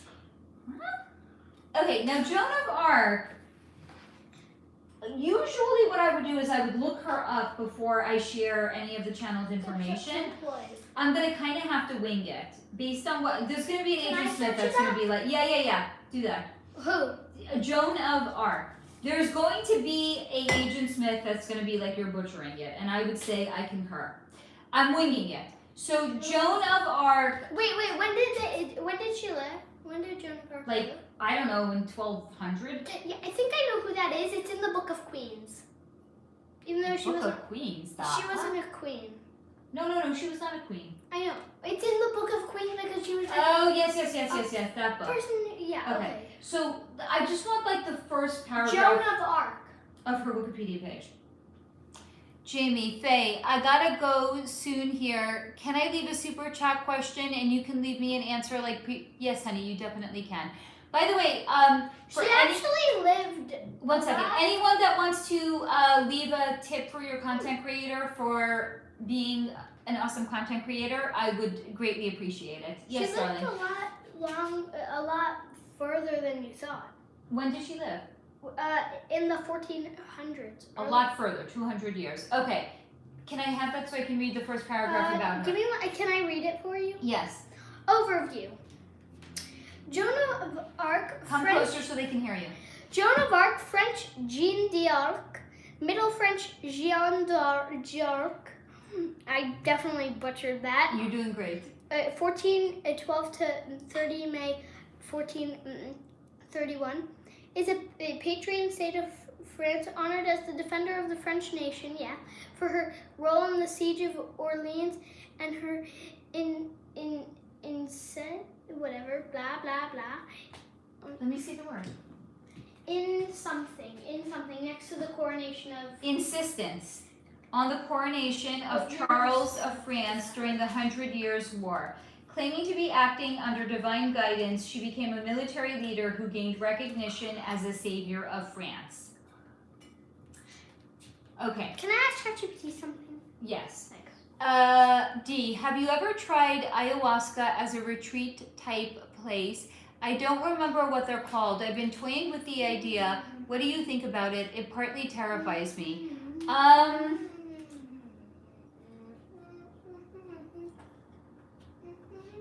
It will get you to confront things about yourself that you might not want to see, but it's with the intention of clearing something. I know people who, thank you so much, KM, I appreciate you. I know people that do it all the time. I did it one time. It was more than enough times for me. Because to me, everything is a vibration, right? And it's like, to me, I'd just rather raise my vibration than to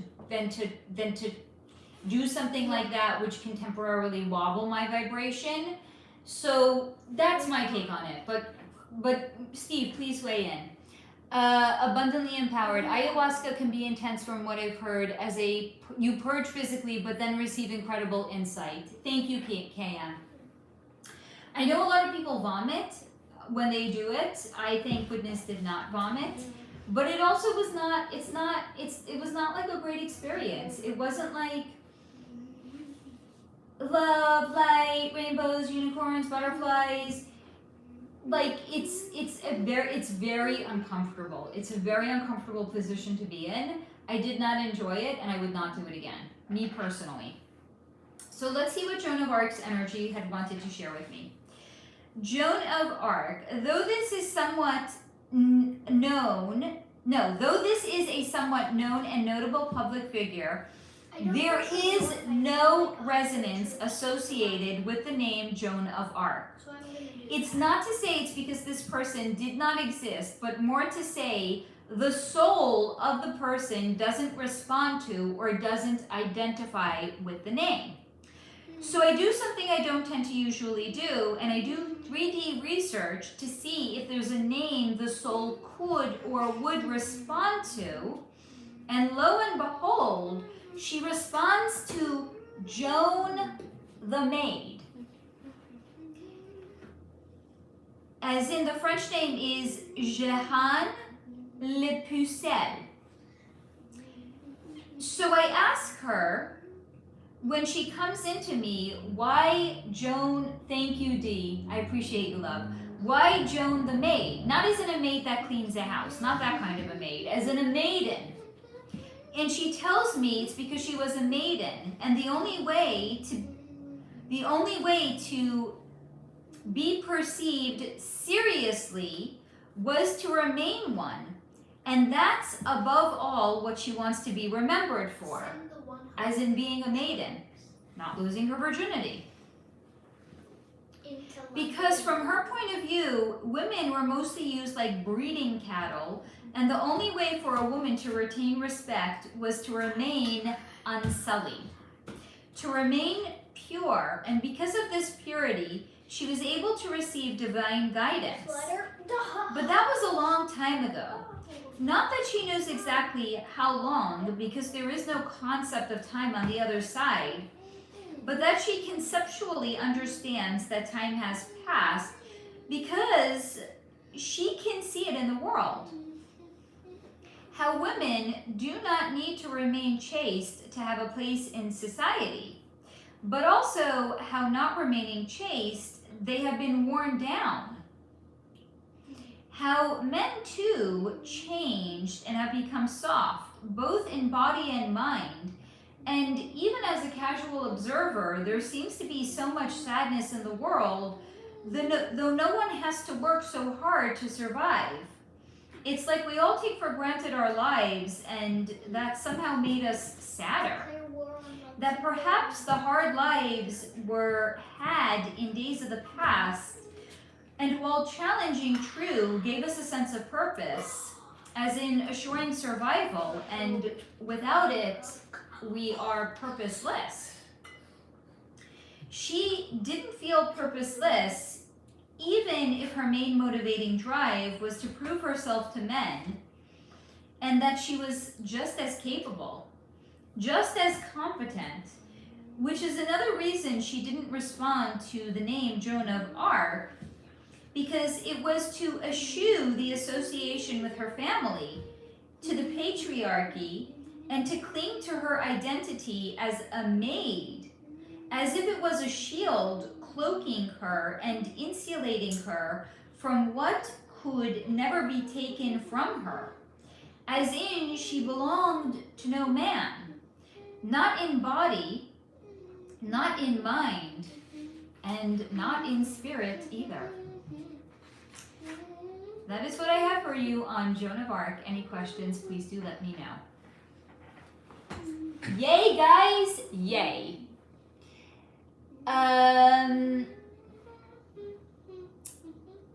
Let me catch up on comments. So KM, thank you for the donation, darling. Yes, there's a comment from Abundantly Empowered. KM, where is that place? Isn't it mentioned in a commercial jingle? I don't know what place. Thank you, Dee. I appreciate you, honey. DJ, do share. Was it worth it? Honeybee, so grateful for you and your time, your messages. Thank you, Honeybee. I appreciate you, honey. Honey for Honeybee. Steve, it was definitely a purge. If there is anything that is needed to be made aware of, it certainly comes up and out. It wasn't pleasant, but it was something I did do twice because I learned a lot. I am free to speak. May I ask the questions? Where's Cappy Pondexter? Is she okay? I don't know. Is that an actual... Who is this person? Steve, spiritually I feel it's good for every workers because they absorb so much. Oh, energy workers because they absorb so much. Interesting perspective, Steve. Do we have more questions, guys? Because I feel like I'm just getting started. I mean, I'm happy to bounce off too, but I feel like I'm just getting started here. Although that was long, and I feel like accomplished that we got through all of that. I wasn't sure if I was actually going to be able to, so go us. Let me see if there's anything else in here maybe that I could share. This is in the old notebook.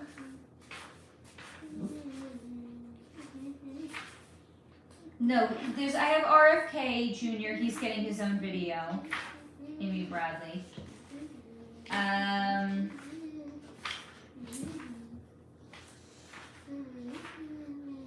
Voodoo Donuts. Voodoo Donuts. They got their own.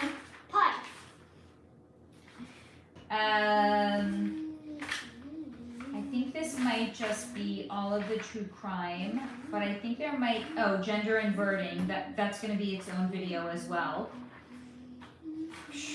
That's gonna also probably break iMovie. I can't use iMovie anymore. Because it's France and declare war. too many edits, too many overlays, adding too many things. It can't keep up, clearly. I think that's it, guys. I don't think I have anything else that I have previously looked into that I can share with you guys. This is amazing. Very excited.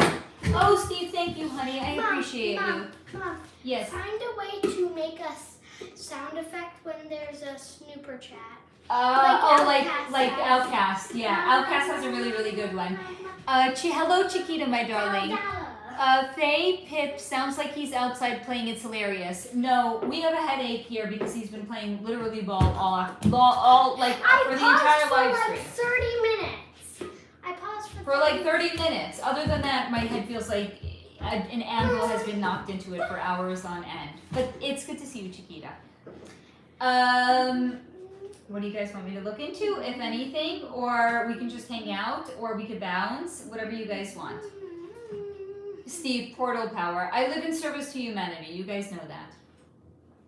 If you guys want me to stay, I stay. If you guys want to go, we go. I'm good with whatever. Who's here? Can we do a roll call? I want to know who's still here, guys. Rumina, did you go to sleep, honey? Are you getting a good night's sleep? Bianca, I know, is doing her mod duty at OutKast. KM, I was just thinking go portal energy. If you guys want, we can all head over to OutKast and we could show his channel some love also. But I'm happy to stay on and spend more time with you guys because I love you. You guys can let me know. I'm gonna actually consciously hydrate. Maybe that will help with the headache that I have right now, because holy fucking hell.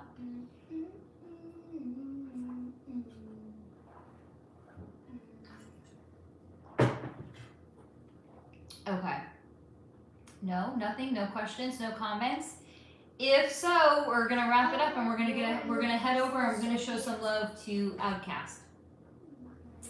I'm good with either.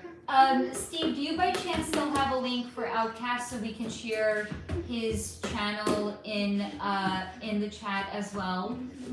We love to support fellow content creators over here. Thank you, Steve. It's like you were reading my mind, how you got that so quickly. Thank you. So Steve just shared OutKast. He's a fellow content creator.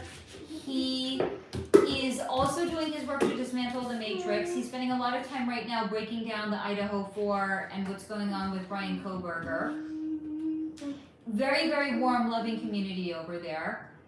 They stay up late, so I mean, if you're in Australia, like Bianca is, then this is like your morning. It's like probably a perfect time to head over there. Swims, are squids aliens? Oh, that's such an interesting question.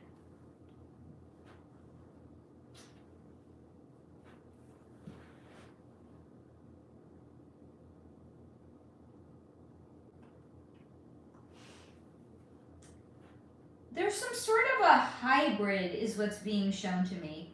So I'm gonna give you guys like a crash course in the universe. What's been shown to me. And I've shared this, oh my God, Jamie, thank you, my darling. No, just menopausal. I don't sleep. Same girl, same. I'm Perry though. But I do take a lot of supplements. So maybe something I take can actually help you. So what's been shown to me in the past about the universe is it's basically like a loop. The Soviets. So imagine, so there is actually a firmament. So imagine if there wasn't a firmament and rockets could actually go into space. Not through a portal, because that's how they actually get into it, but in the way in which they say. So imagine they could actually just take off and they could just fly into space. And they could go and they could go and go and go and go and go and go and keep going and keep going and keep going and keep going and just go. At a certain point, that would actually turn into the bottom of the ocean. So conversely, the same.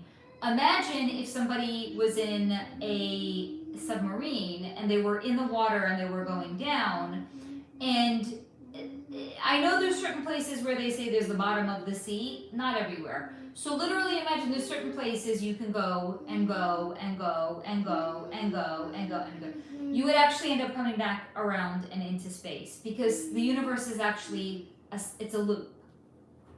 It's literally a loop.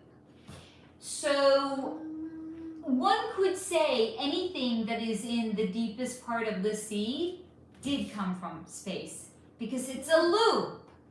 But they're being shown to me as some sort of a hybrid, as in imagine aliens or extraterrestrials, instead of coming down this way, they went that way and they kept going, and then because they kept going and they ended up at the bottom of the sea, they ended up adapting to be able to survive in those conditions. So I would say yes. Great question, not at all what I expected. KM, is there a way from your end to link us all together over here? That's a good question, but what do you mean by that, KM? Jamie was curious about past lives I had with another coworker. We'll send you his name, but also was curious how him and another coworker and I have had lifetimes together. We were all curious and wanted to ask you. I will text you their names. We appreciate you.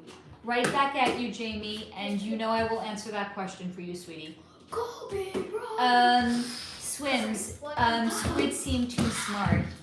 Wait, are you saying extraterrestrials aren't smart? Swims. Did you ever read the Titanic sub? Were they sucked into another dimension or a secret mission? Is that the one where people had gone down into a submarine to look at the remains of the Titanic? Is that the one? Because I did look into it, and I can.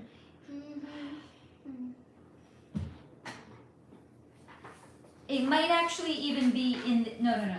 It might actually be in this notebook, and if it is, I can share it with you. Oh, I meant like a hyperlink to go join the OutKast live. Yes, Steve actually shared it, honey. Steve, maybe share it again. He'll share it with you. Kaya, mentioning because I do believe it helps both channels. Especially, guys, if you go over there and let him know that you came from SolarFlow and that SolarFlow shouted him out. Because content creators really, they like to help fellow content creators, but even more so if there's like goodwill on both ends. So if you go over there and you say, came over from SolarFlow, she shouted you out, it really, really does make a difference, guys. Jamie, gotta get back to work. Love you all. Love you, darling. Send me the information, okay, honey? And you know I'll look into it for you. I am free to speak. She played WNBA. I don't know what you're saying there. Steve just shared it again. So when we leave here, bounce over there, guys. I'm going to be going over there after also. It's a lovely, warm community. And if I see your handle, I'm going to say hi to you over there, okay? But please, if you go over there, let OutKast know that you came over from SolarFlow. Are you saying to me? Yeah. We're just talking about OutKast and going over there later. Who are you talking to right now? That is KM. Hi, KM. Lisa Sim, see you later, Jamie. So were you asking, Steve, I just put out a new mix today for 1010. It's free. Check it out on my channel. It's called Know What You Are Not. You know we will check it out. What? We love to support fellow content creators over here. What? A new song. Baby, I said no Does to he the make ball. music? Yes, no to the ball. Oh, can I listen to the song? Not now, but yes. Okay. Let me see if I can stop with the ball. Sorry. Hold on. I think I have it in this notebook. Let me see if I can find it and I'll read it to you again, okay? I think I have it here.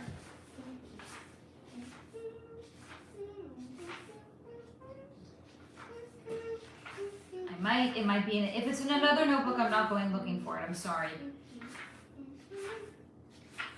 Because I have too many fucking notebooks. I need here, I have it. I actually found it. I need some sort of like a cataloging system for, every topic I've looked into and what notebook it's in. I really do need one at this point. Swims, I don't buy the narrative that it was in an implosion looking for Titanic. This billionaire, he's looking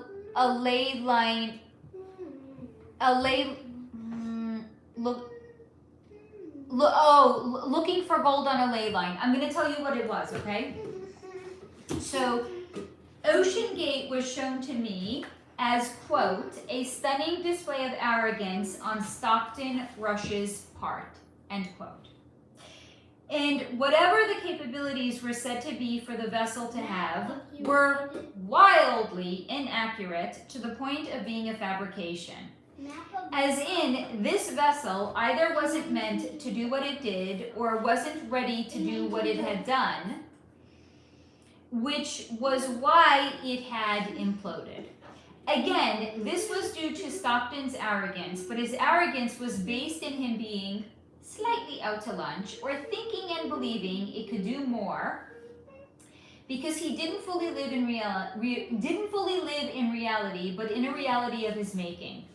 As in he was a visionary, this is his energy, as in he was a visionary extraordinaire, a creative genius who would change the face of deep sea aquatic exploration, and his was a name that would be synonymous with the Wright brothers, but for the oceans and not the skies. If only his ambition matched the reality, because it did not even close. I am clearly, or rather I should say this is past tense, I was clearly being shown, he was told it was not ready, and the people telling him this, exchanging weary glances as he flat out ignored them and pressed on. It's not that he didn't care, it's just that he didn't care about their concerns, because again, in his mind, he couldn't fail on this expedition. As in, he had an overinflated ego, and in his mind, he had achieved God-like status already, so nothing could hold him back from success. But he put the cart before the horse and also made inaccurate statements to those that wished to go with him, and his arrogance cost them their lives as well. Someone named Stockton Rush. Well, what is So that was shown to me what happened with Ocean Gate. It did implode, but it imploded because Ocean Gate imploded. he really didn't live in reality. KM, not an engineer, so forgive the lack of knowledge on what it's called. Be ain't no shit about how to build an airtight machine, water pressure. He lied about clearances, didn't pass safety testing. Yeah, because in his mind, it couldn't fail. He was achieving godlike status. His name was going to be synonymous with the Wright brothers, but with the ocean and not the skies. Living not in reality. KM, Crime Weekly has a good factual series on them, very sus. Swims, they hit a ley line. KM, well, that's spot on. You were 100% spot on. Thank you. It's nice when I get the 3D validation. Swims, I think they hit a portal and are in another dimension. It was shown to me that it did implode though. I mean, is it possible it crossed into another dimension and then it imploded there? Sure. But definitely it's shown to me that they did actually implode. But it's possible they crossed into another dimension and they imploded there. That was a fun one. Anything else of interest we can share in here? I'm really, by the way, going to try on Tuesday. KM, you even had the exact tone of his voice. I'm going to really try to get the Delphi video up for Tuesday. The reason I'm going to say is I'm going to try is because I have to do a screen record. I have to put my phone into Do Not Disturb mode.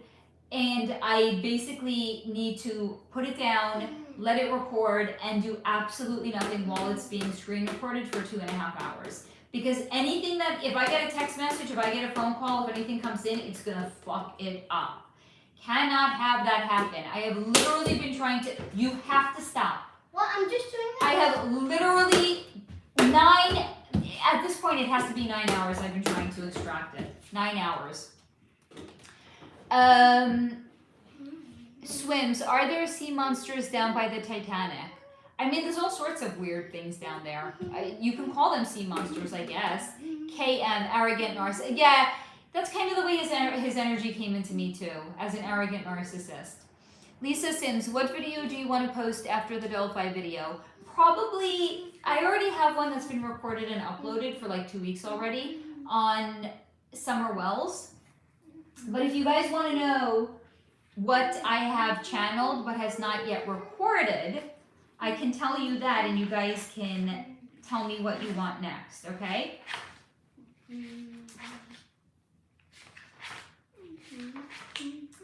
Gender inversions. Amy Bradley, RFK Jr., well, Summer Wells is already uploaded. The Cold Case AMA we just did now. D.B. Cooper, Nelson Mandela, Shakespeare and Ernest Hemingway, or John O'Keefe. You guys can weigh in, okay? KM, what else has to happen in 3D for it to be okay for Delphi to be revealed? Ceasefire. Why do you think it's not okay for it to be revealed? That's what I want to know, because I feel like I think there's a very, very good possibility. The reason it's not the. I think there's a very, I think there's an energetic reason that this video is literally being held hostage by the video editor that I'm using. I can't make sense of it. Like, okay, yeah, sure, like it's a long video and there's multiple edits and voice overlays that have been included. We could do all the 3D justifications we want. Something isn't right, and I cannot explain. Like literally, like people in the Mac store were like, you have done literally everything you can to make this work. We don't have an explanation for why you cannot do this. If that's what they're telling me. Swims, is the Kraken real? I don't know what that is. KM, JFK or JOK? KM, just curious because of your video. I think it's some serious fucking reveals, and I feel like energetically it's being blocked because this is going to. I can't even talk about it without going into deep. And here's the thing: I can't do it live, guys, because there's so much 3D information that I brought in that I show in the video. It's going to lose so much if it's not a pre-recorded video. Just trust the content creator. Abundantly Empowered. Read the Last President series by Ingersoll Lockwood with Barron Trump. Are the Trumps time travelers? Trump's uncle had access to Tesla's documents info. I actually have spoken about this in a previous video. I will answer it for you. Was that a members video? No. So look at it this way. There's a trunk, not a car trunk. Like imagine a trunk that a person would keep things in. There's a trunk. Where are you going? Bathroom. Okay. There's a trunk that is in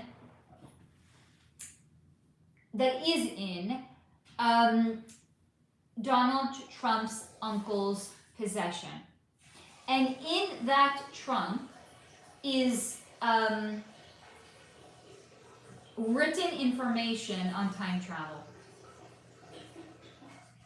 Physically with your vessel, but also there's written directions on how to send things back and forth in time. So imagine writing a letter and putting it in an envelope with the date that you want it to go to and who you want it to go to. And then putting that in the trunk. So a time capsule. Yeah. Or no. Sending it back and forward in time. So let's say in 2025, I want to send a letter back to 1883. For what? Why? Just listen. So I'm going to write out the date, January 1st, 1883, whatever it is, and who I want it to go to. And then I'm going to put it in a specific location. it's going to go back in time to that person. And then How are they gonna? they can write a letter to who it's going to go to in the future. So you can literally correspond back and forth in time. Mom. Now imagine it's not just a letter, but imagine it's sending technology that they didn't have back then, like a video recorder. You want to send evidence of something that happened. Stop with the It ball. dropped out of my hand. What do you want me to do? I want you to put it away. That's what I want. So holding it is not away enough? So Oh my god.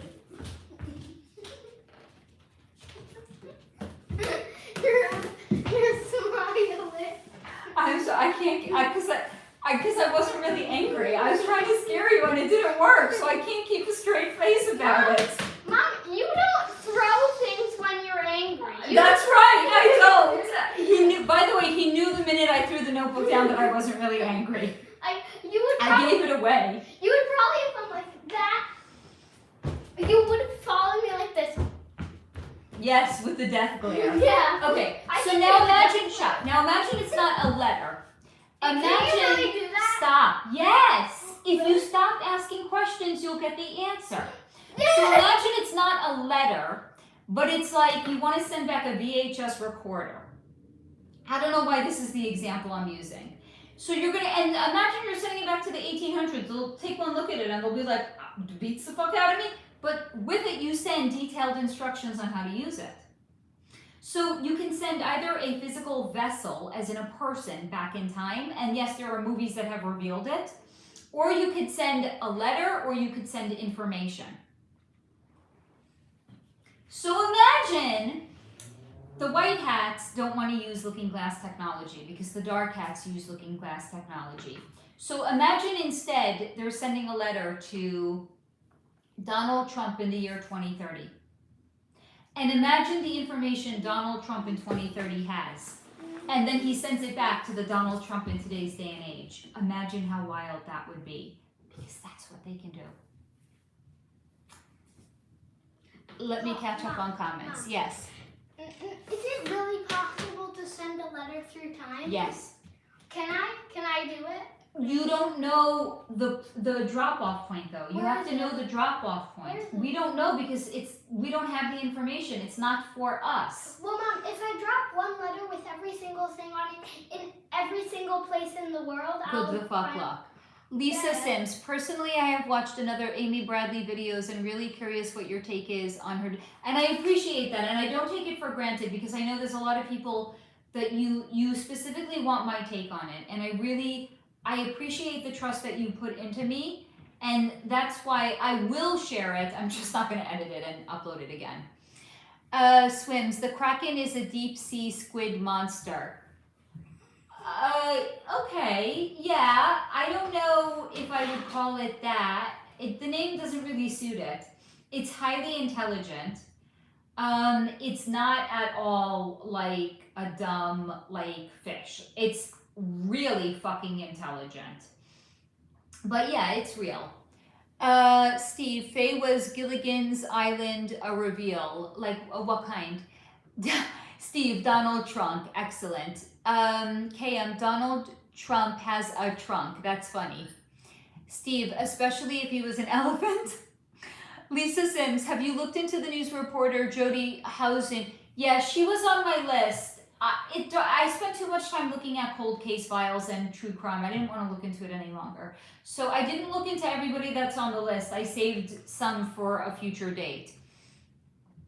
Red Run Survivors Council, good morning from Germany. Well, hello to Germany. You mean Germany? KM, wait until his eye gaze is above yours, like a stare laugh off. I'm not ready for that. Steve, so time capsules, yes, they go both ways. Time capsules go both ways. Abundantly empowered, so freaking wild. Yep. Red Sun Survivors Council, what is this channel about? Well, we're dismantling the Matrix over here. Which is good. We do it with psychic energy reads, and we also do it with pattern recognition. And my name is Pet. And once you see the truth, you cannot unsee it. So if that sounds like your jam, I would love for you to stick around. And I'm Pet. Swims, what? Steve, Pip, let's send letters through time. I want it. No, I'm not a time traveler, but I know about these things because I have something called guides, and they show me but not everybody is in touch with them, but everybody does have them. And this is just what's been shown to me, and I share it with you guys. Swims, I couldn't follow clearly what you said about Donald Trump sending future info. I just used him as an example because he's like the president, so he seemed like a good notable example.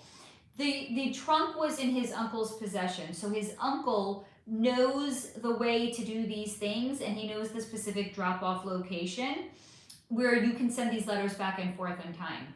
So even though in our understanding, let's say the year 2030 hasn't happened yet. It hasn't, that's why. Everything is, you can still, it's something that we're not meant to understand it. Like my guides have shown to me the way that it works. My brain feels like it's going to break. I don't understand what's being shown to me. But it just is. Essentially, we could travel back and forth in time. No, we could send letters back and forth in time. Even if in our understanding the year 2030 hasn't happened, objectively we could say it hasn't. We could still, Donald Trump could still send a letter to Donald Trump 2030 and get a letter back. I'm sorry, my brain feels broken when I think about it. KM, like portals to open timelines to Germany bunkers in Latin America for time travel equipment. Well, yes, kind of like that, but also they were given information in Antarctica. Lisa Sims, okay, thanks for looking into it, Faye. You're welcome.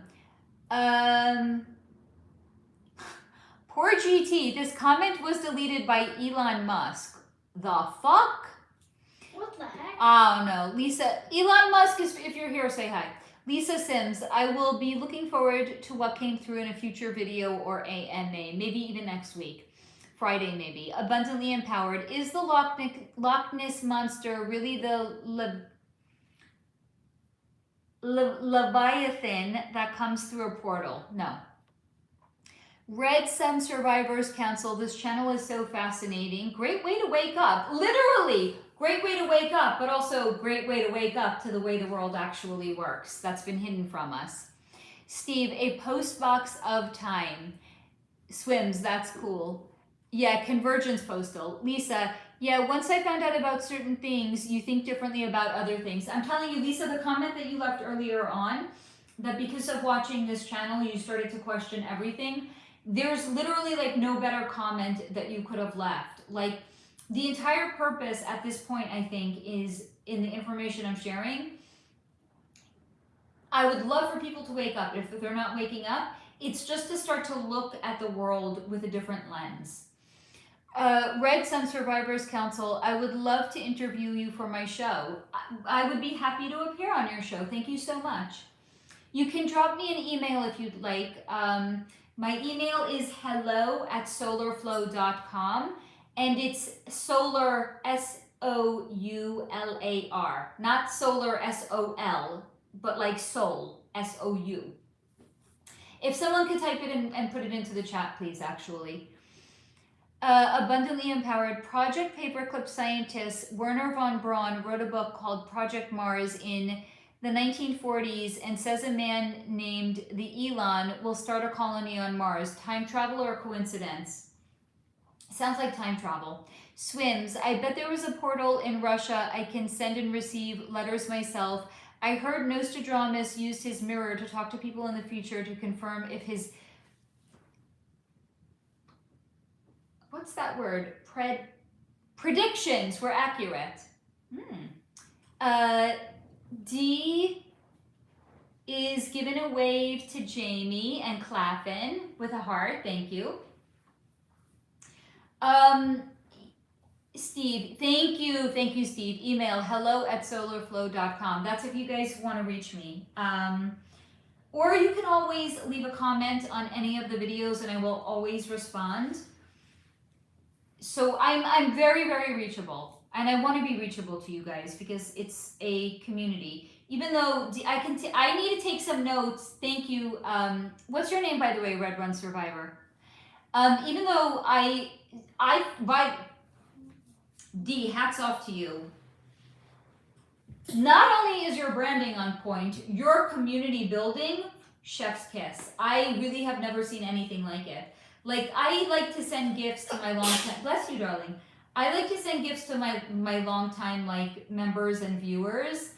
But, like, you, like, open it up for everybody. You make it, like, a whole beautiful... Share the love. It's amazing. I'm really, like, I'm taking notes on what to do. Like, you do giveaways every time you reach, like, 1,000. I think it's brilliant. And I'm gonna do a Secret Santa because I'm taking notes from Dee, and seriously, Dee. And when we hit 5,000, I'm gonna do some sort of a giveaway also. Taking notes, I'm taking notes. Yes, and it shows. It really is your love language. I'm gonna do it. So guys, 5K, we're gonna do, I don't know what, we're gonna do some sort of a big giveaway. Yeah, I love you. Yes, queen.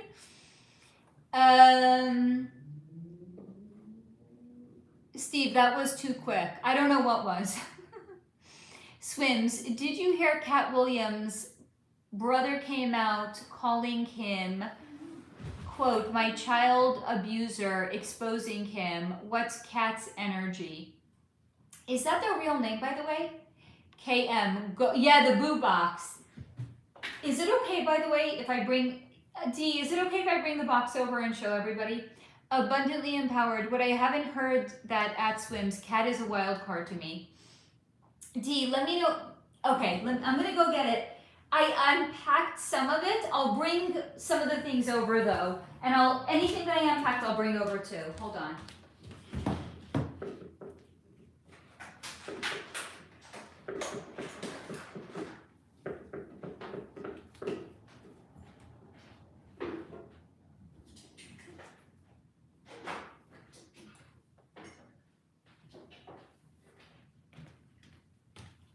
Okay, I just packed it back up because I want to share with you guys. You're just... Dee is too freaking cute. Okay. Check out the branding. Look at the box. You cannot. I saw this sitting outside my door and I was like, that's Dee. I took one look at the box and I knew this was from Dee because that's brilliant branding. Look how cute this box is. Cannot.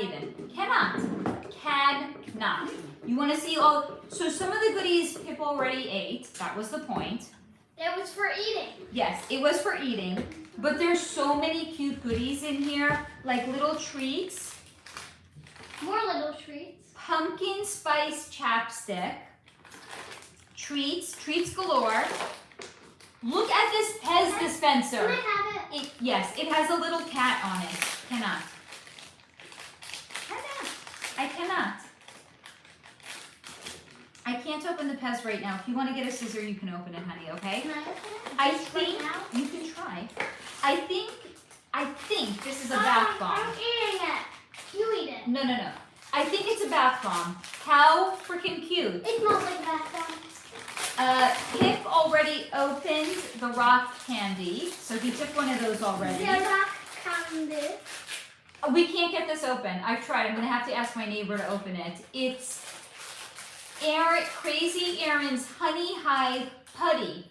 I cannot. I'm telling you. I tried. Pumpkin spice tea. The aforementioned t-shirt with the cutest freaking back ever. Hold on. Let me show you guys the back in case you haven't seen it. Can you pop open the Pez?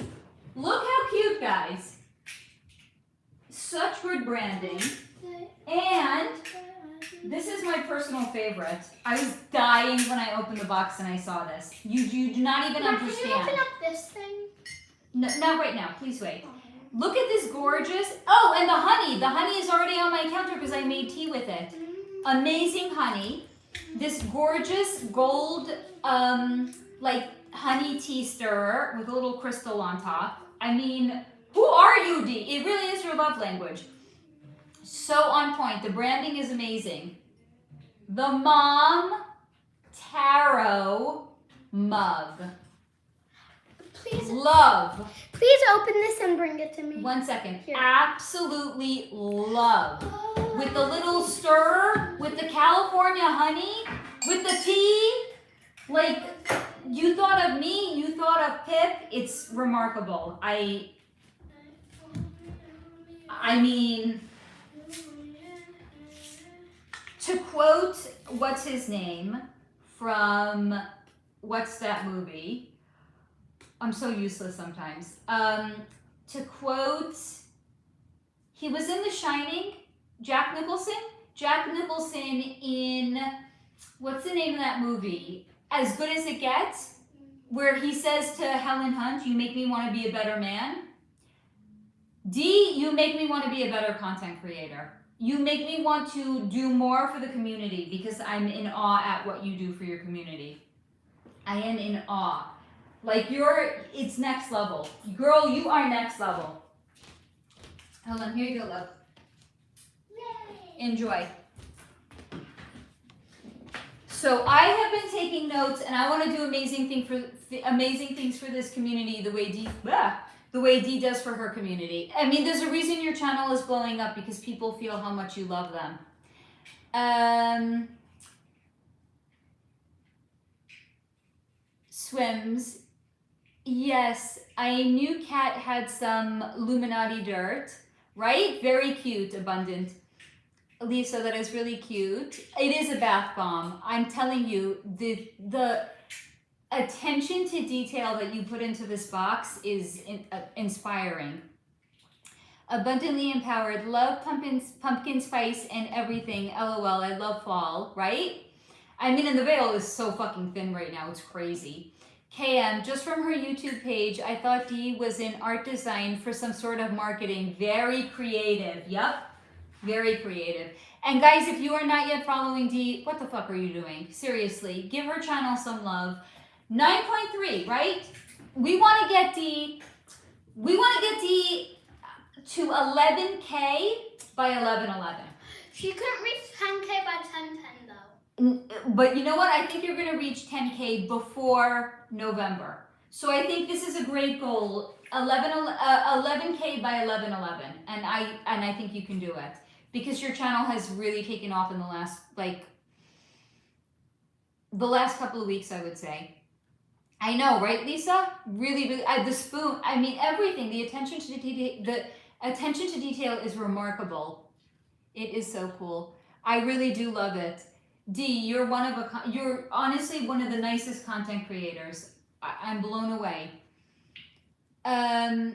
Stop. Thank you for saying that. I've really had a horrible week. I needed this.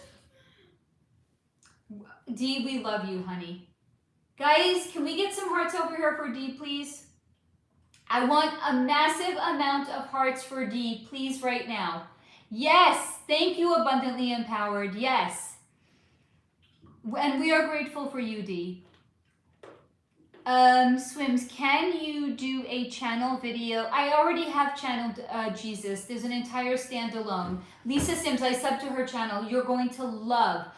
Now, I have not seen all of her videos because if it's a topic that I want to, I'm very, very honest. I'm very, very upfront. If it's a topic that I haven't looked into, I'm not going to watch a video because I don't want to be influenced. So I haven't seen everything that you've done on Charlie Kirk recently.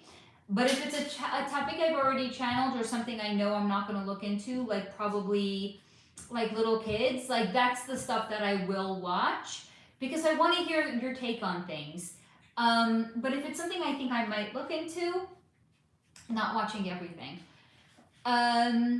Yes, good job, guys, subbing to Dee. Yes, yes, yes. I want it. Your girl. You're gonna hit 11. You're gonna hit 11 by 11:11. It's going to happen. We are manifesting it into the world. Replay crew, if you guys are not yet subbed to Dee's channel, we want to get her to 11K by 11:11, and you will love her content. Abundantly Empowered. Love how supportive of other content creators you are, Faye. So beautiful. You know what? I'm paying it forward to Dee because Dee had called out my channel. Like this is the craziest story. Good. More hearts, guys. Thank you. It's the craziest story. I saw, like I have, all content creators I'm sure have the back end. It's something called YouTube Studio. It's basically where we can see like all of our analytics, we can see comments. It's like a really just easy, convenient place to see what's going on in your channel.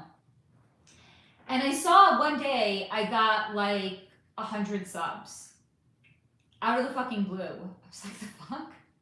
That doesn't usually happen. Like 100 in a day, that was like I mean, that's where Dee is at right now. That's not where I was at the time. I think I had like 3,200 subs.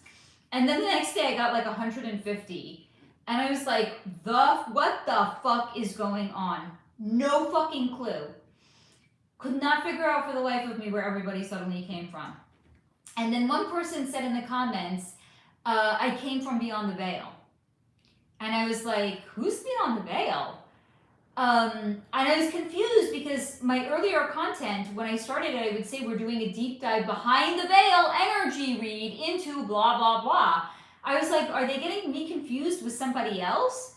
And then another person left a comment and they're like, I came from Beyond the Veil. And I was like, there must be a channel named Beyond the Veil. 2 people commenting on 2 different videos, something's up. So I put in the search Beyond the Veil, and then lo and behold, there was a channel called Beyond the Veil. And I was like, okay, but how did they end up coming to me?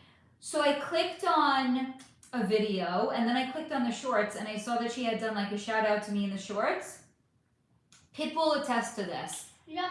I was screaming. I know. I was fucking floored. I was so blown away. Dee, I ran up to Pip.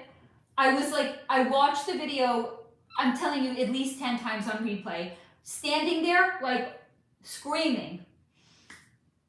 It was so thoughtful that you had done that, Dee.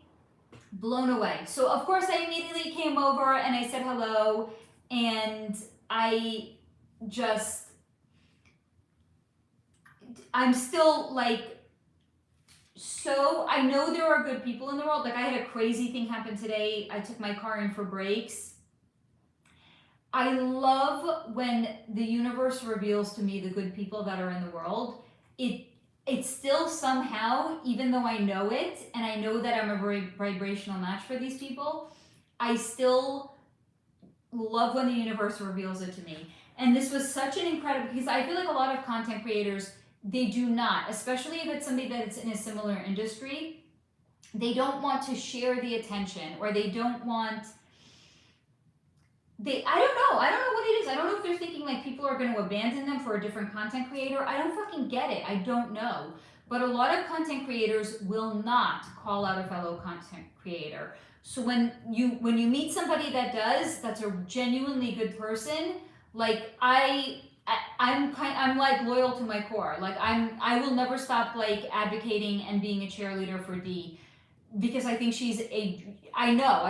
you're a genuinely good person. Mm-hmm. And you not only do you want to succeed, you want to see other people succeed. Because you didn't just call out me, you called out OutKast, right? I go to OutKast. I like hanging out with his community too. I don't know, Dee, if you heard this before, if you were in the live stream. I went onto OutKast live stream last night. I was at $39.95.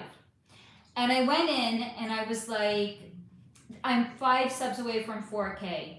Can I get 5 people to sub to my channel? And people went over and they subbed. Not even like a question asked. Like, that's amazing. And you know what? OutKast has called me out also. He's like, we like to support content creators that support this channel. I didn't do it because I thought he was going to call me out. I did it because I like his content. And it's like, if you, Dee, gave your seal of approval to OutKast, that's good enough for me. Because I know your energy and I know your vibration. And if you give your seal of approval, that's A-okay. But I genuinely like his channel. I like his content. I like what he's all about. And he's also a really, really gracious content creator. And that's why I shout him out as well. Because when you meet, I shout out Nick from Sobering Stories. Like, it's a lonely place if you're a content creator that's not going to give love to other content creators. that's lonely, and that's not the kind of vibration that I want to bring into the world. I want to support people, I want to love them, and I want to support them hard.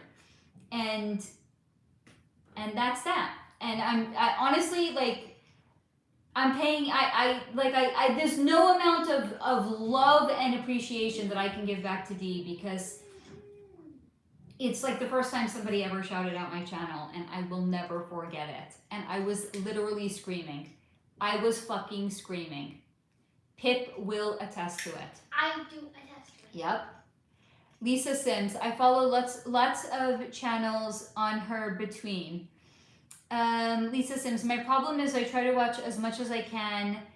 That time will allow me to. I mean, I think it's a better use of time than like TV. Swims, is my future ex-husband Elon Musk an alien? No, but he is a starseed. Dee, I haven't heard this story. I loved it so much. I was screaming. Screaming. Abundantly empowered. You are all inspiring to create content. I just got to get over my fear of being seen and heard. You know what? Magic really happens when we allow ourselves to really be seen, right? Because I feel like doing this kind of work, you know, like being a psychic, you get labeled crazy, right? So I know exactly what you're feeling, because I had to be okay being, you know, crazy, right? I had to be okay in my own community with people knowing I'm a so-called psychic, you know, whatever that word means anyway. But it actually, I feel like so many people have confided in me things that they never would have confided in their own experiences with their own gifts and abilities that never would have happened. And I feel like there's a level of healing that can occur when they see somebody that's not afraid of their gifts and abilities and actually embraces it. Dee, yeah, it's a very weird thing where content creators won't let anyone even mention someone else's channel. It's ridiculous. We are a vibrational match, and I'm so glad that you found me too. We are definitely a vibrational match. That is not even a question. Abundantly empowered. Yes, uplifting each other is what it's about. I don't even understand why people do not. I do not. Love you, Mom. I love you. Thank you. What the heck happened? Being silly? No. KM, exactly. The only way to conquer dark is sending tiny ripples of high energy vibrations. Energy is free and no one reads the same. Better together. And you know what? Here's also the thing. Somebody once asked me, like, aren't you afraid that the truth will come out and what you shared won't be the truth? And no, because to me, there's not one, it's more about bringing, oh God, bless you. It's more about, first of all, every person is going to find a reader that is at their own vibration, right? Some readers are really, really dark and they pick up on really, really dark energy. There's an audience for that. There's a vibrational match for that. Yeah. To me, it's not about like it's not about like being proven right, because that's approaching it with a sense of ego. There's no ego. It's I want to. Ego. No, that's putty ego. Yeah. It's more about providing information that's going to resonate with the right people, right? And I don't only just talk about like the post-cognitive energy reading. There's so much, you know, we're talking about reincarnation. We're talking about the soul mission, soul contracts. Like, I feel like the objective reality about anything I look into is such a minuscule part of what I actually do here. Because the primary purpose of everything on this channel, yes, it is dismantling the matrix. But it's also just, baby, you gotta stop with the ball. I dropped it. How many times are you gonna drop it? Put it down. I dropped it. It's more about, you wanna talk about vibration? Here, my vibration is being wobbled by this fucking ball. It's more about just, babe. How many people are on? People are going to see me murder a basketball if you don't put it down right now. Like that? Put it down and do not pick it back up. Like that? Like that? KM, exactly. I already read that. Put it down. I did it. Do you want me to put it? Thank you, Steve, for sharing the link. Yes, do not pick it back up. If it is in your hands one more time tonight, it will not exist in the morning. I will run away. Thank you, Steve, for sharing the links. It's Sims, I agree. YouTube has kind of turned into my TV watching. Yep.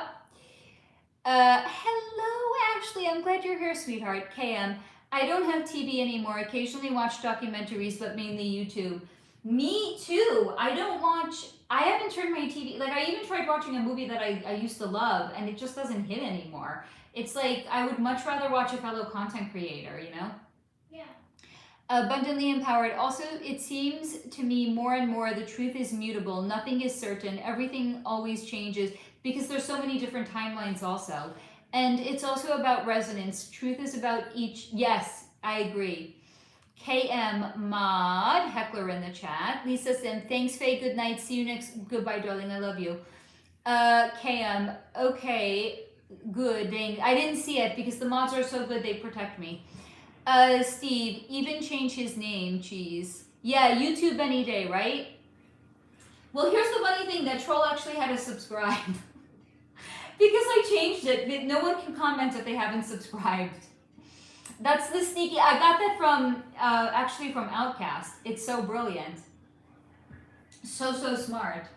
Because I went over there after Dee had called him out, and I saw Dee and I wanted to say hi, and I wanted to be like, Beeyondtheveil sent me over. And I tried to comment, and I couldn't comment because you had to be a subscriber for more than 5 minutes. He was so gross. I mean, some of them, I mean, they're trolls. They're, you know, they're not coming over here usually to say something nice. So, guys, I don't know if OutKast is on. If he's on, what do you say we all head over there and say hi to him and give his channel some love and let him know we came over from Solar Flow. Can anyone check and see if he's still live? I mean, it is 2 a.m. there. He does sometimes go until like the wee hours in the morning, so I don't know if he's still on. He is on. What do you say we all head over and say hi to him? He's a really cool dude. He's so gracious. He's really kind. The community is amazing. The first day I was there, I just said hi, and like 25 people were like, hi, welcome. It's amazing. Right? Thank you, Dee. Let's go. Guys, let us go over right now. We're going to go over to OutKast. Steve, I love you. With a mod like this, I love you. Guys, let's all go over there. Let's all say hi to OutKast. Yes. Say we came over because of Solar Flow and originally because of Beeyondtheveil. We like to support fellow content creators. We're going over there. I'm going to see you all over there. I love you all. Thank you for coming and hanging out with me tonight. Now let's go over and spread some love. I love you guys. Hopefully I'm going to have that video out for you guys on Tuesday. It's a good one. Please watch it. Delphi, not to be missed. Love you all. I will see you at OutKast. You are most welcome, Abundantly Empowered. I cannot wait to see all of you guys over there. Let's go spread some love and positive vibes over on OutKast channel right now. I love you, and I'll see you guys over there. Good night.